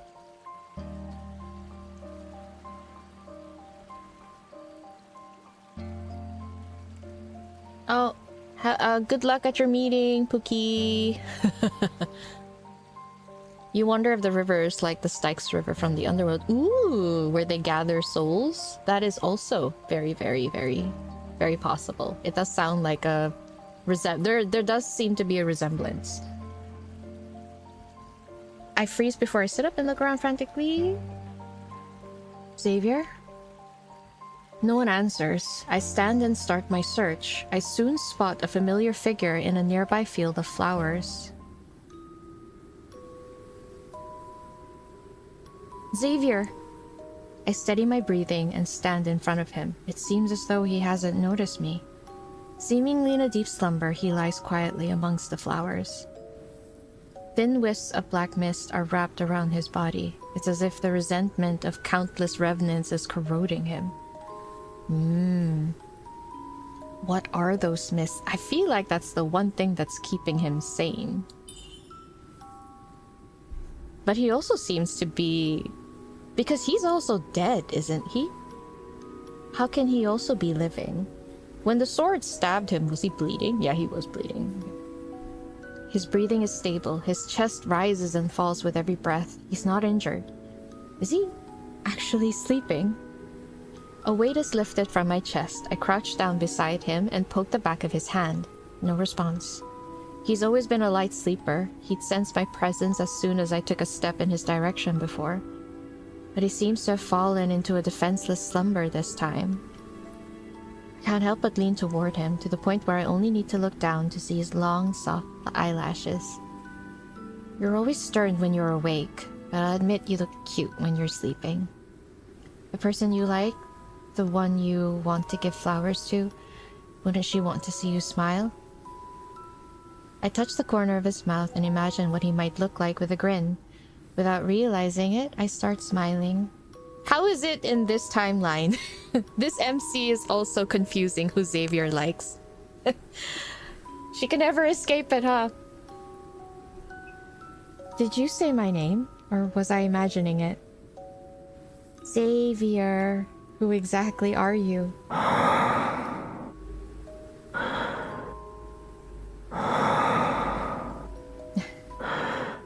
That was intense. Deciding to set aside these unanswerable questions, I lie down beside him and touch his hair. The strands are entwined around my fingers, and I begin tying knots one by one for him. Next time you give me a cold look, I'll just think of how you're letting me mess with you right now. As if hearing my words, his brow furrows slightly. Keep sleeping if you're tired. Oh, wow. Oh. Oops. He suddenly opens his eyes. I loosen my grip and the half-braided strands of hair escape from my hand. You... Our gazes meet in the darkness. He doesn't speak, instead opting to stare at me for a long, long time. It lasts for so long that questions appear in my mind. Is he trying to confirm something, or is he waiting for something? Oh no, what if he thinks he's dreaming? Oh no! Run away, MC! Beware! You're here. Oh, he's so soft! Oh no! Huh? I had an incredibly long dream. I followed my teacher into battle. And then I journeyed through the starry sea. Oh. When I returned, you were gone. Oh. His voice is soft and hoarse. It still carries traces of that dreamlike gaze. So much happened during those 300 years in your absence. I don't even know where to begin. Oh no, oh no. Oh. I doubt you want to hear those boring details. Do you remember our little planet? I told you about it before. The wavy leaf sea lavenders grow better there. I brought back some seeds and hoped I could grow them for you. So the name of that flower is wavy leaf sea lavender. My hand trembles and I feel a sharp pain. The brooch in his chest has pricked my fingertip. Back then, it was just like this. I thought my intentions were clear. Why didn't you understand them? Oh my god. Oh my god.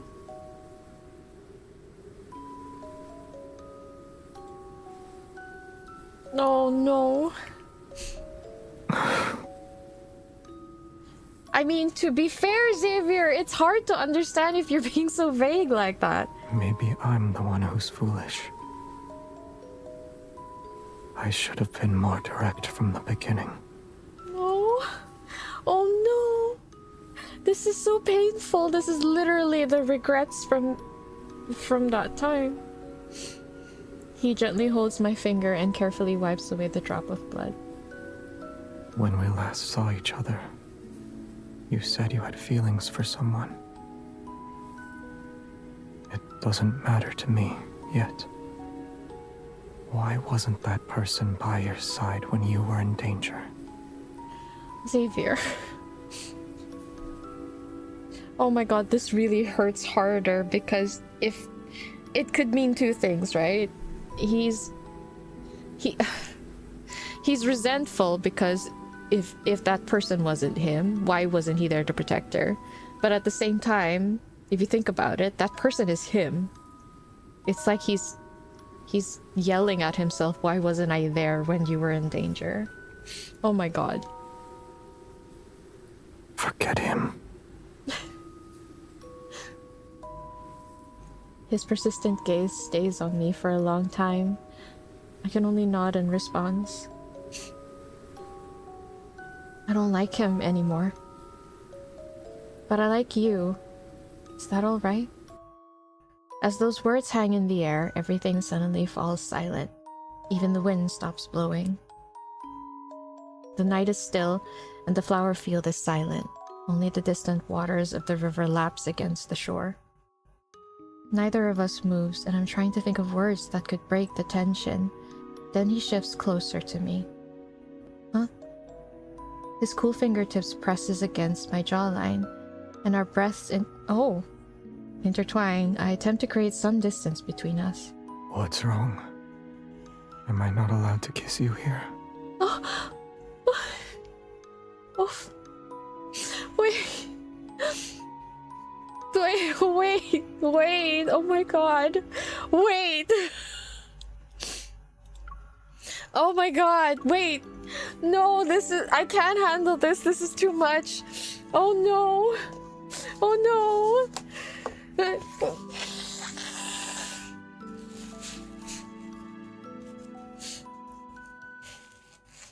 Oh my god, I cannot. When he wakes up, he's gonna feel like shit. I hate this so much.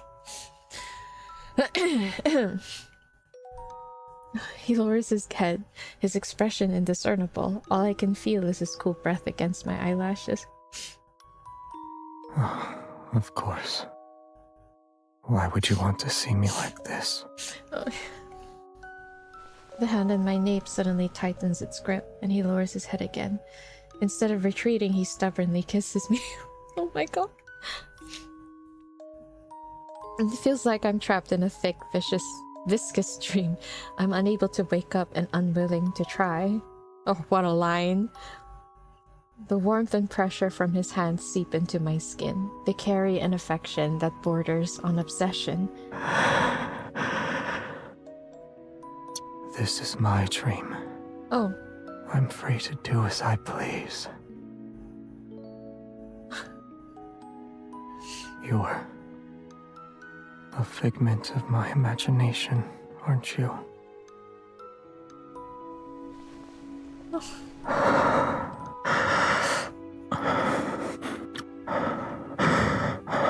Oh my god. Oh. Oh, wow. Okay. Oh shit.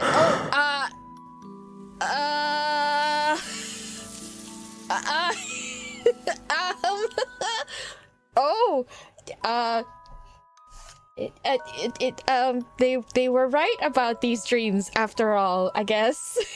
Holy shit. He pounced on her. Oh god. Oh my god. Bon appetit. Oh my god. Okay.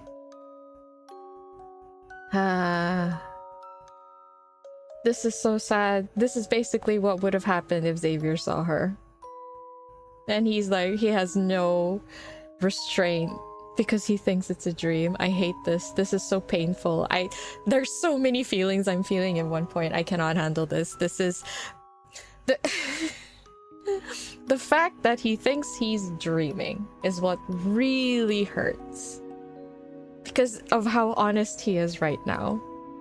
And I love how it's connecting to all the frustrations that I dealt with in reading his Lightseeker myth. I was so frustrated. Yes, I know, I saw someone said in the chat, I can't see it right now, but someone said that he said elope. But honestly, well, for one thing, there is an inconsistency in the translation. Apparently, it's I remember being really frustrated about this, that I switched the language to Chinese. I went online to read other people's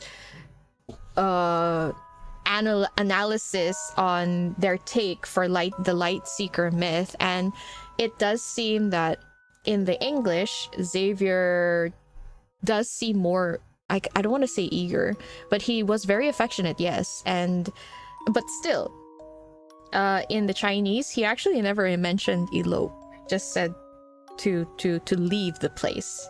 That's it. I think the word he used was 離開. 離開 means to leave. Let's leave. Or 帶你走, like take you away. Elope has a more romantic feeling to it, because elopement is what you used for running away to get married, right? But in the Chinese, he never said elope.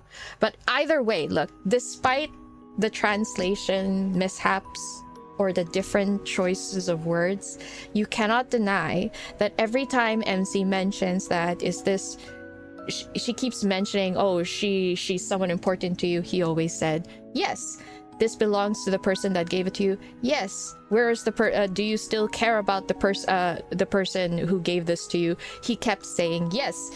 You cannot blame MC to think that he's talking about another person. You really cannot. He thinks he's being playful, I get it. Especially since he's also been touching her, hugging her, and very open with his jealousy when he thought that she liked Jeremiah. I get that. But you cannot blame MC for thinking that he's giving very mixed signals. And I can see how MC was also very confused. So I really liked how here he is letting go of all the he's openly showing his grievances, like he's upset that he wished he was more clear about it.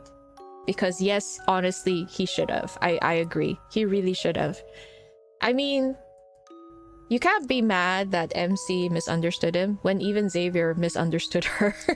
He still thinks that she likes someone else. The silly goose. But yeah, that's one of the reasons why I was so frustrated. And then he left her at that point. Well, not really like leave her. He went away to look for a solution. But MC already knew that this would be the end of whatever connection. At least Queen MC, she knew. But the fact that Queen MC was probably still yearning and waiting, that really breaks my heart. But then now that we see Xavier being so regretful for it, that breaks my heart even more. He genuinely thought that he was being very open about it. But if you think about it, to MC that was a bunch of mixed signals. And I can see why she did not think so. These two are really meant for each other. He was not open enough in that myth. Yeah. Him jumping her makes me feel so much better. Yeah, that's as clear as it gets right now. Jumping. But that's the thing. He thinks he's dreaming, so he can do whatever he wants in his dream. So I do question if he did manage to see her again. I'm sure he'd have to talk to her first. I don't know if he'd be able to jump her. Oh gosh. MC is insecure in general in the main story too, and it's so understandable. Here's the thing, in terms of her insecurity is justifiable, I have to say. Like, none of her insecurities are unfounded, you know? There's a very good reason for it. So, because as a knight, she worked really hard. She was very confident in her skills. But the reason why she was insecure about her feelings for Xavier, or how Xavier felt for her, was mostly because of the mixed signals. So it made sense why she was insecure about it. But in general, I don't think she is that insecure. Her insecurities are mostly founded, if you ask me. But anyway, this is such a... Oh, I love this scene. This was chapter... What chapter was this? I need to come back to this chapter and read it again. Just for the lore. No other reasons. Anyway. He was still teasing her. Yeah. But then that's it, right? Misunderstandings, lack of communication. But Xavier learned. He's learning. That's why he says he wished he was more open. Chapter 6, thank you. Okay, I can read this chapter again later. As our lips touch, I catch a glimpse of the lumen floor gently swaying. The wind has begun to stir again. Oh, okay, wow, that was the end of chapter 6, damn. Oh, what? We're already near the ending? Oh, I don't like this. So, since there was a lot of heartbreaking, cutesy, hot stuff going on here, 7, 8, 9, I'm telling you now, is gonna be filled with angst, isn't it? That's what's gonna happen, isn't it? She was also focusing on their titles, how she was meant to be his protector, but not on equal ground. Yeah, that too. She was actually saying like he would be the only king that she would ever serve as a grandest knight. Excuse me. So he did come back. Because one thing, the entire detail of Xavier searching the stars, as they say it, for a solution to change the fate of Philos, we don't really have the full story. We get snippets. His loneliness when he's traveling, we have that.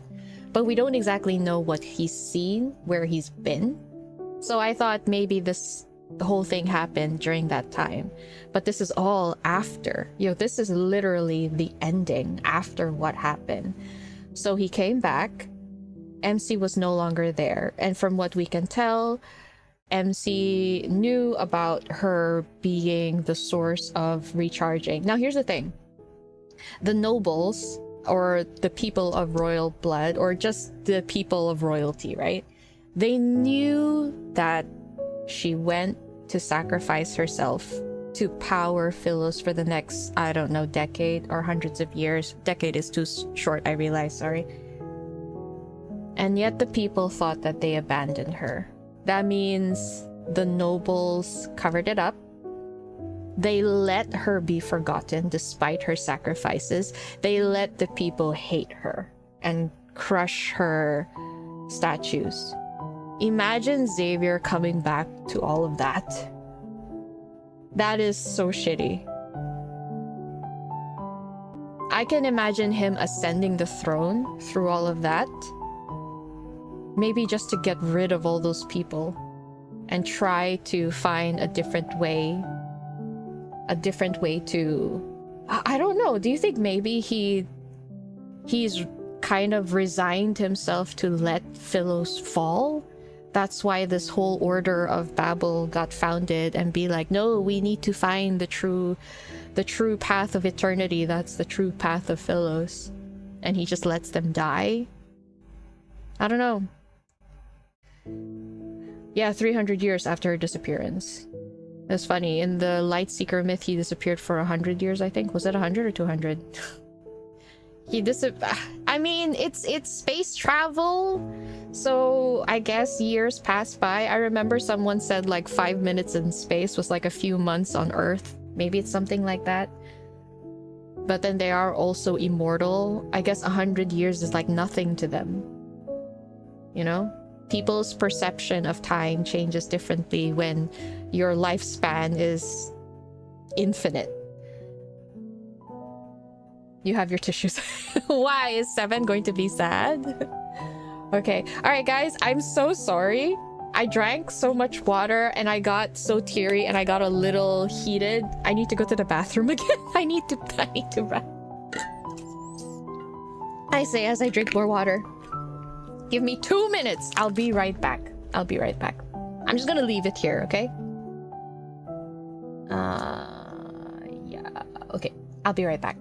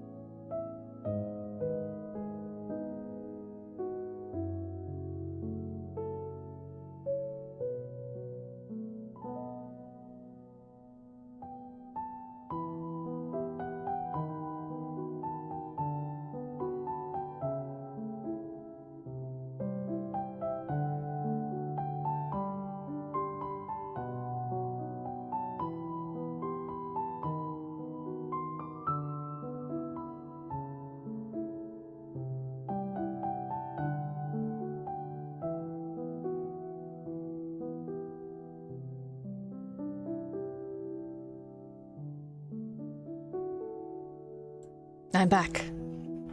That was the fastest toilet break I've ever had. For 300 years after disappearance, 200.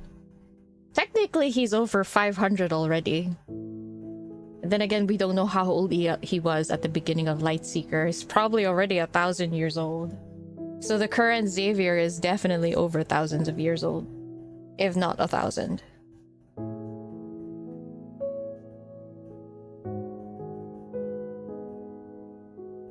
Was he waiting for her to come back? He saw her die once, so he knows she will come back. That is true. I wonder if he tried to find a way to speed things up a little. Because he knows where she had to be to sacrifice herself, right? I wonder if he went back there and he did something. Because now I want to know the origin of how they were all over here? Is this just the natural order of things when Philos has nothing left to power them through? So then, yeah, my whole theory of him killing his dad or there being some timey-wimey inconsistencies, that's definitely out the window. But it is interesting how they're called Traceback 2. But then again, it could also be like the Traceback 1 is the first team and then there's a second team. He just happens to be in the second team. He is the same Xavier from Lightseeker. Yep, there's only ever one Xavier. We're not seeing any alternate timelines. The only alternate Xavier we've ever met is Catch-22 Xavier. And we don't talk about Catch-22. I'm just kidding. I think I can only confidently say the different Xavier is Catch-22 Xavier. He's like almost in the 4 digits now. I think probably in the 5s. I wouldn't be surprised if he's 10,000 years old, which would make sense why he's also sleepy, because in the current, right now, what we're seeing in the story, he doesn't really have to sleep that long, but it almost feels like the source of his lifespan, Philos, you know, since he's away from it in the main timeline, that's why he's draining slowly. And I know we've already talked about that many times, so yeah.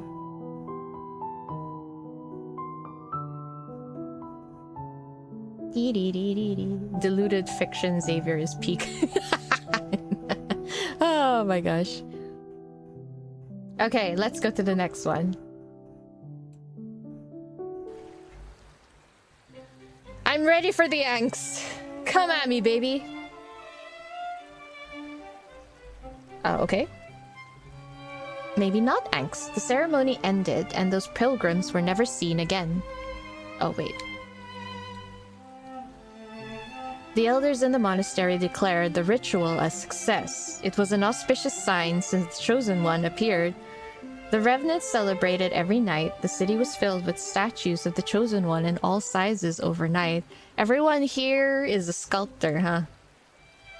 There was also the tree bark touched by the Chosen One. The tiles the Chosen One stepped on. Okay! Even the stone the Chosen One supposedly hit her head on after tripping over a branch during her arrival. Okay. I know we're called a cult, but I feel like this is bordering on a little fanatic now. Okay. If that's the case, I wonder if Jeremiah be sleep. That is true, we don't really see him sleeping. But I do think it has something to do with the limiter that Xavier has on his neck. Which we don't see right now, by the way. They were all treated as a sacred gift. The revenants competed with one another to preserve these treasures. Your baubles are nothing. My hand was touched by the Chosen One herself. Chop it off!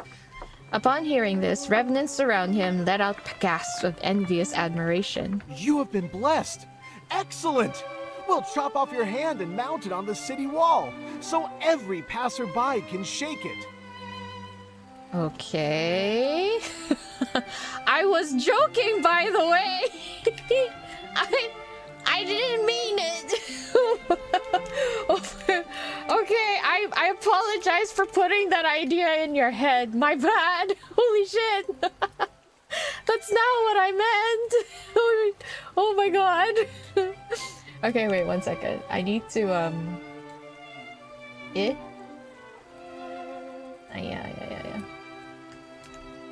Okay, alright, sorry.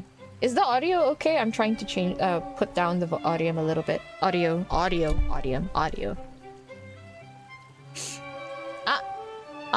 Hi, Yukari-san! Long time no see. Isashiburi desu. お元気ですか? One second. I did predict it. Catch-22 Xavier got me to get the outfit. Ooh. taste.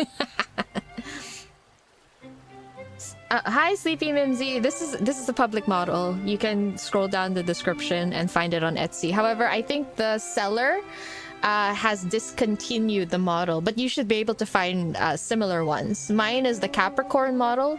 I think they still have the Aries, the Virgo, and other model versions available. So if you're very interested, you can check it out. It is a cute model, yeah. Thank you. Although I didn't make it, but... Alright. Yes, I am indeed a Capricorn. You want to cut off the hand that the Chosen One touched? I'm so sorry for putting it out there. Don't be afraid. We're incapable of feeling pain. Or is your heart not sincere enough? Ah... They can't feel pain. That is interesting information. I shall accept any sacrifice if it means I can be a pilgrim. Sir?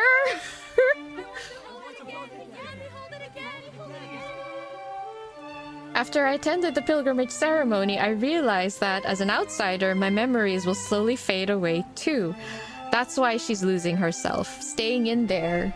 Is that the trap that Xavier talked about? This land, wants to trap you. Okay. If I can't return to Philos, alright. Yet where did those pilgrims go? Acolytes from the Order of Babel always avoid the question. Does the end of the river truly lead to the Tree of Life that's mentioned in the prophecy? Nope. Nope. They're spit out into the world as wanderers and left for others to take care.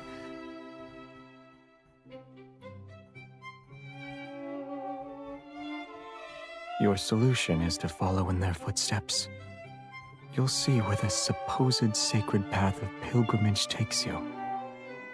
Sir, what happened? Right a few seconds ago, you were passionately making out. Why are you so mean to me now? Is this the hot and cold treatment?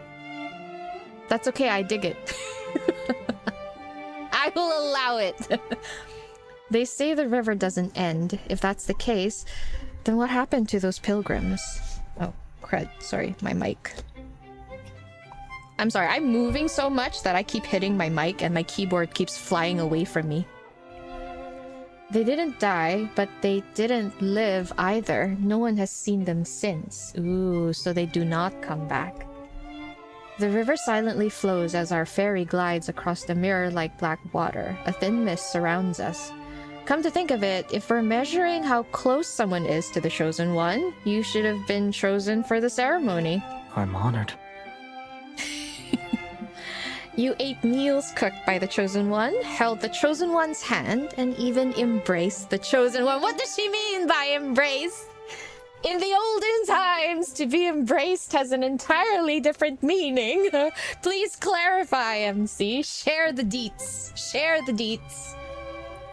And... oh. These eyes, this nose. I don't know, I want to tease him and say nose, but I'm gonna say eyes. These eyes were blessed by the Chosen One's presence. Okay. Wait, Should if she I chose pluck nose... out my eyelashes for you to count too? Oh god. If she said nose, would it mean like, and this royal nose has sniffed the Chosen One? Oh. These lips have also kissed. Remembering what happened that day, I swallowed my words. Okay, so this is a few days later. You don't want to continue? Do you not have any shame, sir? You actually don't remember anything. He responds with an expressionless look, then he turns away, and his voice is unexpectedly tinged with a hint of resentment. Why? You're the one who doesn't remember anything. Oh, wait. Oh, no. Oh, no. Okay, I'm sorry. I take it back, Xavier. I take it back. Don't be mad at me. I apologize. You're right. I'm the one in the wrong. You're right. It's my bad. Oh, I'm sorry. Not wanting to argue, I focus on what's more pressing at the moment. I need to figure out what happened to those remnants. That's not the pressing matters right now. If anything that crosses the waters of the Cinders sinks, perhaps the path they sought is there. How did you get this boat? Huh? Or rather, how did you convince someone who doesn't accept credit to lend you this boat? Credit. Wait, has he been telling his master, like, can you just put me on a tab or something? It's a long story. This nose has been booped by the chosen one. That's funny. After boarding the ferry numerous times, I gradually became acquainted with the ferryman of the Cinders. Occasionally, when he wanted to rest uninterrupted, I would volunteer to take over. That's so cute. He didn't agree to it at first and always refused with a cold expression, but as time passed, he eventually let me handle it. When I encountered revenants who wanted to cross the river despite lacking coins, I didn't turn them away. I asked them to tell stories as a form of payment. That's actually quite smart, but then again, not very reliable narrators. When he discovered this, he always turned a blind eye. As for his background and why he serves as a ferryman for this river, I've asked him out of curiosity before, but he always refuses to talk about it.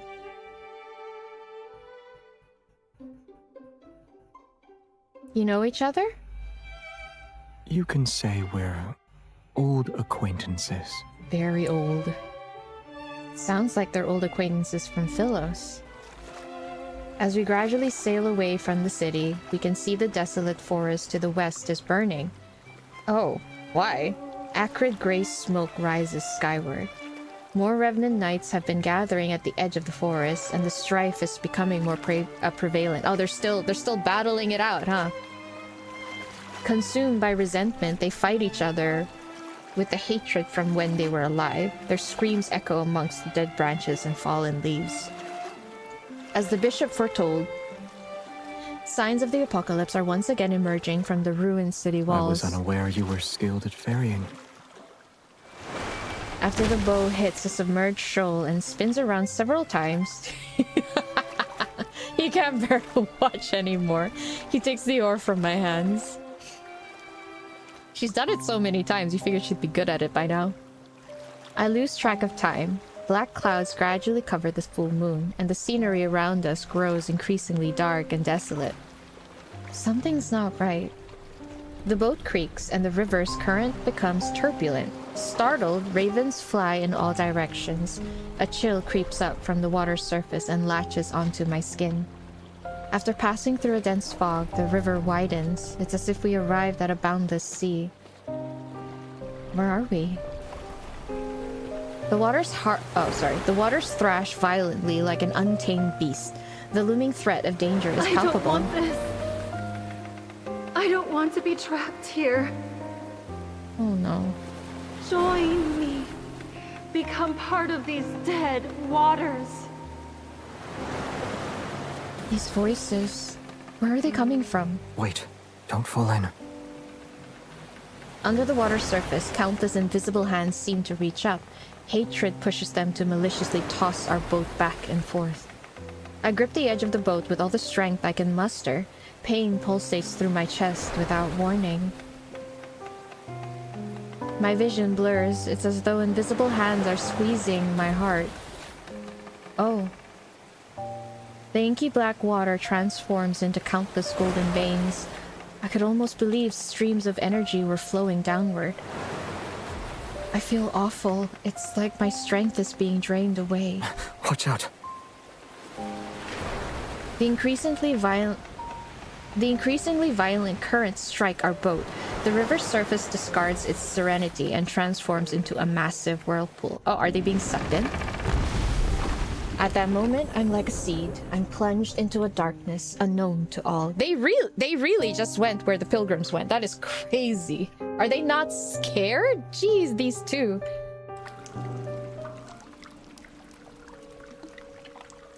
When I open my eyes, I find myself curled up in a warm embrace. Ah, of course. Our capsized wooden boat somehow glides smoothly along the riverbed. Mist reminiscent of a veil accompanies us. I can hear the rapids and foam washing over sharp reefs, but I can't see the dangerous shallows. On the other side of the river, Cindersfell's shore fade from view, and despite being underwater, I can feel the moist air. The current gradually calms. Our boat continues to move along the dark underwater passage for a time, before finally hitting a shallow bank. So this is where all the others get ferried to. But there's no one around. Okay, sorry. Whoa. I hope you guys didn't hear that. My stomach started grumbling. Oh, it's 12:30. I didn't realize that. Okay, let me just take a bite out of my bagel.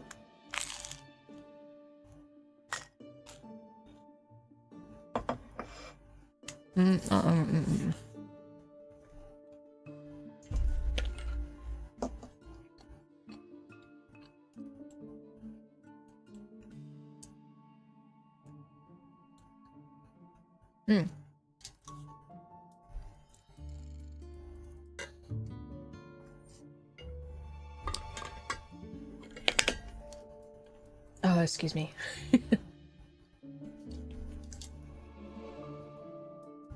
Okay. Okay, I'm good. The bagel's still... I have like... You know how you have to cut the bagel into 2 slices? I ate the one slice. The other slice is just lying neglected on the side right now. I told you I don't eat breakfast, so consuming food in the morning, I do it very slowly.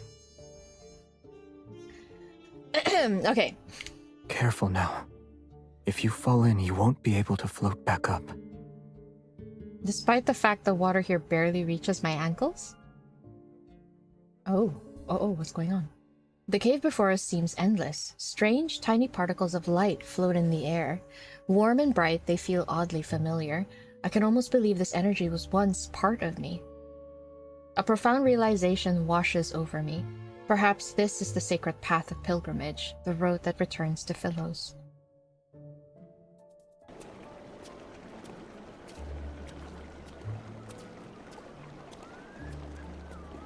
The archives at the Order of Babel's monastery had records of a certain Philosian legend.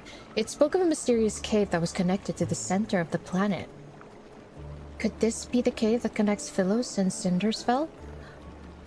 Is this the cave where MC had to, like,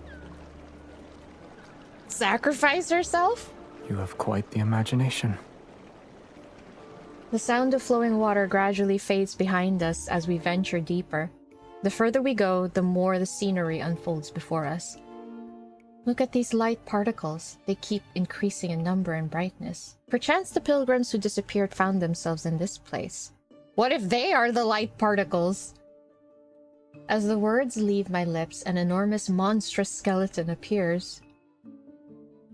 Bodies lie on the shore. They're still frozen in the position they were in for their final moments. These monsters. They're wanderers. These creatures once roamed Philos before it was destroyed. Oh. The gleam of a blade flashes, and the bone-white remains dissolve into energy particles before dissipating. They were devoured by those monsters before they could escape. Holy shit, so those pilgrims were just sent to feed the wanderers? What the heck? You know something, yet you're unwilling to share it. He remains silent before turning away. His cloak billows out behind him. If we could actually return to Philos, what will you do? Aside from finding your name. I haven't thought about it yet. Is there anything you'd like me to do for you? Should I meet with someone on your behalf? No. The path splits in two, and for some reason I can sense the energy emanating from deep within the cave. I take his hand and keep walking. We need to discuss a certain matter. When I return to Philos and rebuild it, I promise to fairly evaluate your merits and shortcomings. What? I'll start with revising the historical texts. The historians abandoned their duties and wrote pure fantasies. And then?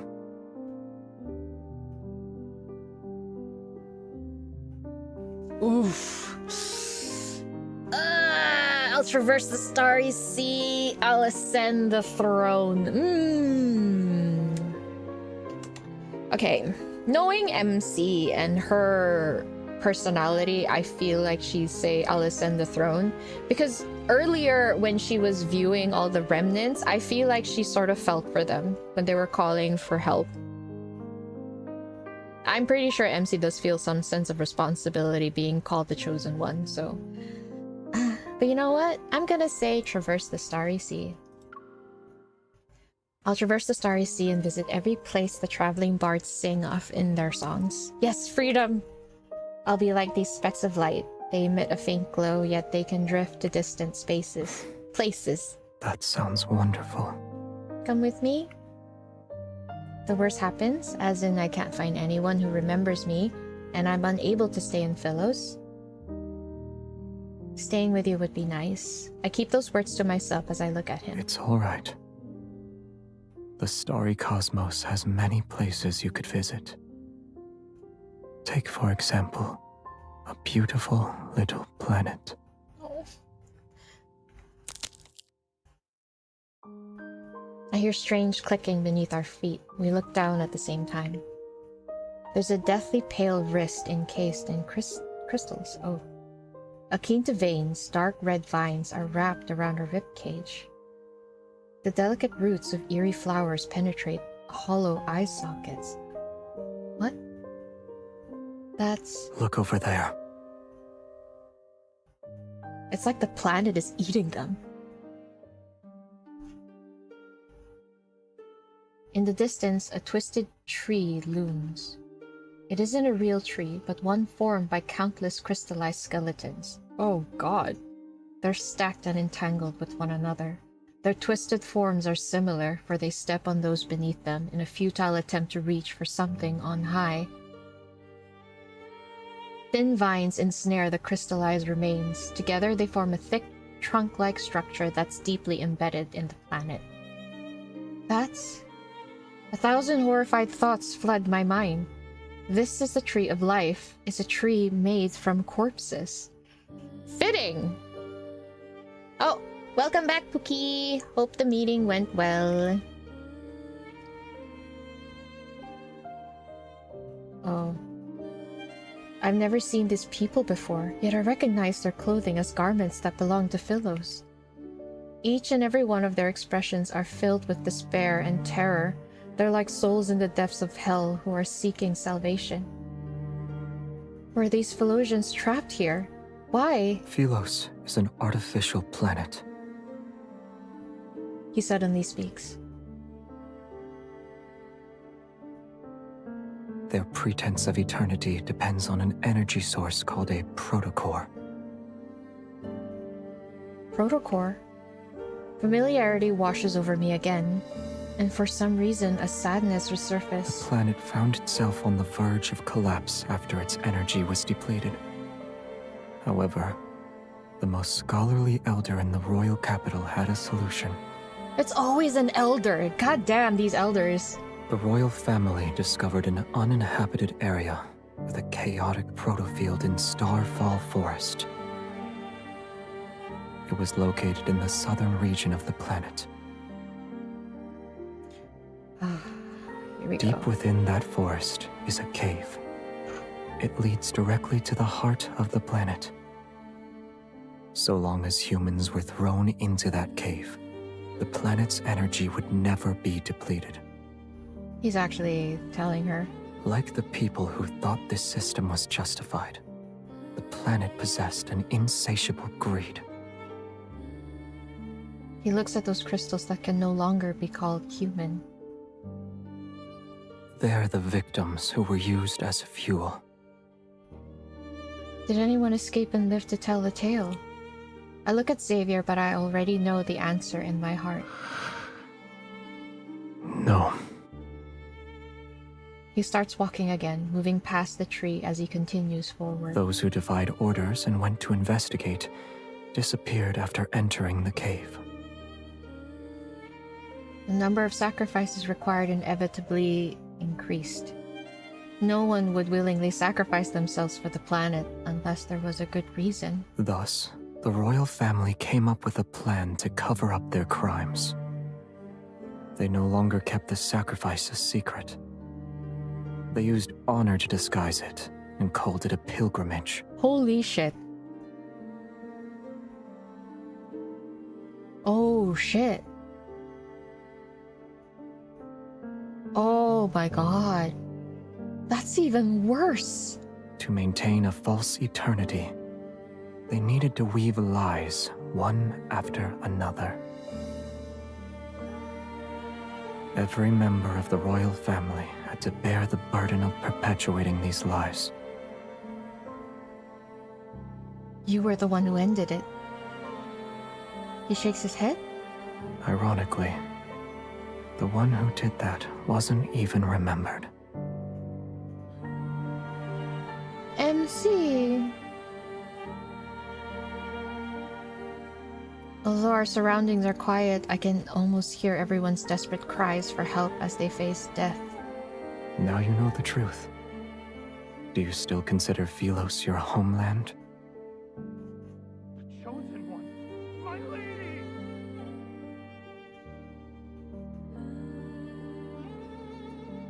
Oh, that is despicable.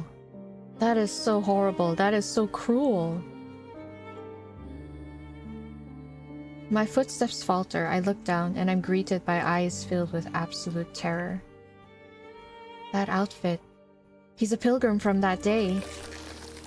Tiny crystals seemingly alive spread from the youth's palm. The pilgrimage is a lie. It will never lead us to Philos, or a source of nourishment for the cinders. The waters, they grow without end. Only then will it reveal the true path. You are the last one it needs, my lady. You can lead us back to Philos, yes, my lady? He kneels before us and presses his forehead to the ground. Why won't you save us? You traitor! Oh no. Watch out. I don't know why I was ready to get my controller. Xavier wraps his arm around my waist and pulls me back. His sword draws a black and golden arc. It rushes forth and slices the figure's waist. The pilgrim, who transformed into a wanderer, falls to his knees. He prostrates toward the tree as if he's worshipping it. The crisis had passed, and the lie behind the pilgrimage was exposed. Yet I know that we can never return to Philos.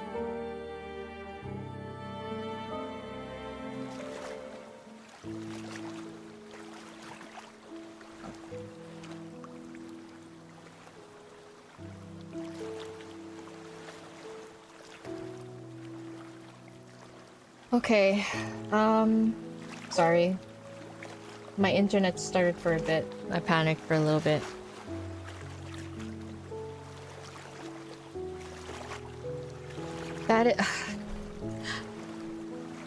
Just when you thought it was really bad, it just got worse.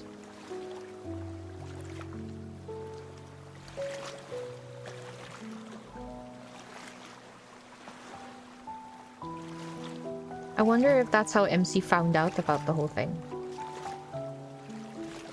Oh, jeez. So, here's the thing. What I'm understanding is that the pilgrimage didn't actually exist during, I think, Xavier's father's rule. The whole pilgrimage thing. It was still throwing people. But then when MC came... I don't know, I'm still a little confused about a few details. Okay, you know what? I'll think about it as we go in a bit. After we return, we seemingly have an unspoken agreement to not discuss the path of pilgrimage. All those memories of Philos are nothing more than obsessions about past illusions. Was I one of those sacrifices? And if I was necessary, then no one remembered me. Yet after learning all this, I surprisingly find myself at ease. Have you thought about your plans for the future? Assuming you can't return to Philos. I'll stay here for now. Tomorrow's problems can wait until tomorrow. At least I'm free at the moment.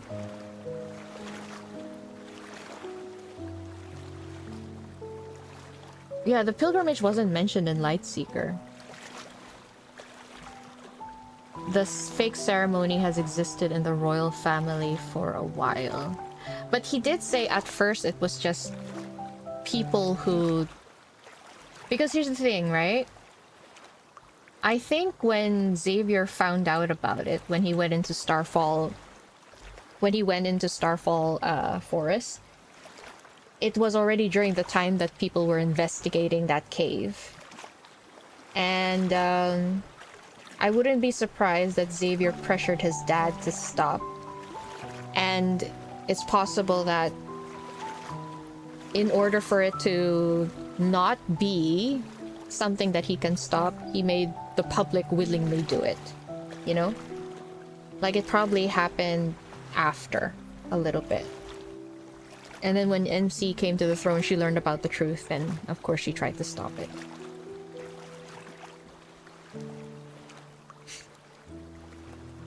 MC was the one who stopped the pilgrimage. That may be why the elders did not like her way of ruling. Yeah.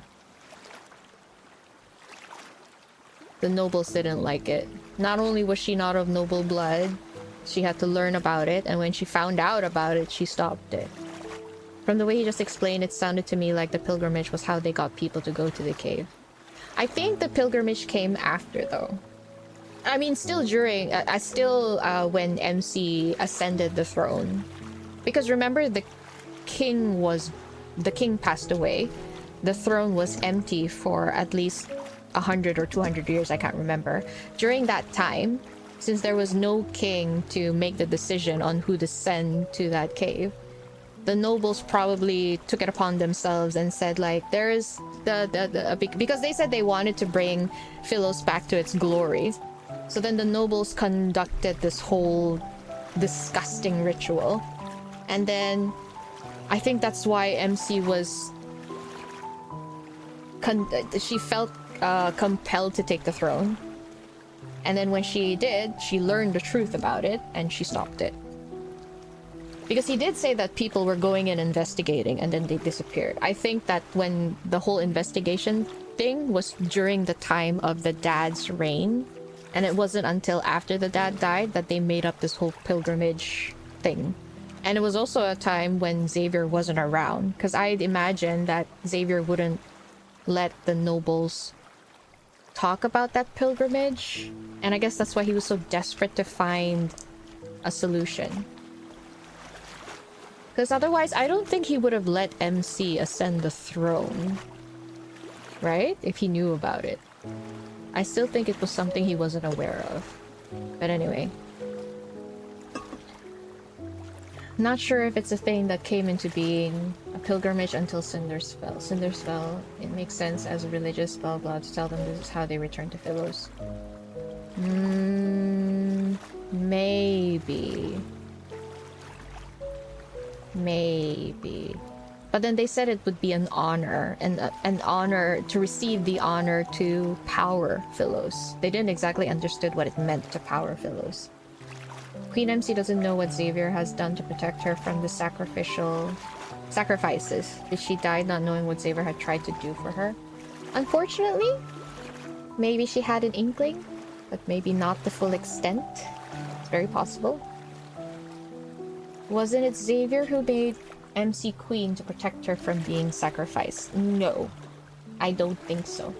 I think she did that on her own. I don't think... I mean, if Xavier had his way, he would want her to run away, but he respected her wishes and let her stay. And I guess he still had that sense of responsibility, right? I want to save my people. And that's why when he came back and she's gone, he's like, fuck the people. You know? All this time. Because he is very bitter about being the one that tried to save them. But then later on, they turn around and call you a traitor. So Xavier spread the rumor and legend that a queen ascends. He did? That one I don't remember. I'll need to read that back. It was MC who chose to remain first and putting Philos before anything. Yeah, what I remember, it was her decision to stay.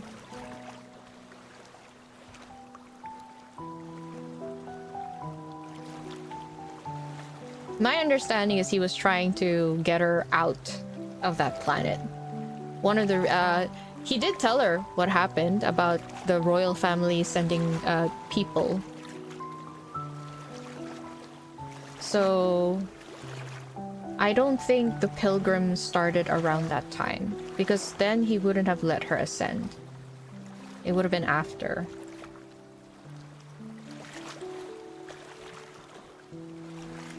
He wrote the legend new in proposing her as the new queen. She can resist being asked to sacrifice. Unfortunately, that didn't work, now did it? She refused and chose to stay as queen. Okay, you know what? I'm just gonna keep reading. Sorry. The small boat sways gently on the river's surface. For some reason, tonight's moonlight seems especially bright. Here. He grabs my wrist and places a small object in my hand. Is this a gift? Yes. It's a special protocol. A trinket from Philos. It may be a fragment, but you'll find a use for it. Are you sure it's not a small stone or pebble? You're trying to make me feel better. You can see it like that if you like. Alright, this shiny pebble is mine now. Although I want his flower more... Oh, MC! This is the first gift he's given me. I've decided to accept the rock after mulling over it. Aw, she wants to be the recipient of his affections. I mean, he did sort of made out with her like crazy.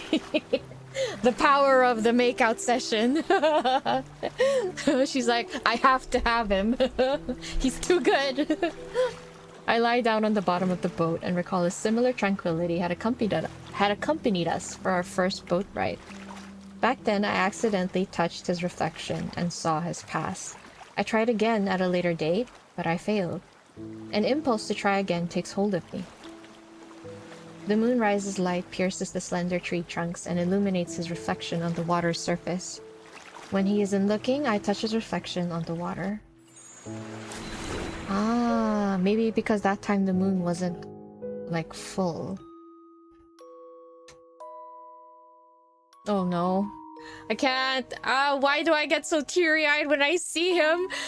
Oh, this time I saw him standing with his back to me, surrounded by an endless sea of flowers. As darkness gradually covers the land and stars fill the sky, he places a cluster of light blue flowers before a tombstone. This is a beautiful place, and I've always wanted to bring you here, but I never had the chance. What the fuck? He built her a tombstone. Oh my god. I couldn't find you, and I didn't know if you'd like the scenery here. No.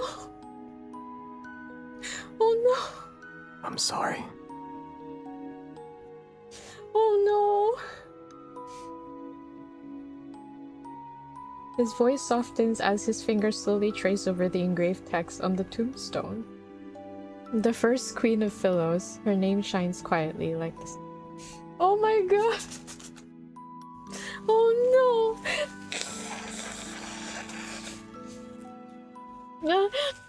Oh no. The name I've long forgotten comes flooding back. The forgotten queen was me this entire time. Oh my god, what the fuck?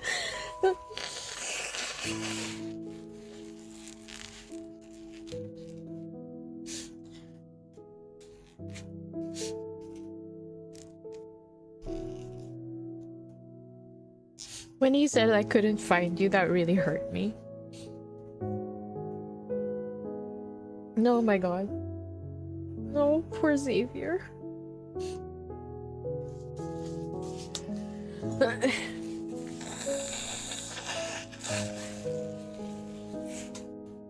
Sorry, am I too loud? I tried going away.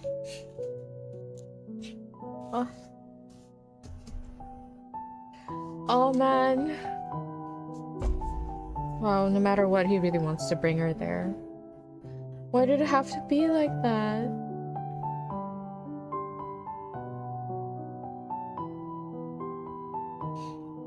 Yeah, I couldn't find you. So now we know. We were always wondering what happened to Queen MC. Oh.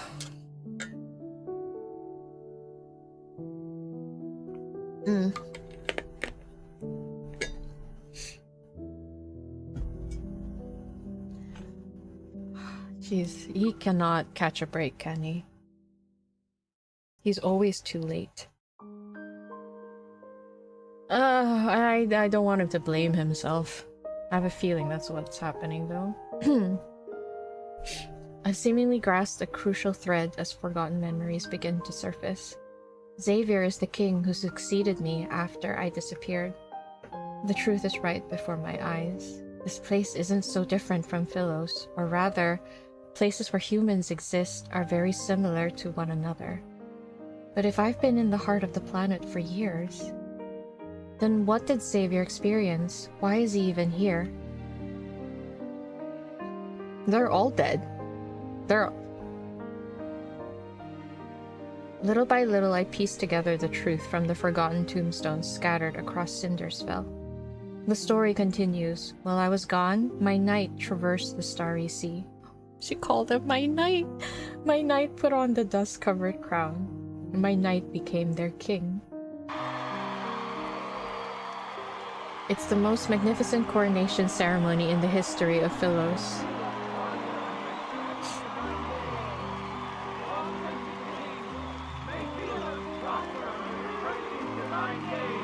May Philos prosper.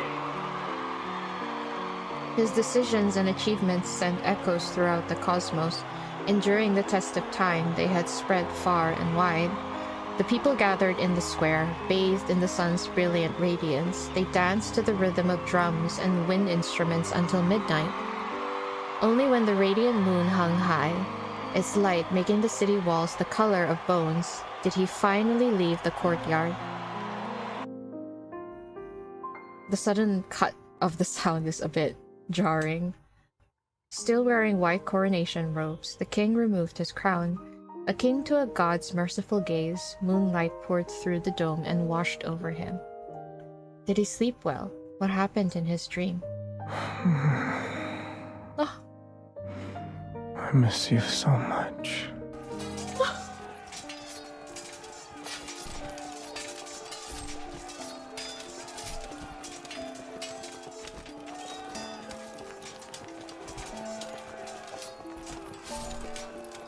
What the...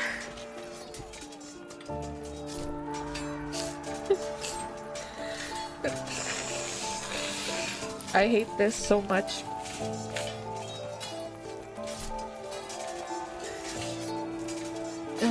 After that, my knight picked up his sword. Monsters and rebels fell one after another to his blade. A new world order was established. Following centuries of war and chaos, Philos was ushered into a dreamy golden age.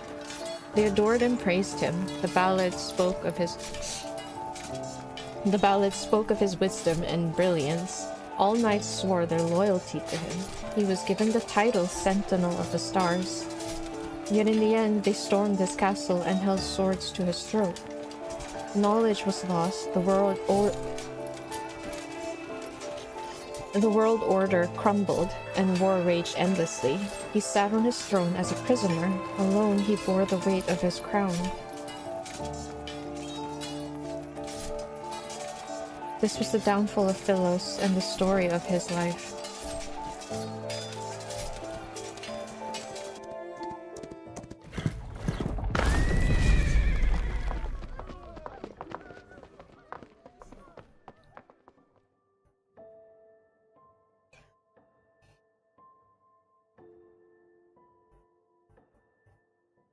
Oh, good night, Ada. Thanks for dropping by.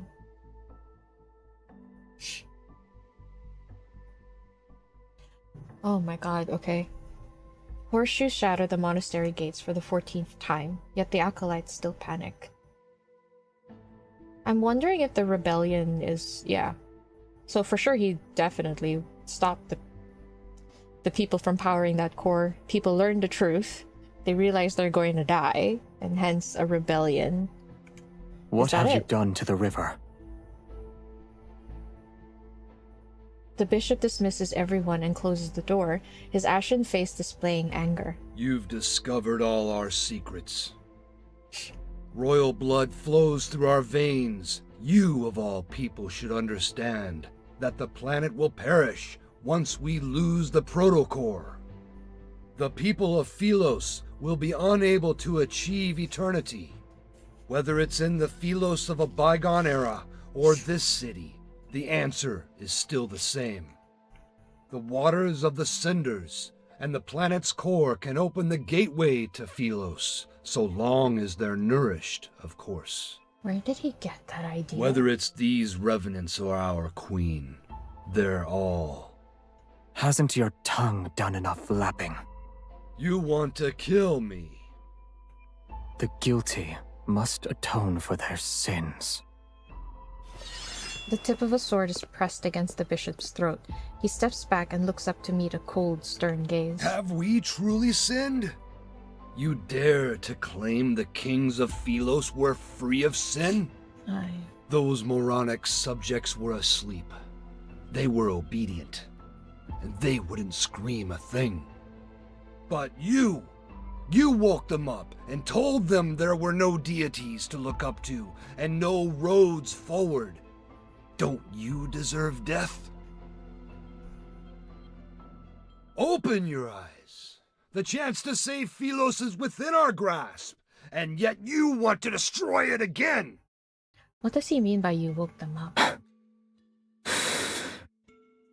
The planet can die. Let it all return to naught. A world that can only survive through sacrifice should have never existed in the first place. You can't bear to see her die again. That queen you failed to protect. Her heart nourishes those poor revenants in the river, and it's our most precious sacrifice to the heart of the planet. If we throw her into the cinders before the last full moon, we can return to Philos once more. So many have already been sacrificed. She's been sacrificed once before. Oh my god. What's wrong with sacrificing her again? What is... You were the crown prince of Philos. I'll let you be the king. Yeah, thank you. Just put it in there, yep. Yeah, we're done with this. Your tired rhetoric never changes. This time, we'll find out if it's your call or mine. The planet needs nourishment if it is to survive. Both you and her are suitable for that role. If you want her to live, you know the price you must pay.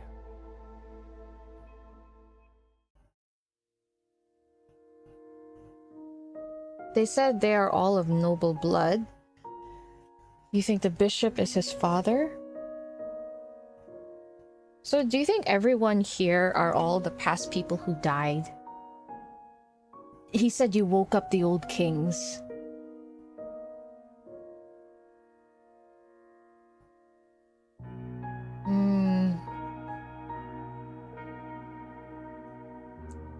That is very possible. Oh crap, sorry. One second. Okay, give me a minute because my iPad is dying. 1 second.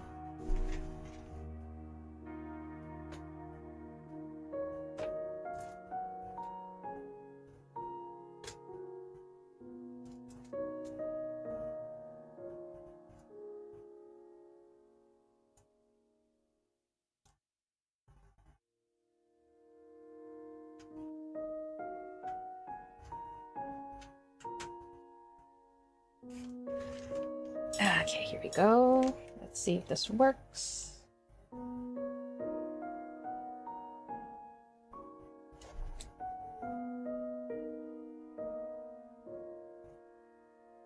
Oh, damn. No. Why won't it charge? That is ridiculous.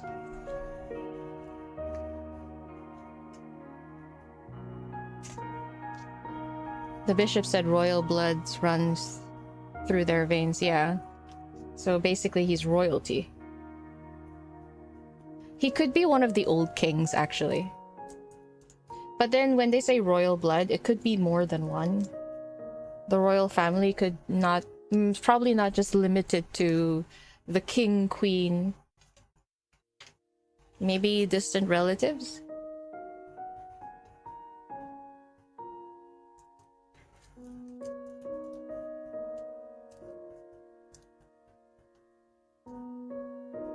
He wouldn't talk to him, he would kill him without mercy.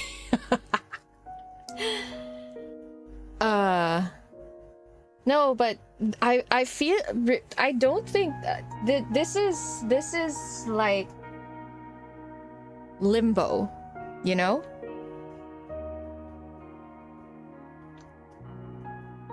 What is this world? I feel like this is another... Wait. Okay, for some reason, my iPad is being very stubborn right now.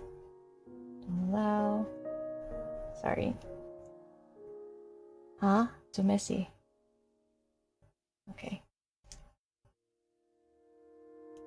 Here's the thing, I'm not sure what this place that they're in right now. It's very clearly not Philos. It's almost like a mirror world. And I do think a lot of them are people who have perished already from Philos. So when he says you're the one that woke up the old kings, it's very possible he could have woken up like the old members of royalty. He's probably an old member of royalty. You know, like previous rulers kind of thing.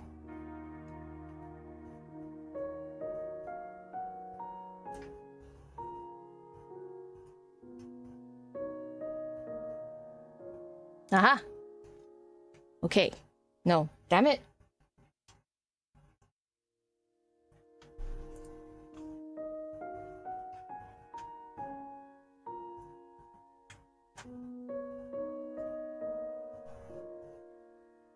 Seriously, just when I thought there would be no scuff this time.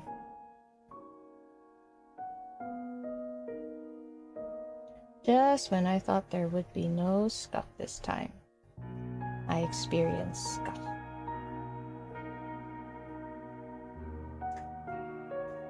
Royalty may end pursuing clergy rules if they are not in line for succession, or if they're busted. You mean like, illegitimate, right? Xavier had to kill his own mother when she was a wanderer. That hasn't been confirmed yet. We don't know if that wanderer is the mother, but it's starting to seem very likely because they never mentioned the mother. So... okay, sorry, I'm back.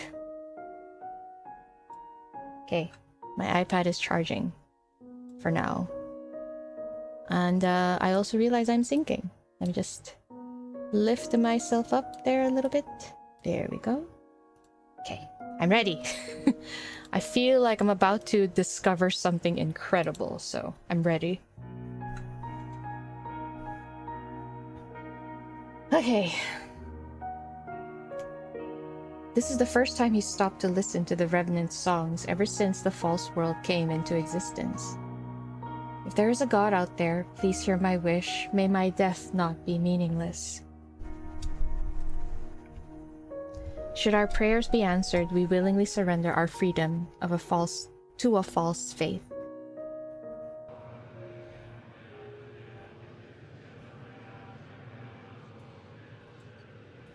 Night falls and the Revenant's hymns tremble with the rustling leaves. Moonlight appears dimmer compared to before. Oh, what is that sound? In the garden, the single wavy leaf lavender remains exposed under the moon. A lot of time has passed, yet the flower still hasn't bloomed. Yes. Is it because there's no light? He nods. Eh? It needs to be somewhere with light. Is your horse truly nameless? He thinks for a few seconds, and his voice is certain this time. Shadowbind. No! I want this horse to be real, please! I only thought of it now. With a new name, Shadowbind tosses his head and neighs loudly. I try to stroke his mane. He nuzzles my palm this time. After our first horseback ride, he disappeared because he was tired. Do you want him to take you on another ride along the riverside? No. What brought this along? I accept his offer, and so we leave the castle. With Moonlight as our guide, Shadowbind brings us down the mountain. The castle and mountains disappear behind us. Wind races through our hair, and dry branches sweep past our ears.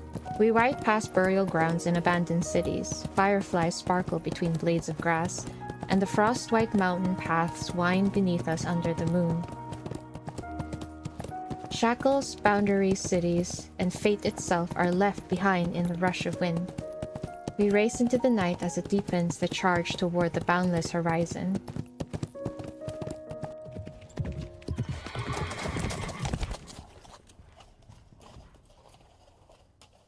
We pull Shadowbind's reins as the moon rises. We sit by side in a field of flowers near the riverside.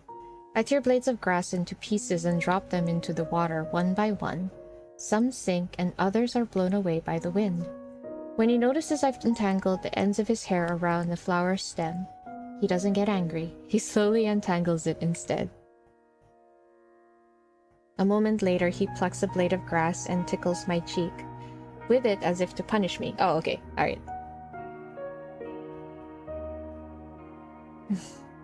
Time passes. He takes my wrist and puts a small bracelet woven with lumen flora on it. It's tight. Are you afraid I'll get lost? Yes. The mountain wind is cold. The stream's water and moonlight spread out to create a silvery gray glow that rests on his shoulders. Oh, bye, Violet! Oh gosh, it's that early. Okay, I'm sorry. I hope you had a good rest. Have a good but please rest up. I'm so sorry that this happened. This went on for so long. See you, Violet.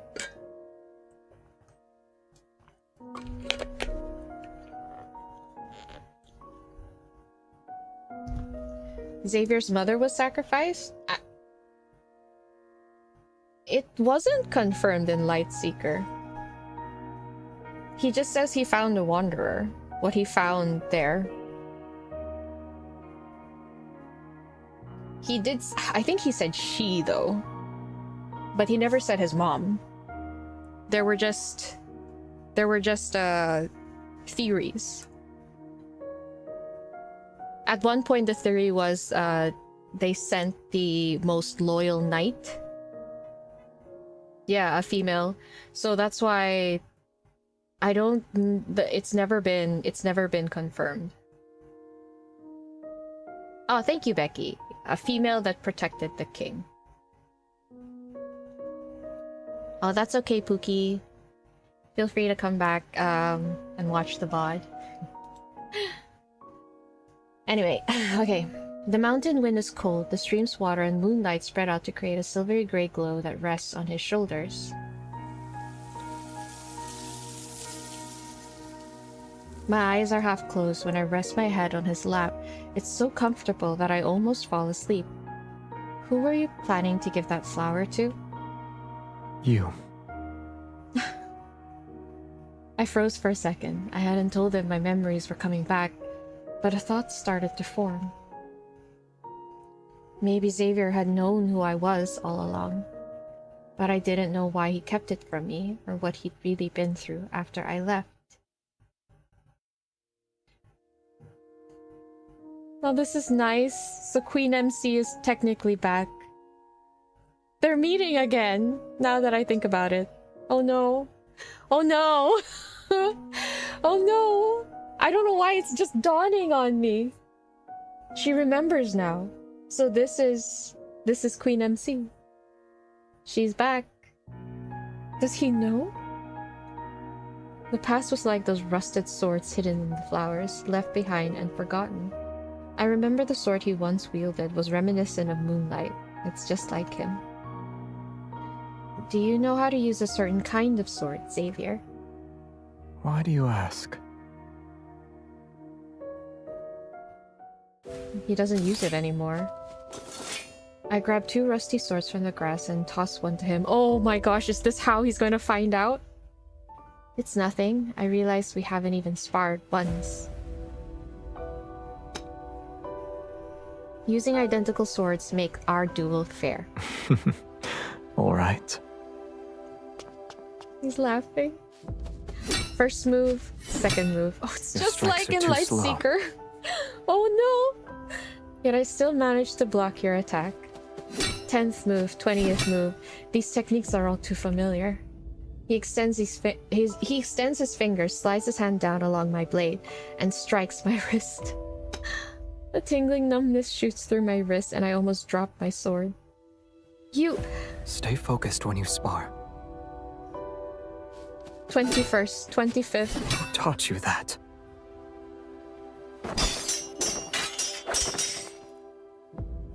He's distracted. His sword spins through the air after being knocked away. I press the advantage and rush forward. I ram my shoulder into him. Grass scatters and fireflies swirl into chaotic spirals of light as he stumbles. Unexpectedly, he falls onto a flower of bed. The tip of my sword pierces the soil near his face. The duel ends with me as the victor.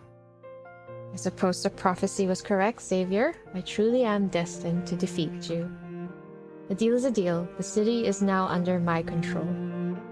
Instead of struggling, he calmly tilts his head to the side and places his palm over my sword hand. I remember you saying you'd stand by my side. Oh, he remembers! He knows! Case, then our swords should be pointing in the same direction.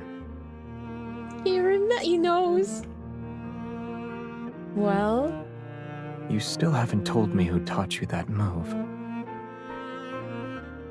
Dissatisfied with my evasive answer, he brings that up again. I don't know. If you've never seen it before, then I can only guess it's unrelated to you. He raises his hand and his fingertips almost touch the blade. He turns his wrist. Before I can react, he flips our positions. Holding my wrist, he pins me down. Oh my god, please, I love this.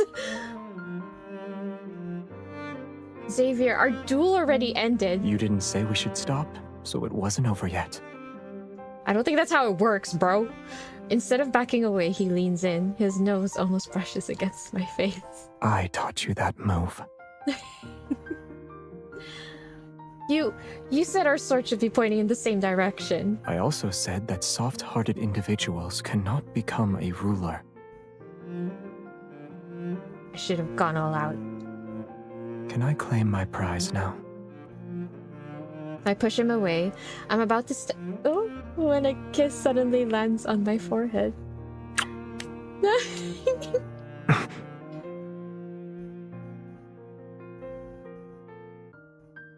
You'll hit me if I do that? I'll do it more often then. I won't fight back.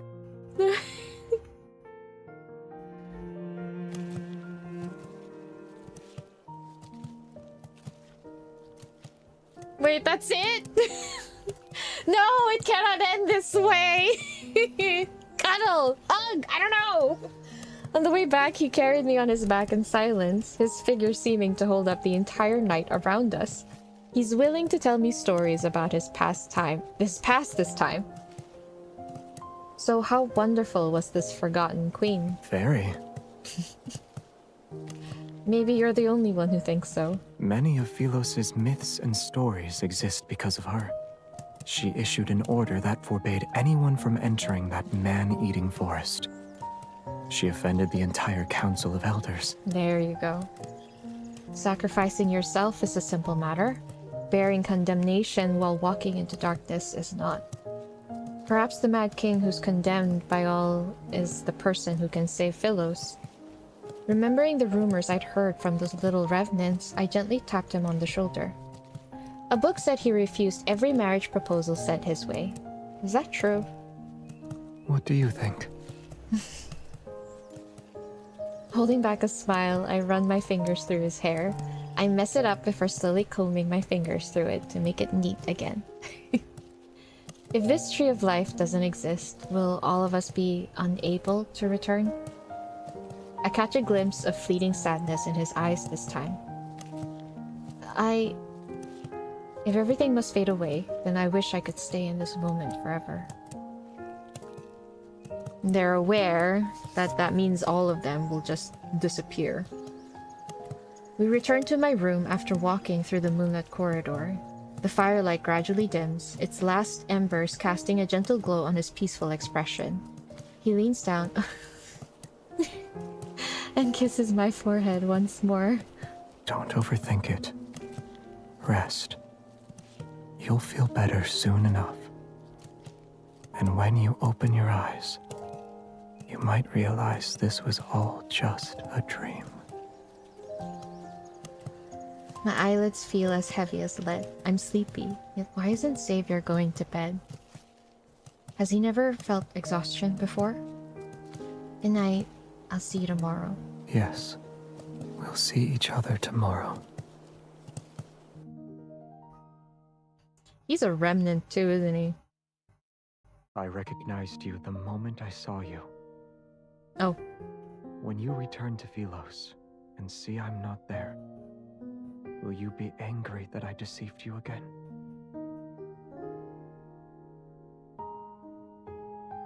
There's a spaceship docked at the northern edge of Starfall Forest. It should still be working.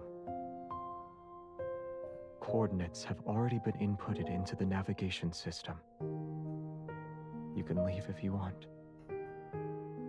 It'll take you to that beautiful little planet.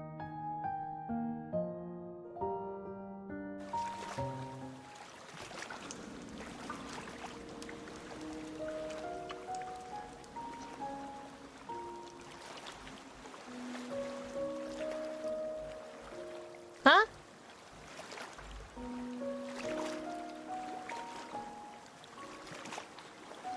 When I wake up again, I feel a boat swaying beneath me. I'm alone.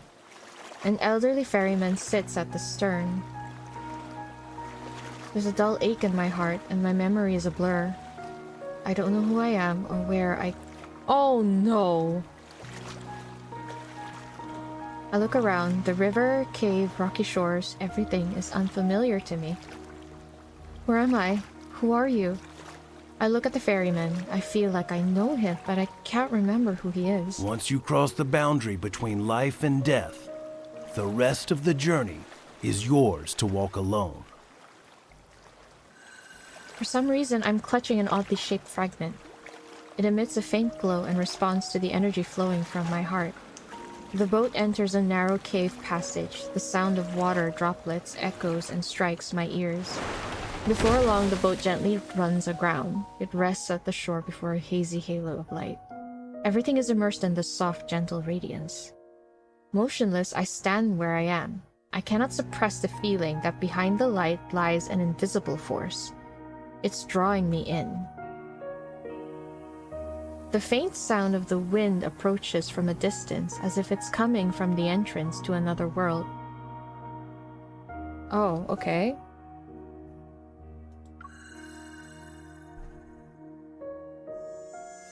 When my palm touches that light, a blinding radiance surges like the tide to engulf me.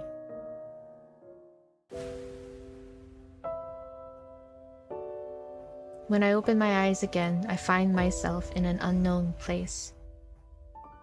There's no sky above and no earth under me. The world floats in a sea of consciousness.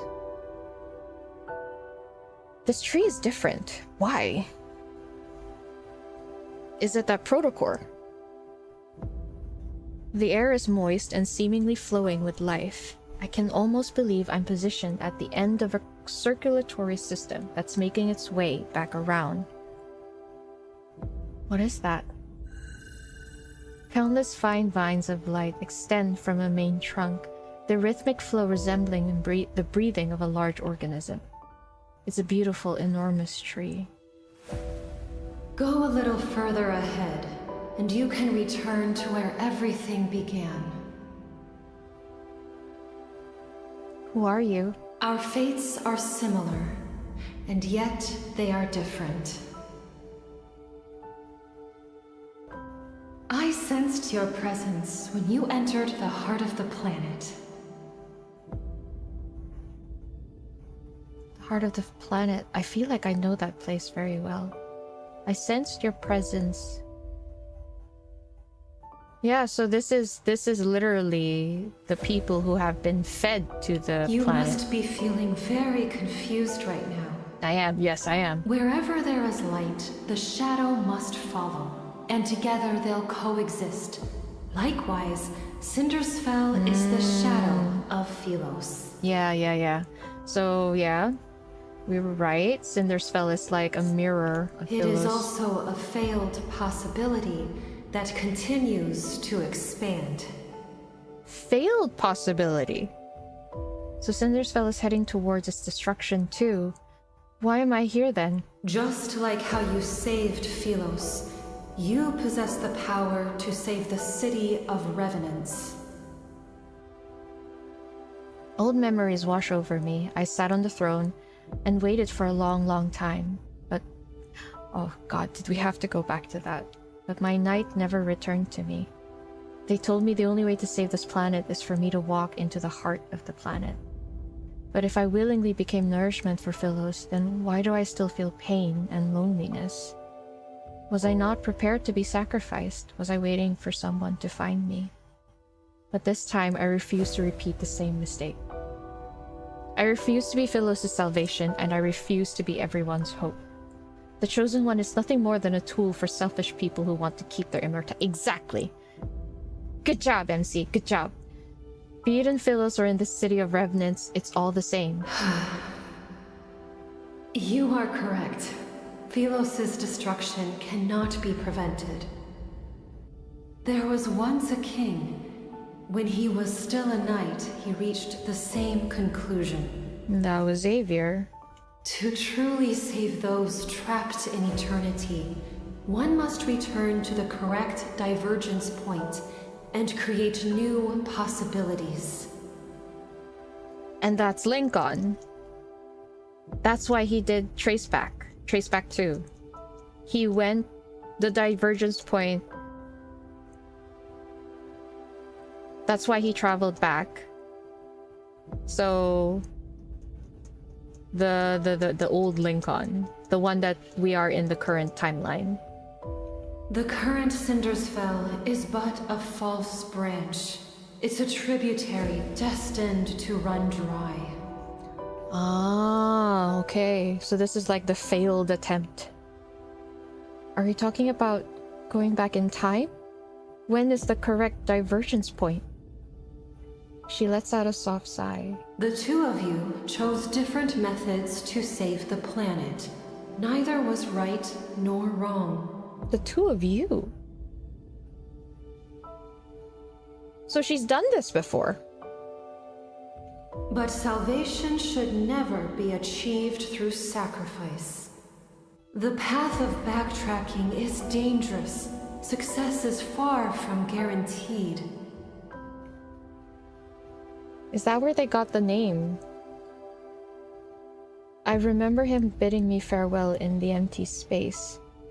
His lonely figure walked away from the royal court. From that moment, the two of us and the planet we inhabited created different tributaries of fate. The ether core within you shares the same origin as this planet. Its power is from the depths of the cosmos. The proto-core will mend the fractures in this world and allow that eternal city to become a reality. Before its power is depleted, it can grant you one last choice. You can return to the divergence point he created, or remain in this false Philos. Okay. He created that divergence point, okay. Everything is in your hands this time.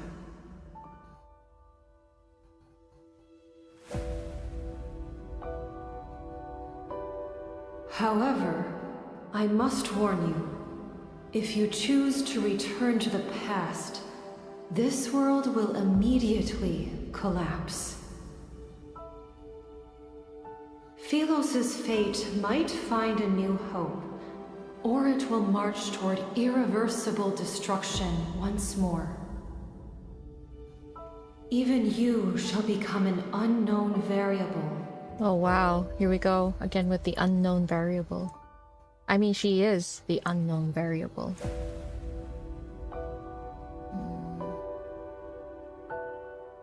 I'm starting to wonder.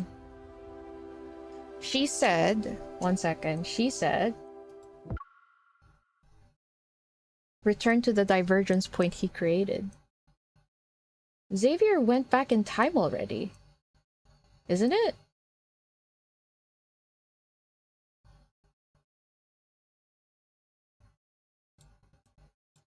When is the correct divergence point? One must return to the correct divergence point and create new possibilities.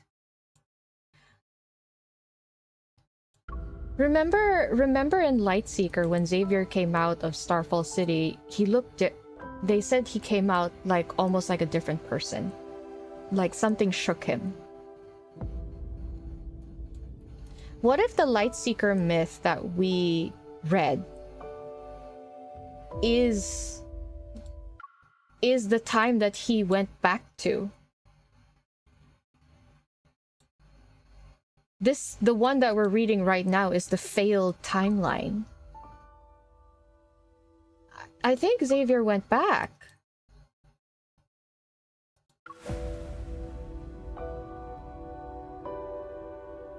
Okay, sorry, let me... Have you decided? I want to go back. Oh no. Okay, the whole kindled makes sense now. I want to go back. In the boundless passage of time, eternity is nothing but stagnation, and existing in such a state is meaningless.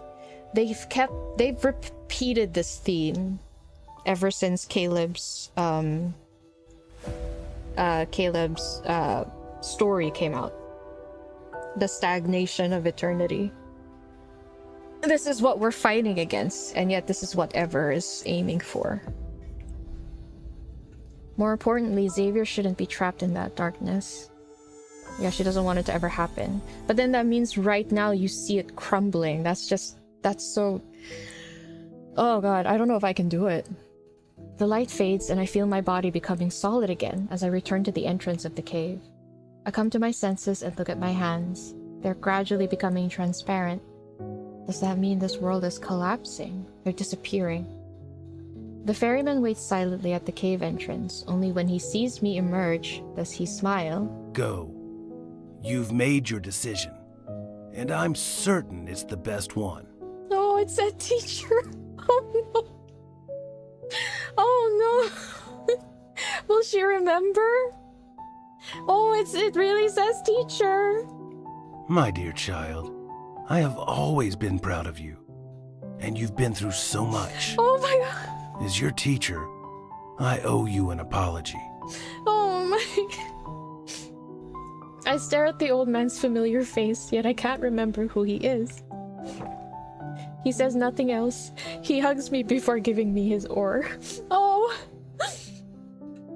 Wait. He doesn't stop, nor does he look back as he walks into the river. Oh my god.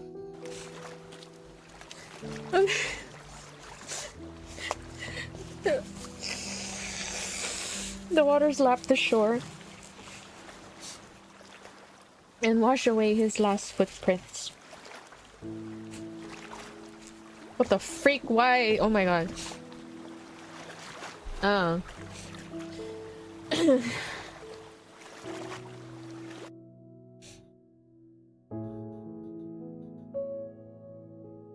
Yes, exactly. He felt like he failed them. I don't know that line where he says, I'm always proud of you. Oh, I hate it. Ugh.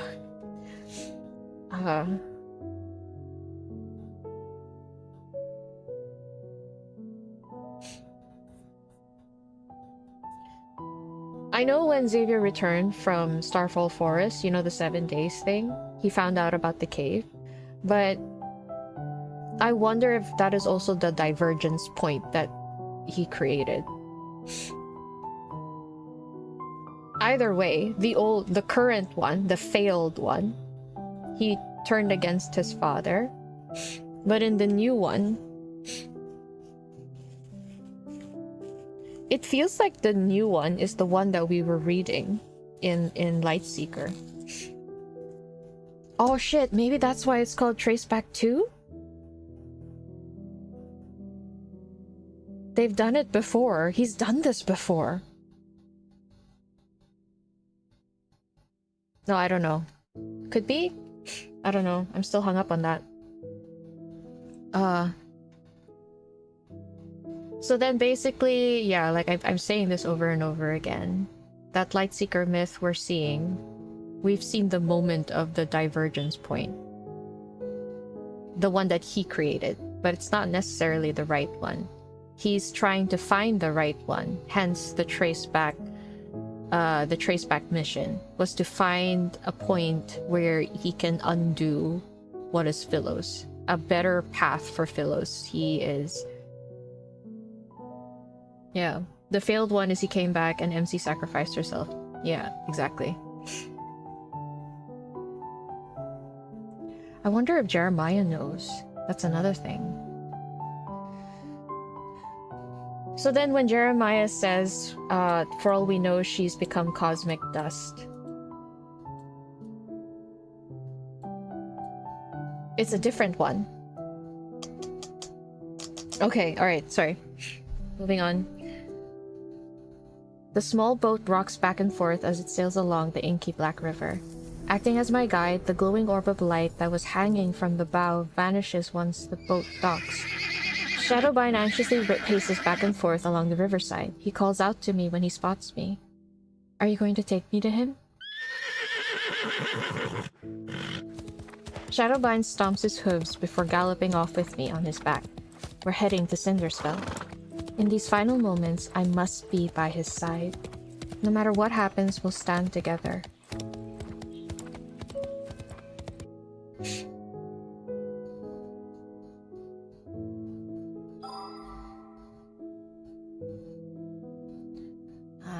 So that's what he's doing for Traceback. We always knew that he was trying to make the Philos that we know to be not the future that happens. Like, he did say that planet was never supposed to exist in the first place, and that is literally what he's doing. So at first, we all thought that he's just finding a method to fix Philos. And then in the branch story, we saw how he's basically given up on that. Like, we are more clear on his intentions, that he never intended to save that Philos. He wants to make a different one. And that is where we go in the current timeline. Damn. All this time, I thought that the Traceback was the only thing that made him a time traveler. Who knew? He's been doing it more than once. Oh, okay. Last chapter. Here we go.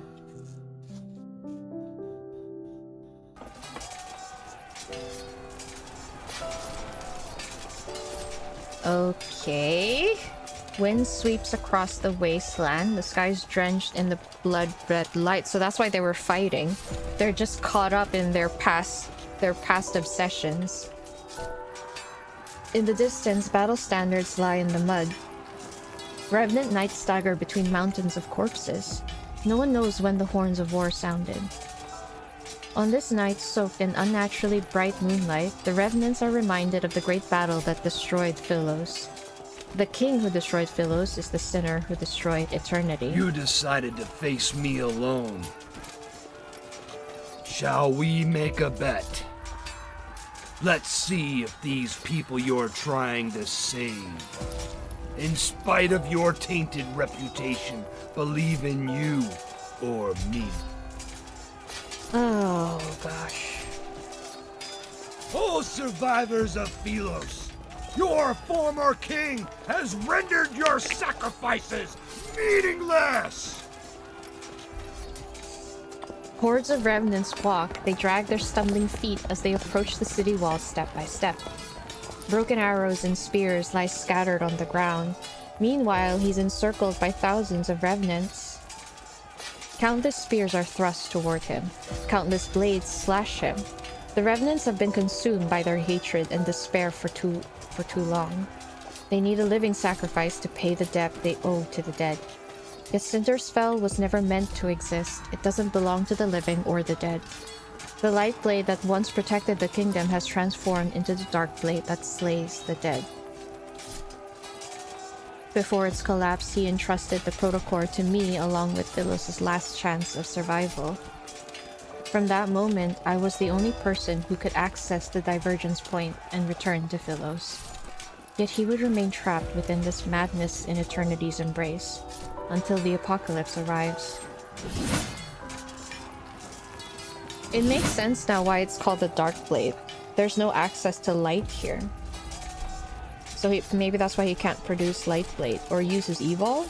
He uses something else? The massive sword roars as it slashes and cuts. It impales one revenant soldier after another as they lunge toward him. However, the revenants slowly realize the blade that once struck fear into them can no longer reduce them to ashes. Huh? Silence lasts for a moment, then they erupt into a frenzy. That sword is no longer the arbiter of death. They cannot be destroyed. There's no need to be afraid. They celebrate, they howl, they surge like a wave toward the lone figure who still stands with a sword. Xavier! He turns his head, his gaze passing the flames and smoke of battle. When we make eye contact, surprise appears on his face. How did you... Why did you think I'd go somewhere without you? I spur Shadowbind through the revenant horde. Without any hesitation, I charge toward him. As our paths intersect, I lean down and grasp his wrist. I pull him up behind me in one swift motion.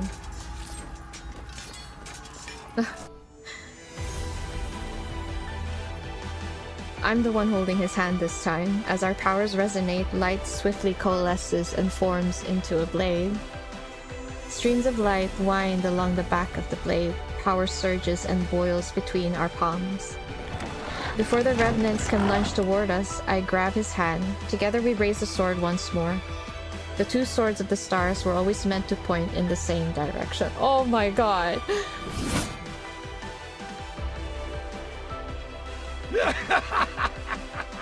Now you two remember, you can die together. Philos doesn't need traitors. May you have an audience with eternity.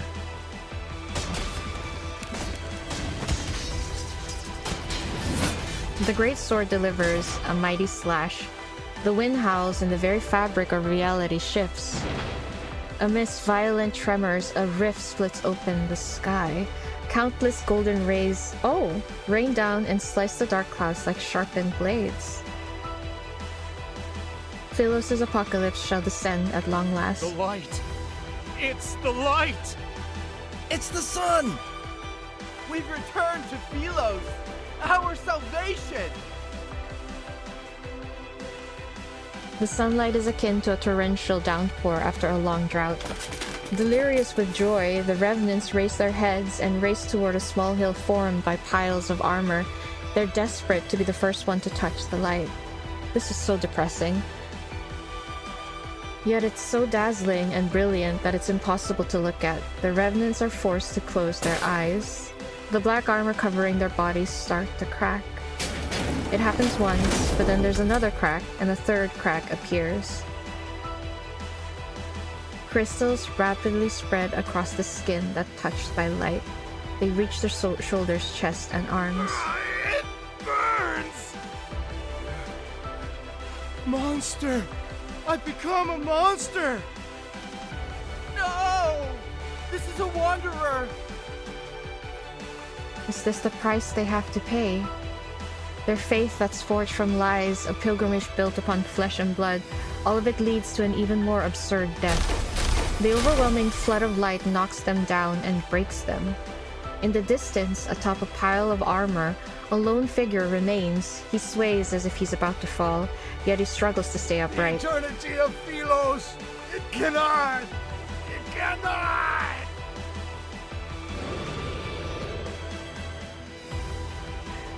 That body, which channeled the power of countless revenants, is like an arrow at the end of its flight. However, it stubbornly maintains a massive spectral form.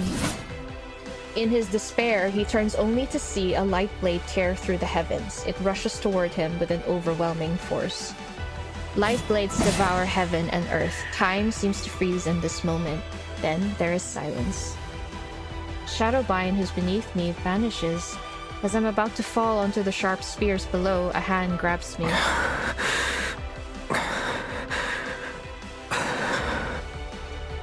Xavier! The radiance of the sun and the moon emanates from his body, yet the heavy blade in his hand can no longer be lifted. The world falls into silence, only he and I remain. He kneels beside me, he silently looks at me. Aww. He opens his mouth as if he's trying to speak, but he can utter a single word. I realize it's the first time he said my name since I arrived in this world. It's been a long time.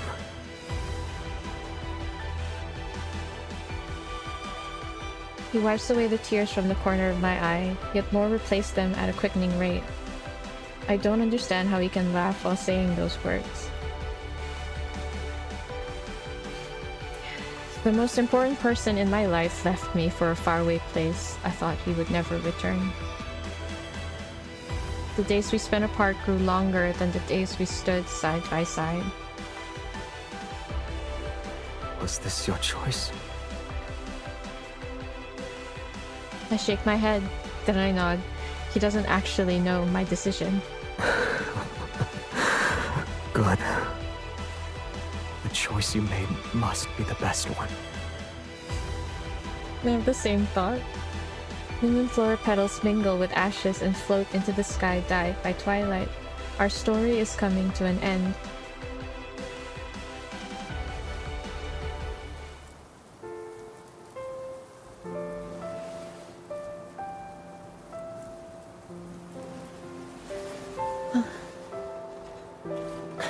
You said my shoulder was cold and a hard pillow, and yet you slept for so long. Do you like this one?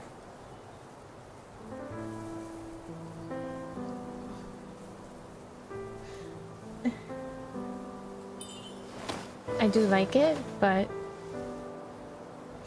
on guard.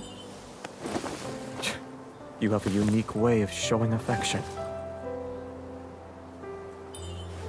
I'm just testing how it feels. In the moment.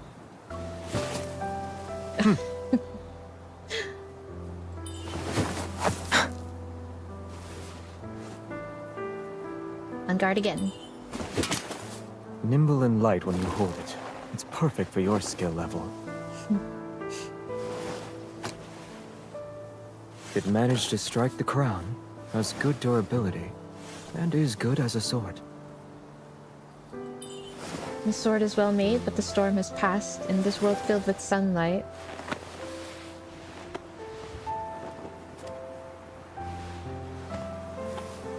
we don't need it.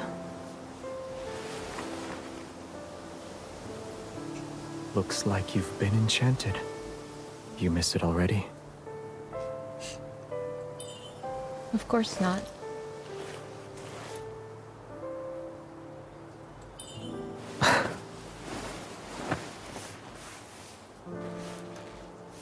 My hand would look weird if it's not holding a sword. But now, you gave me the best answer.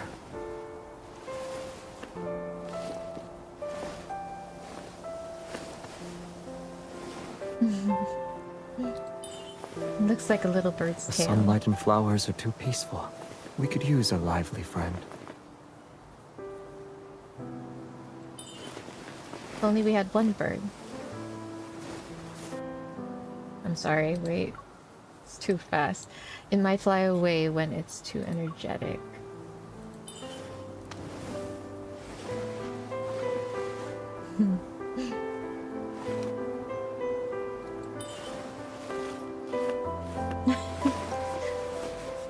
When there's two of them, they'll be attached to each other. Once they're used to caring for each other, they'll never be apart.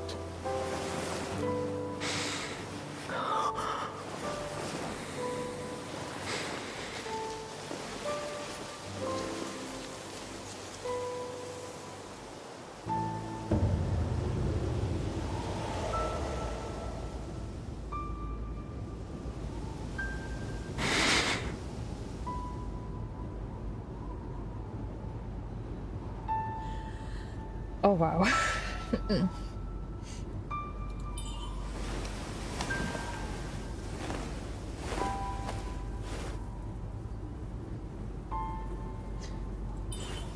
Your face is so cold.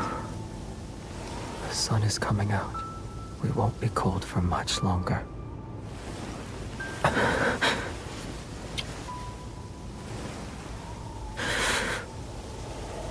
We'll always be together.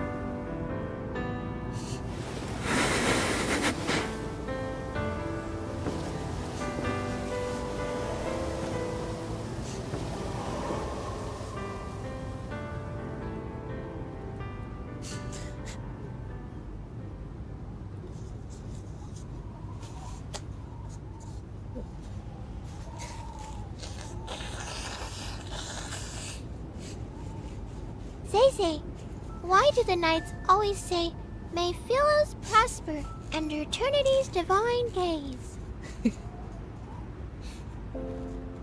Is it because we have very, very long lives?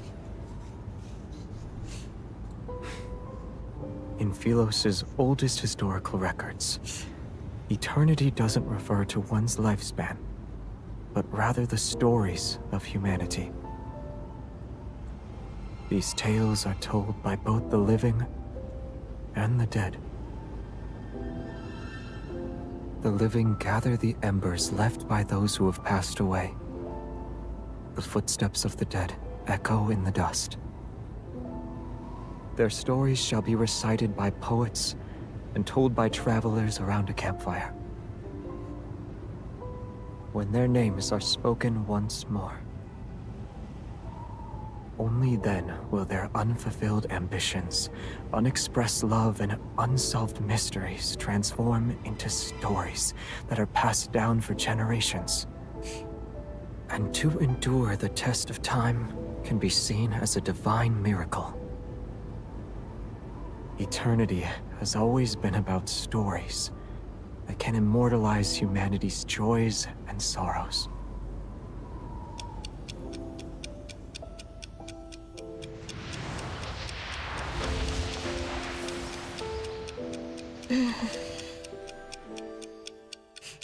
As soon as I let go of his hand, the world is released from some kind of constraint.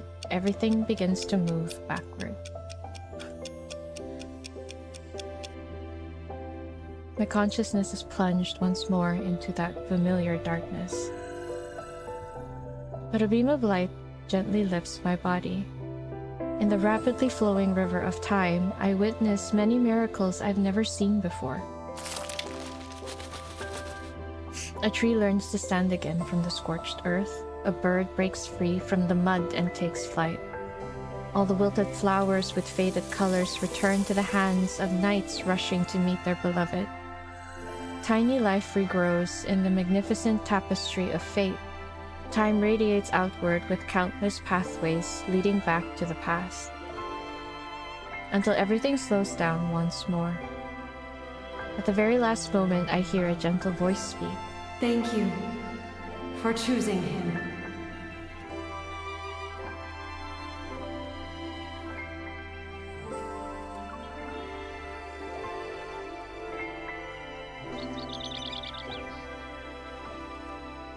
Royal Capitol Lawn.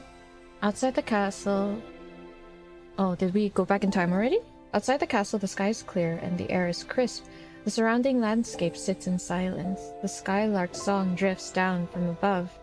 This day is no different from yesterday, just like countless other days that have slipped away in Philos.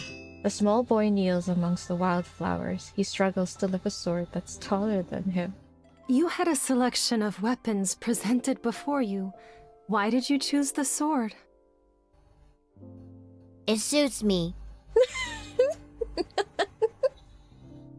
Oh no! Oh no! Phyllis's royal family has always upheld the tradition of honing martial prowess. Throughout all his training, he showed a strong aptitude for swordsmanship. It's as if he was born with those nimble, graceful techniques, already ingrained in his heart. In less than a month, he surpassed the older students who were training for a year.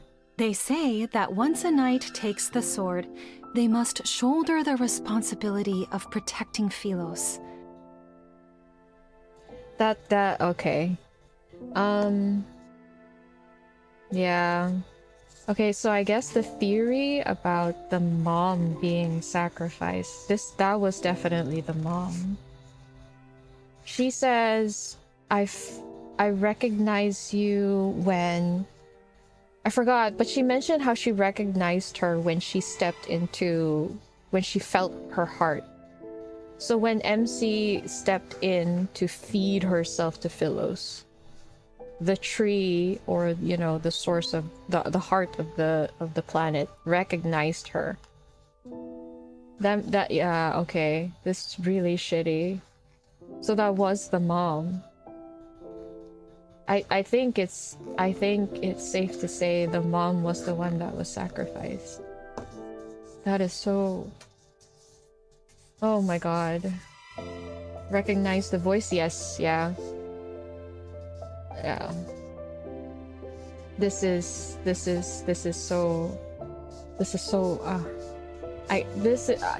so depressing, but at the same time I feel hopeful. I think was it Pookie that said it? Alien, was it Pookie the one that said it, that the ending felt a bit hopeful, but it's also so dreadful, so depressing. Xavier has gone through so much. I feel... She slightly bends down and looks into the child's somewhat bewildered eyes. She smiles while stroking his wind-tousled hair. Is that the kind of person you want to be?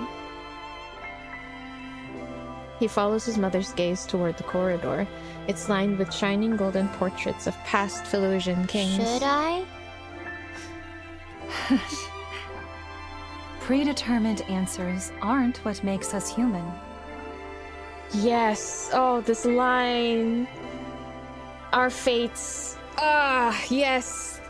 This is really what everyone's fighting against. A predetermined fate. Predetermined answers. It's about embarking on a journey to find answers, even when you already know them. Even I don't know what kind of person you should become.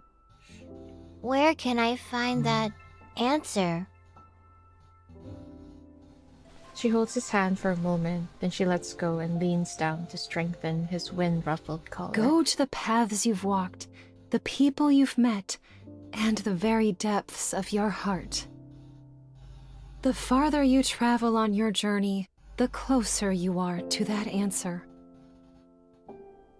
The young boy nods. He sort of understands. When that time comes, will I know why I'm supposed to wield a sword? Yes.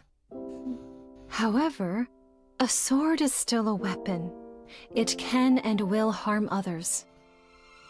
Knights wield swords for their king, and kings wield swords for their country.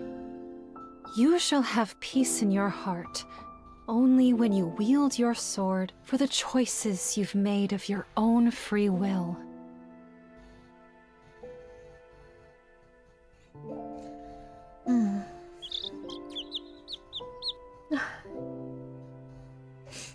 Oh no. A field trip to a nearby star system?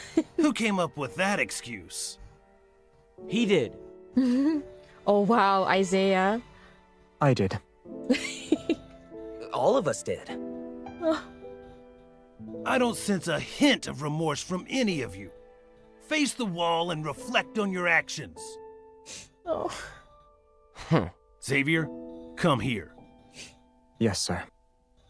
Was Traceback 1 your idea? Yes. The backtrackers and the secret base under the library were also your doing. Yes. I must have committed terrible sins in my past life. How else could I have ended up teaching self-righteous fools like you? Traceback 1 was the first attempt. Traceback 2 is the current attempt that he's in. Wanderers have gnawed this planet inside out. Why are you pretending you can't see it? Oh, Isaiah. It's not your turn yet. Shut your mouth. Stubborn old fool. A kingdom will not capitulate to anyone, not even its crown prince. You will be abandoned by the royal family the moment you turn your back on them. Have you truly thought this through? I know what I need to do. I guess Xavier thinks he's some kind of savior. You're only making these grand statements because you were born with wealth. Oh, Isaiah. This has nothing to do with you. You're jealous he's the crown prince while you're nothing but a forgotten hooligan from a branch that... Oh, wow, Jeremiah. Oh, I see. Is it because you lost to him today? Matters involving the royal family do not concern you, peasant. You have no right to criticize us. You... All of you are so... Can you put the arguments aside for once? Or am I the only one who actually wants to embark on this voyage? It's so weird seeing Soren. They're all here. They're all okay. They're all... Nearby, their friend looks down with a smile and records the umpteenth quarrel among the backtrackers in a knight's handbook. Even when they first settled on this name, they were almost ready to brawl because they thought it wasn't catchy enough. Xavier looks into the distance. His thoughts drifts into the spaces between the leaves where a small bird is singing high above the branches. He feels as if the river of time that endlessly flows has come to a standstill. The chirping birds, the drifting clouds, and the wind gently rustling treetops seemingly freeze. He turns around and gazes at the green fields at the front of the distant mountains. For some unknown reason, he thinks he hears someone calling his name. Yet under the dappled light shifting through the leaves, there's only one fruit that has fallen. That brat hits too hard. Oh, I almost forgot. I won't tell her about the backtracking. Don't worry. What happens between us doesn't involve you. Even now, do you have any idea how hard Jeremiah was holding the fork for you, Xavier? This is what I get for trying to be nice. Justice for Jeremiah. Justice for Jeremiah. It's time to go. While I was resting in Silvercord, I heard them singing stories about you. You always worry that you aren't doing enough. But you're a good queen. You always will be.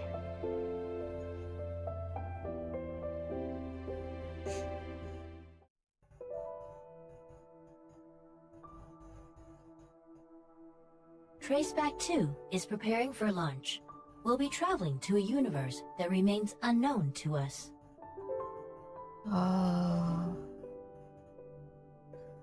Oh my god, okay. This is it. This is the confirmation we needed. It's not just traveling back in time. He went to a completely different universe.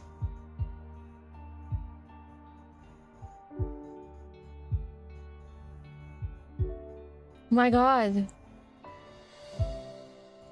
Isaiah looks similar to Xavier. Oh, right. Yeah. But a branch family. So, probably a distant cousin. Yeah, he's a different cousin.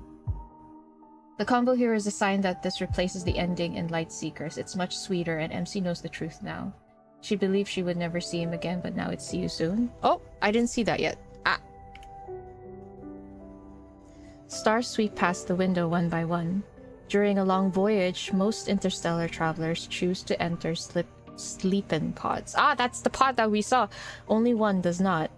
Although there are countless moments of lightning streaking across stardust, he sits alone in the cockpit. His thoughts are indiscernible. Oh, that's the time he was writing those notes. He was making those voice logs. When passing a beautiful alpha star cluster, he doesn't look back. When passing a star that's about to be born, he doesn't look back. When passing the floating, faintly glowing dust in the cosmos, he still doesn't look back. The spacecraft finally passes through the long, seemingly endless deep space tunnel that's akin to a river that flows forever. It carries him to an unknown destination. But in the universe where time still has an end, he must have gone to where I am.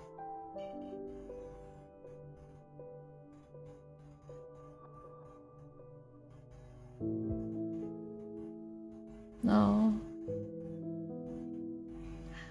I know what you mean now about the hopeful. Oh. At the end of their story, they left behind no goodbyes, no traces, but some say they can still hear the night wind and galloping hooves, as if the two are still riding side by side. Oh.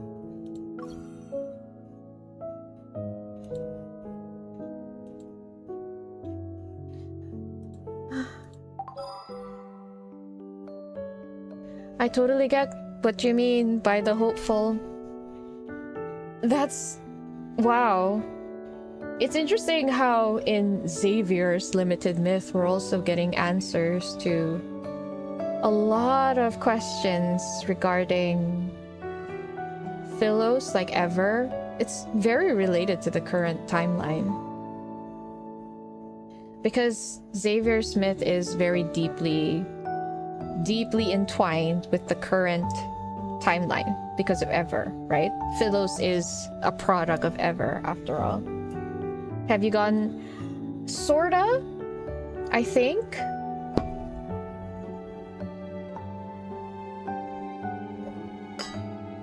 We won't meet Xavier smiling happily in Lincoln if MC didn't choose to go back in time.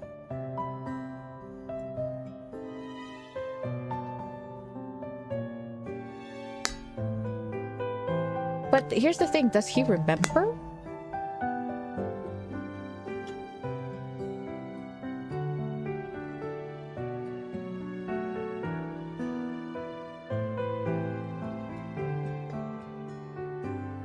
I feel Soren doesn't look like a knight. They did him dirty with his sprite. They should have fixed his sprite, honestly. Like, at least given him a a light seeker outfit. Wait. I need to do something. Give me a minute. Give me a minute. 1 second. What do you want? Huh? Wrong posture? I'm out of power. Let me get charged here. Full energy now. I'm not done. I'm not done. I need another one. 1 second. 1 second. Are we celebrating how we defeated 5 wanderers today? Woot? Woot. No? Let me try again. Did I get it right this time?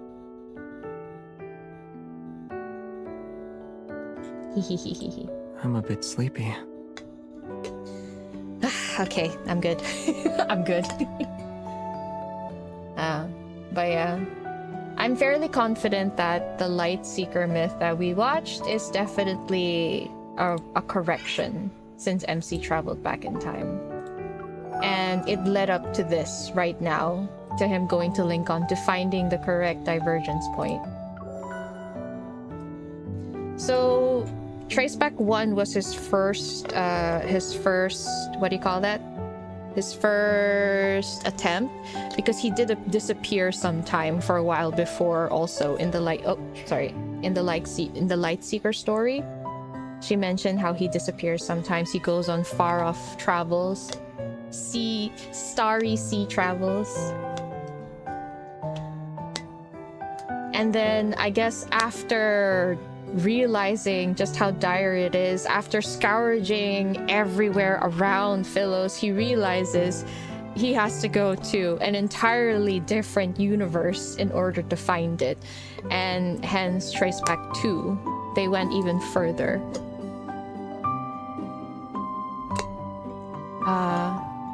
I just like how they've addressed everything that made us so frustrated in the first Lightseeker story,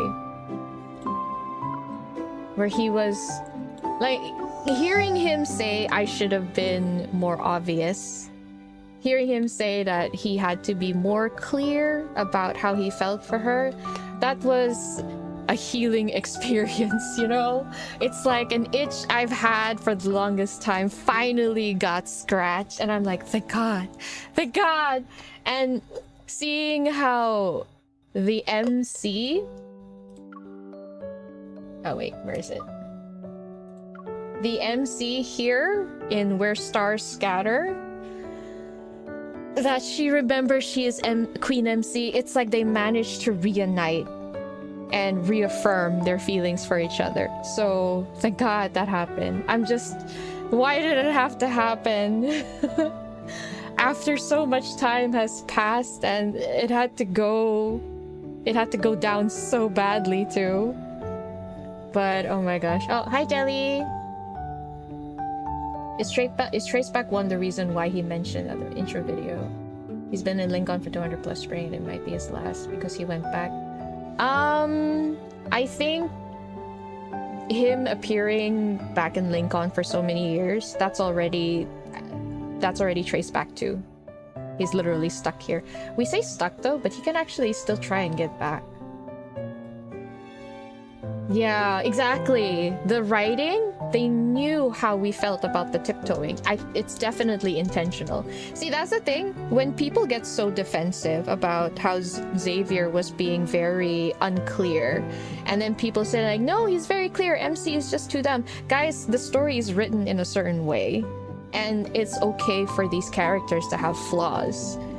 I honestly, personally, when I first read his myth, out of all the myths, I had an issue with Xavier the most. I didn't like how he was so... I didn't like how he made her so... gave her so many mixed signals. I really hated it. But that doesn't mean I hated him.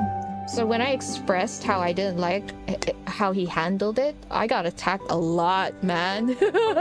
It was in the official Discord, the official Love and Deepspace Discord. A lot of people were like, trying to tell me, you're not reading it right, you got him all wrong, and I'm like, really? Okay, I guess. What can I do then? But then that's the whole point of experiencing the story. You experience the regret, and so when you come back to them reuniting, you feel the sense of accomplishment there. It's so good. They were both being so obtuse, yes. But no, here's the thing. There's a reason why MC couldn't tell him directly that it was him, because she didn't want to be rejected. But of course, like, I guess if I were her, I'd want to get my feelings clear, like known, especially since I thought that he was leaving for good, right? But I'm not MC. MC has her own idea, her own insecurities, her own fears. And she's the one that has been with Xavier for so long. You know, they had like such a strong partnership. Imagine that breaking just because he rejected her. I guess I'd be afraid too.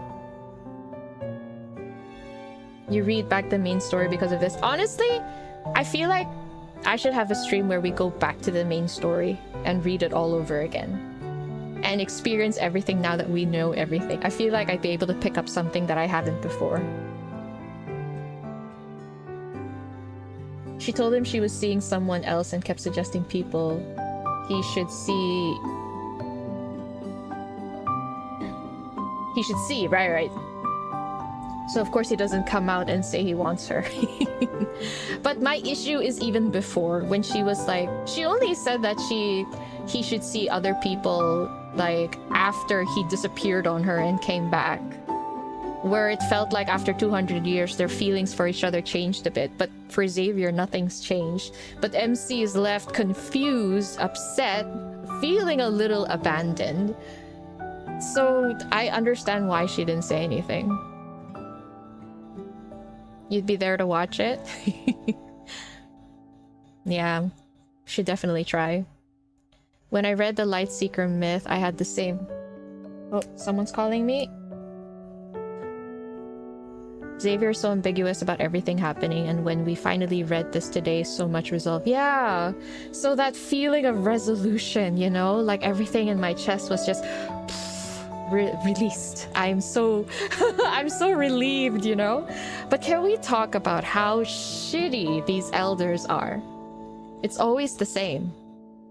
These old people with old ideals. I feel like I'm demonizing elderly sometimes.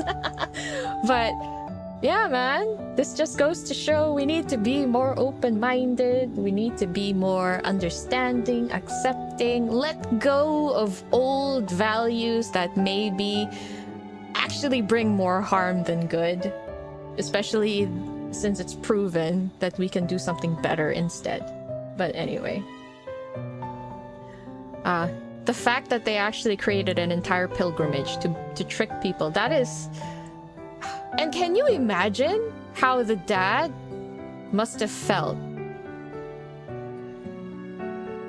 I mean, in the Lightseeker myth, when the dad talked to Xavier, he did seem dejected, you know? Like, he looked like he was giving up. Almost like well, to me, it sounded like he was just going through the motions. And it must have been because of what the mother did. You want to bet the mother felt like she had to do it to keep her people safe? So then she definitely sacrificed herself thinking that it was for the better of Philos. But when Xavier found out... So when he gave the protocore to the king, when he found out, he... Do you know what chapter that is? He said something. I forgot what it was, though. Crap. Oh, which one is it? I feel like it might be 4? Do you guys know? Do you guys know which chapter it is when he met the king and gave him the protocol? Was it 6? Thank you, Becky.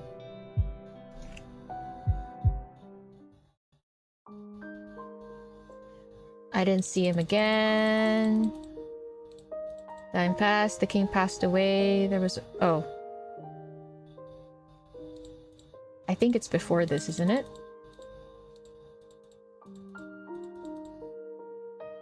Might have been 5.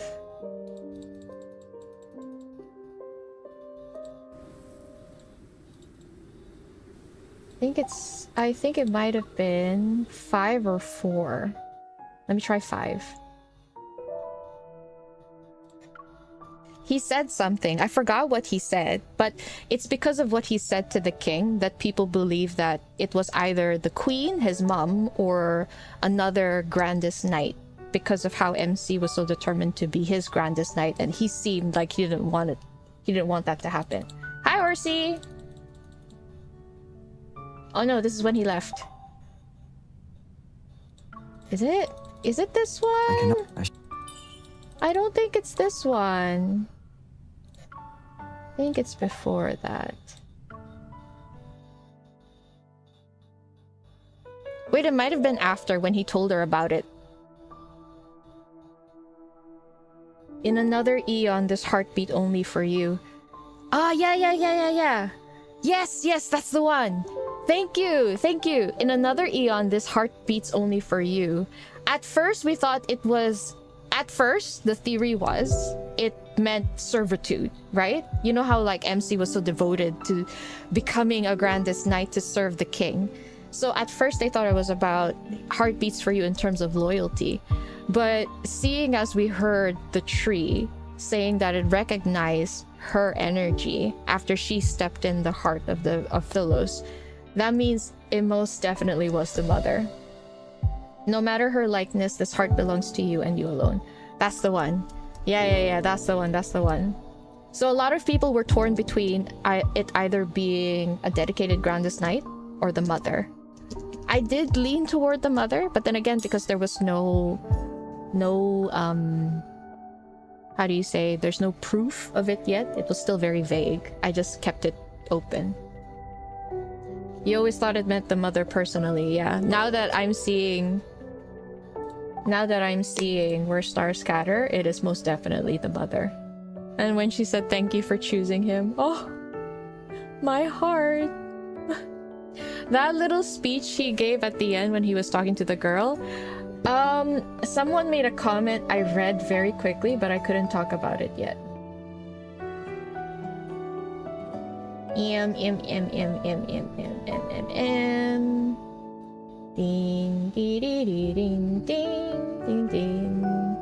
ding, ding. I'm just going back, I'm sorry. Let me give me a minute. Do, do, do, do, do, do, do, do, do. The voice revealed that Tree was his mom. Xavier gave MC his mom's protocore, which he got from Lightseeker. That's how MC got there and got the opportunity to change time. Oh.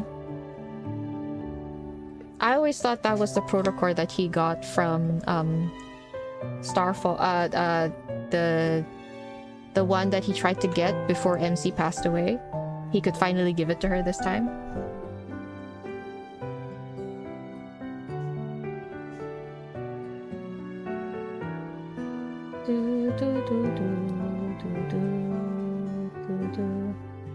Okay, I'm sorry, I can't find the comment anymore.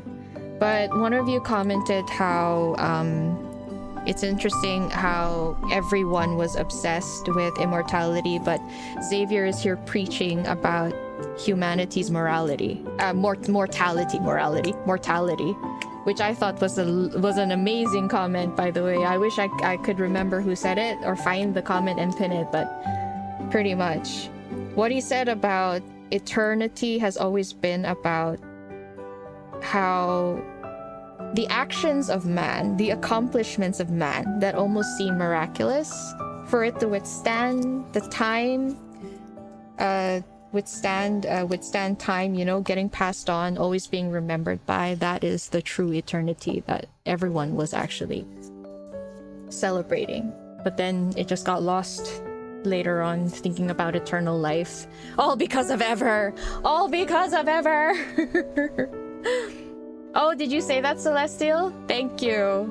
If only do you think I could just look at only your comments? I don't think that's possible here. Yeah, not possible. Fine. But yeah, you said that, Celestial. That comment that you said, I thought that was an amazing comment. It was perfect. What Xavier was preaching. Ever is always at fault. Oh, you found the comment yourself, Ruby? Oh, that's true. We do get to meet his parents. In awful circumstances. Damn. Shit. Really awful circumstances.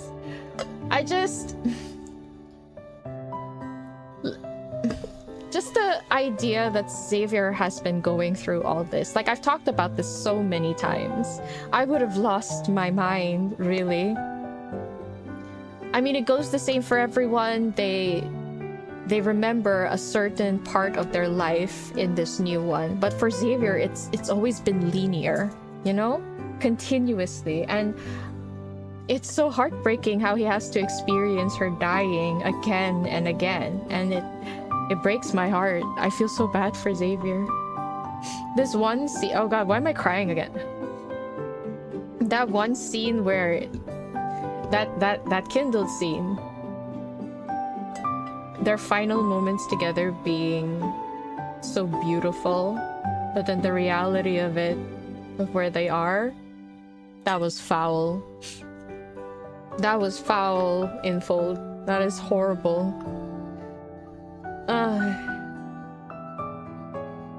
Oh, anyway, yeah, guys, sorry. It's literally 2 p.m. I'm gonna go grab lunch.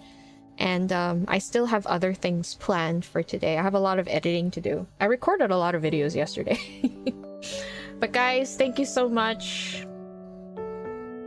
Oh, Celestial, thank you. I'm gonna pin that comment. So apparently when I pin a comment, it's also visible on the live replay. So hopefully they can see it on the live replay. Thank you. But yeah, guys, thank you so much. I had a lot of fun. I did not expect to be crying that much. Wow, you were right about preparing tissues. I will never doubt you ever again. ever again. But anyway, this weekend I would like to do another stream. However, it will be on Twitch. I know some of you mentioned that you're not able to be on Twitch. I could try multi-streaming. I will try, but I don't know if my internet can withstand it, to be honest. It's going to be a very bad double stream, but I'll see. I'll see how it goes. I might test it out before I try it out. But yeah, this weekend I'm gonna be popping up again. I have because I've been dying to play other games as well, so. But then again, considering how a multi-banner could drop any moment, it's very possible that the upcoming stream might be about the multi-banner instead. We never know. We'll see. But yeah, guys, thanks for going through the story with me. I had so much fun. I think I'm going to read this myth again. I have to. I feel like I need to do it again, so I can catch some of the stuff that I've missed out. I think I'm too hungry for my brain to function, because my stomach has been growling ever since we hit like 12 o'clock noon.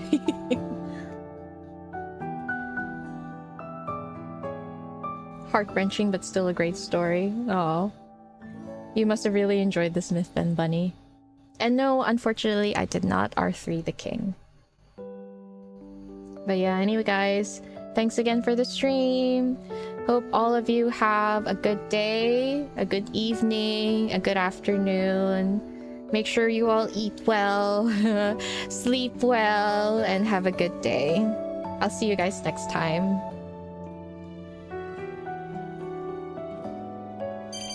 Oh, right. There's my alarm. Oh gosh, yeah. Please get some sleep, Ruby. I'll see you guys. Bye-bye. Bye-bye.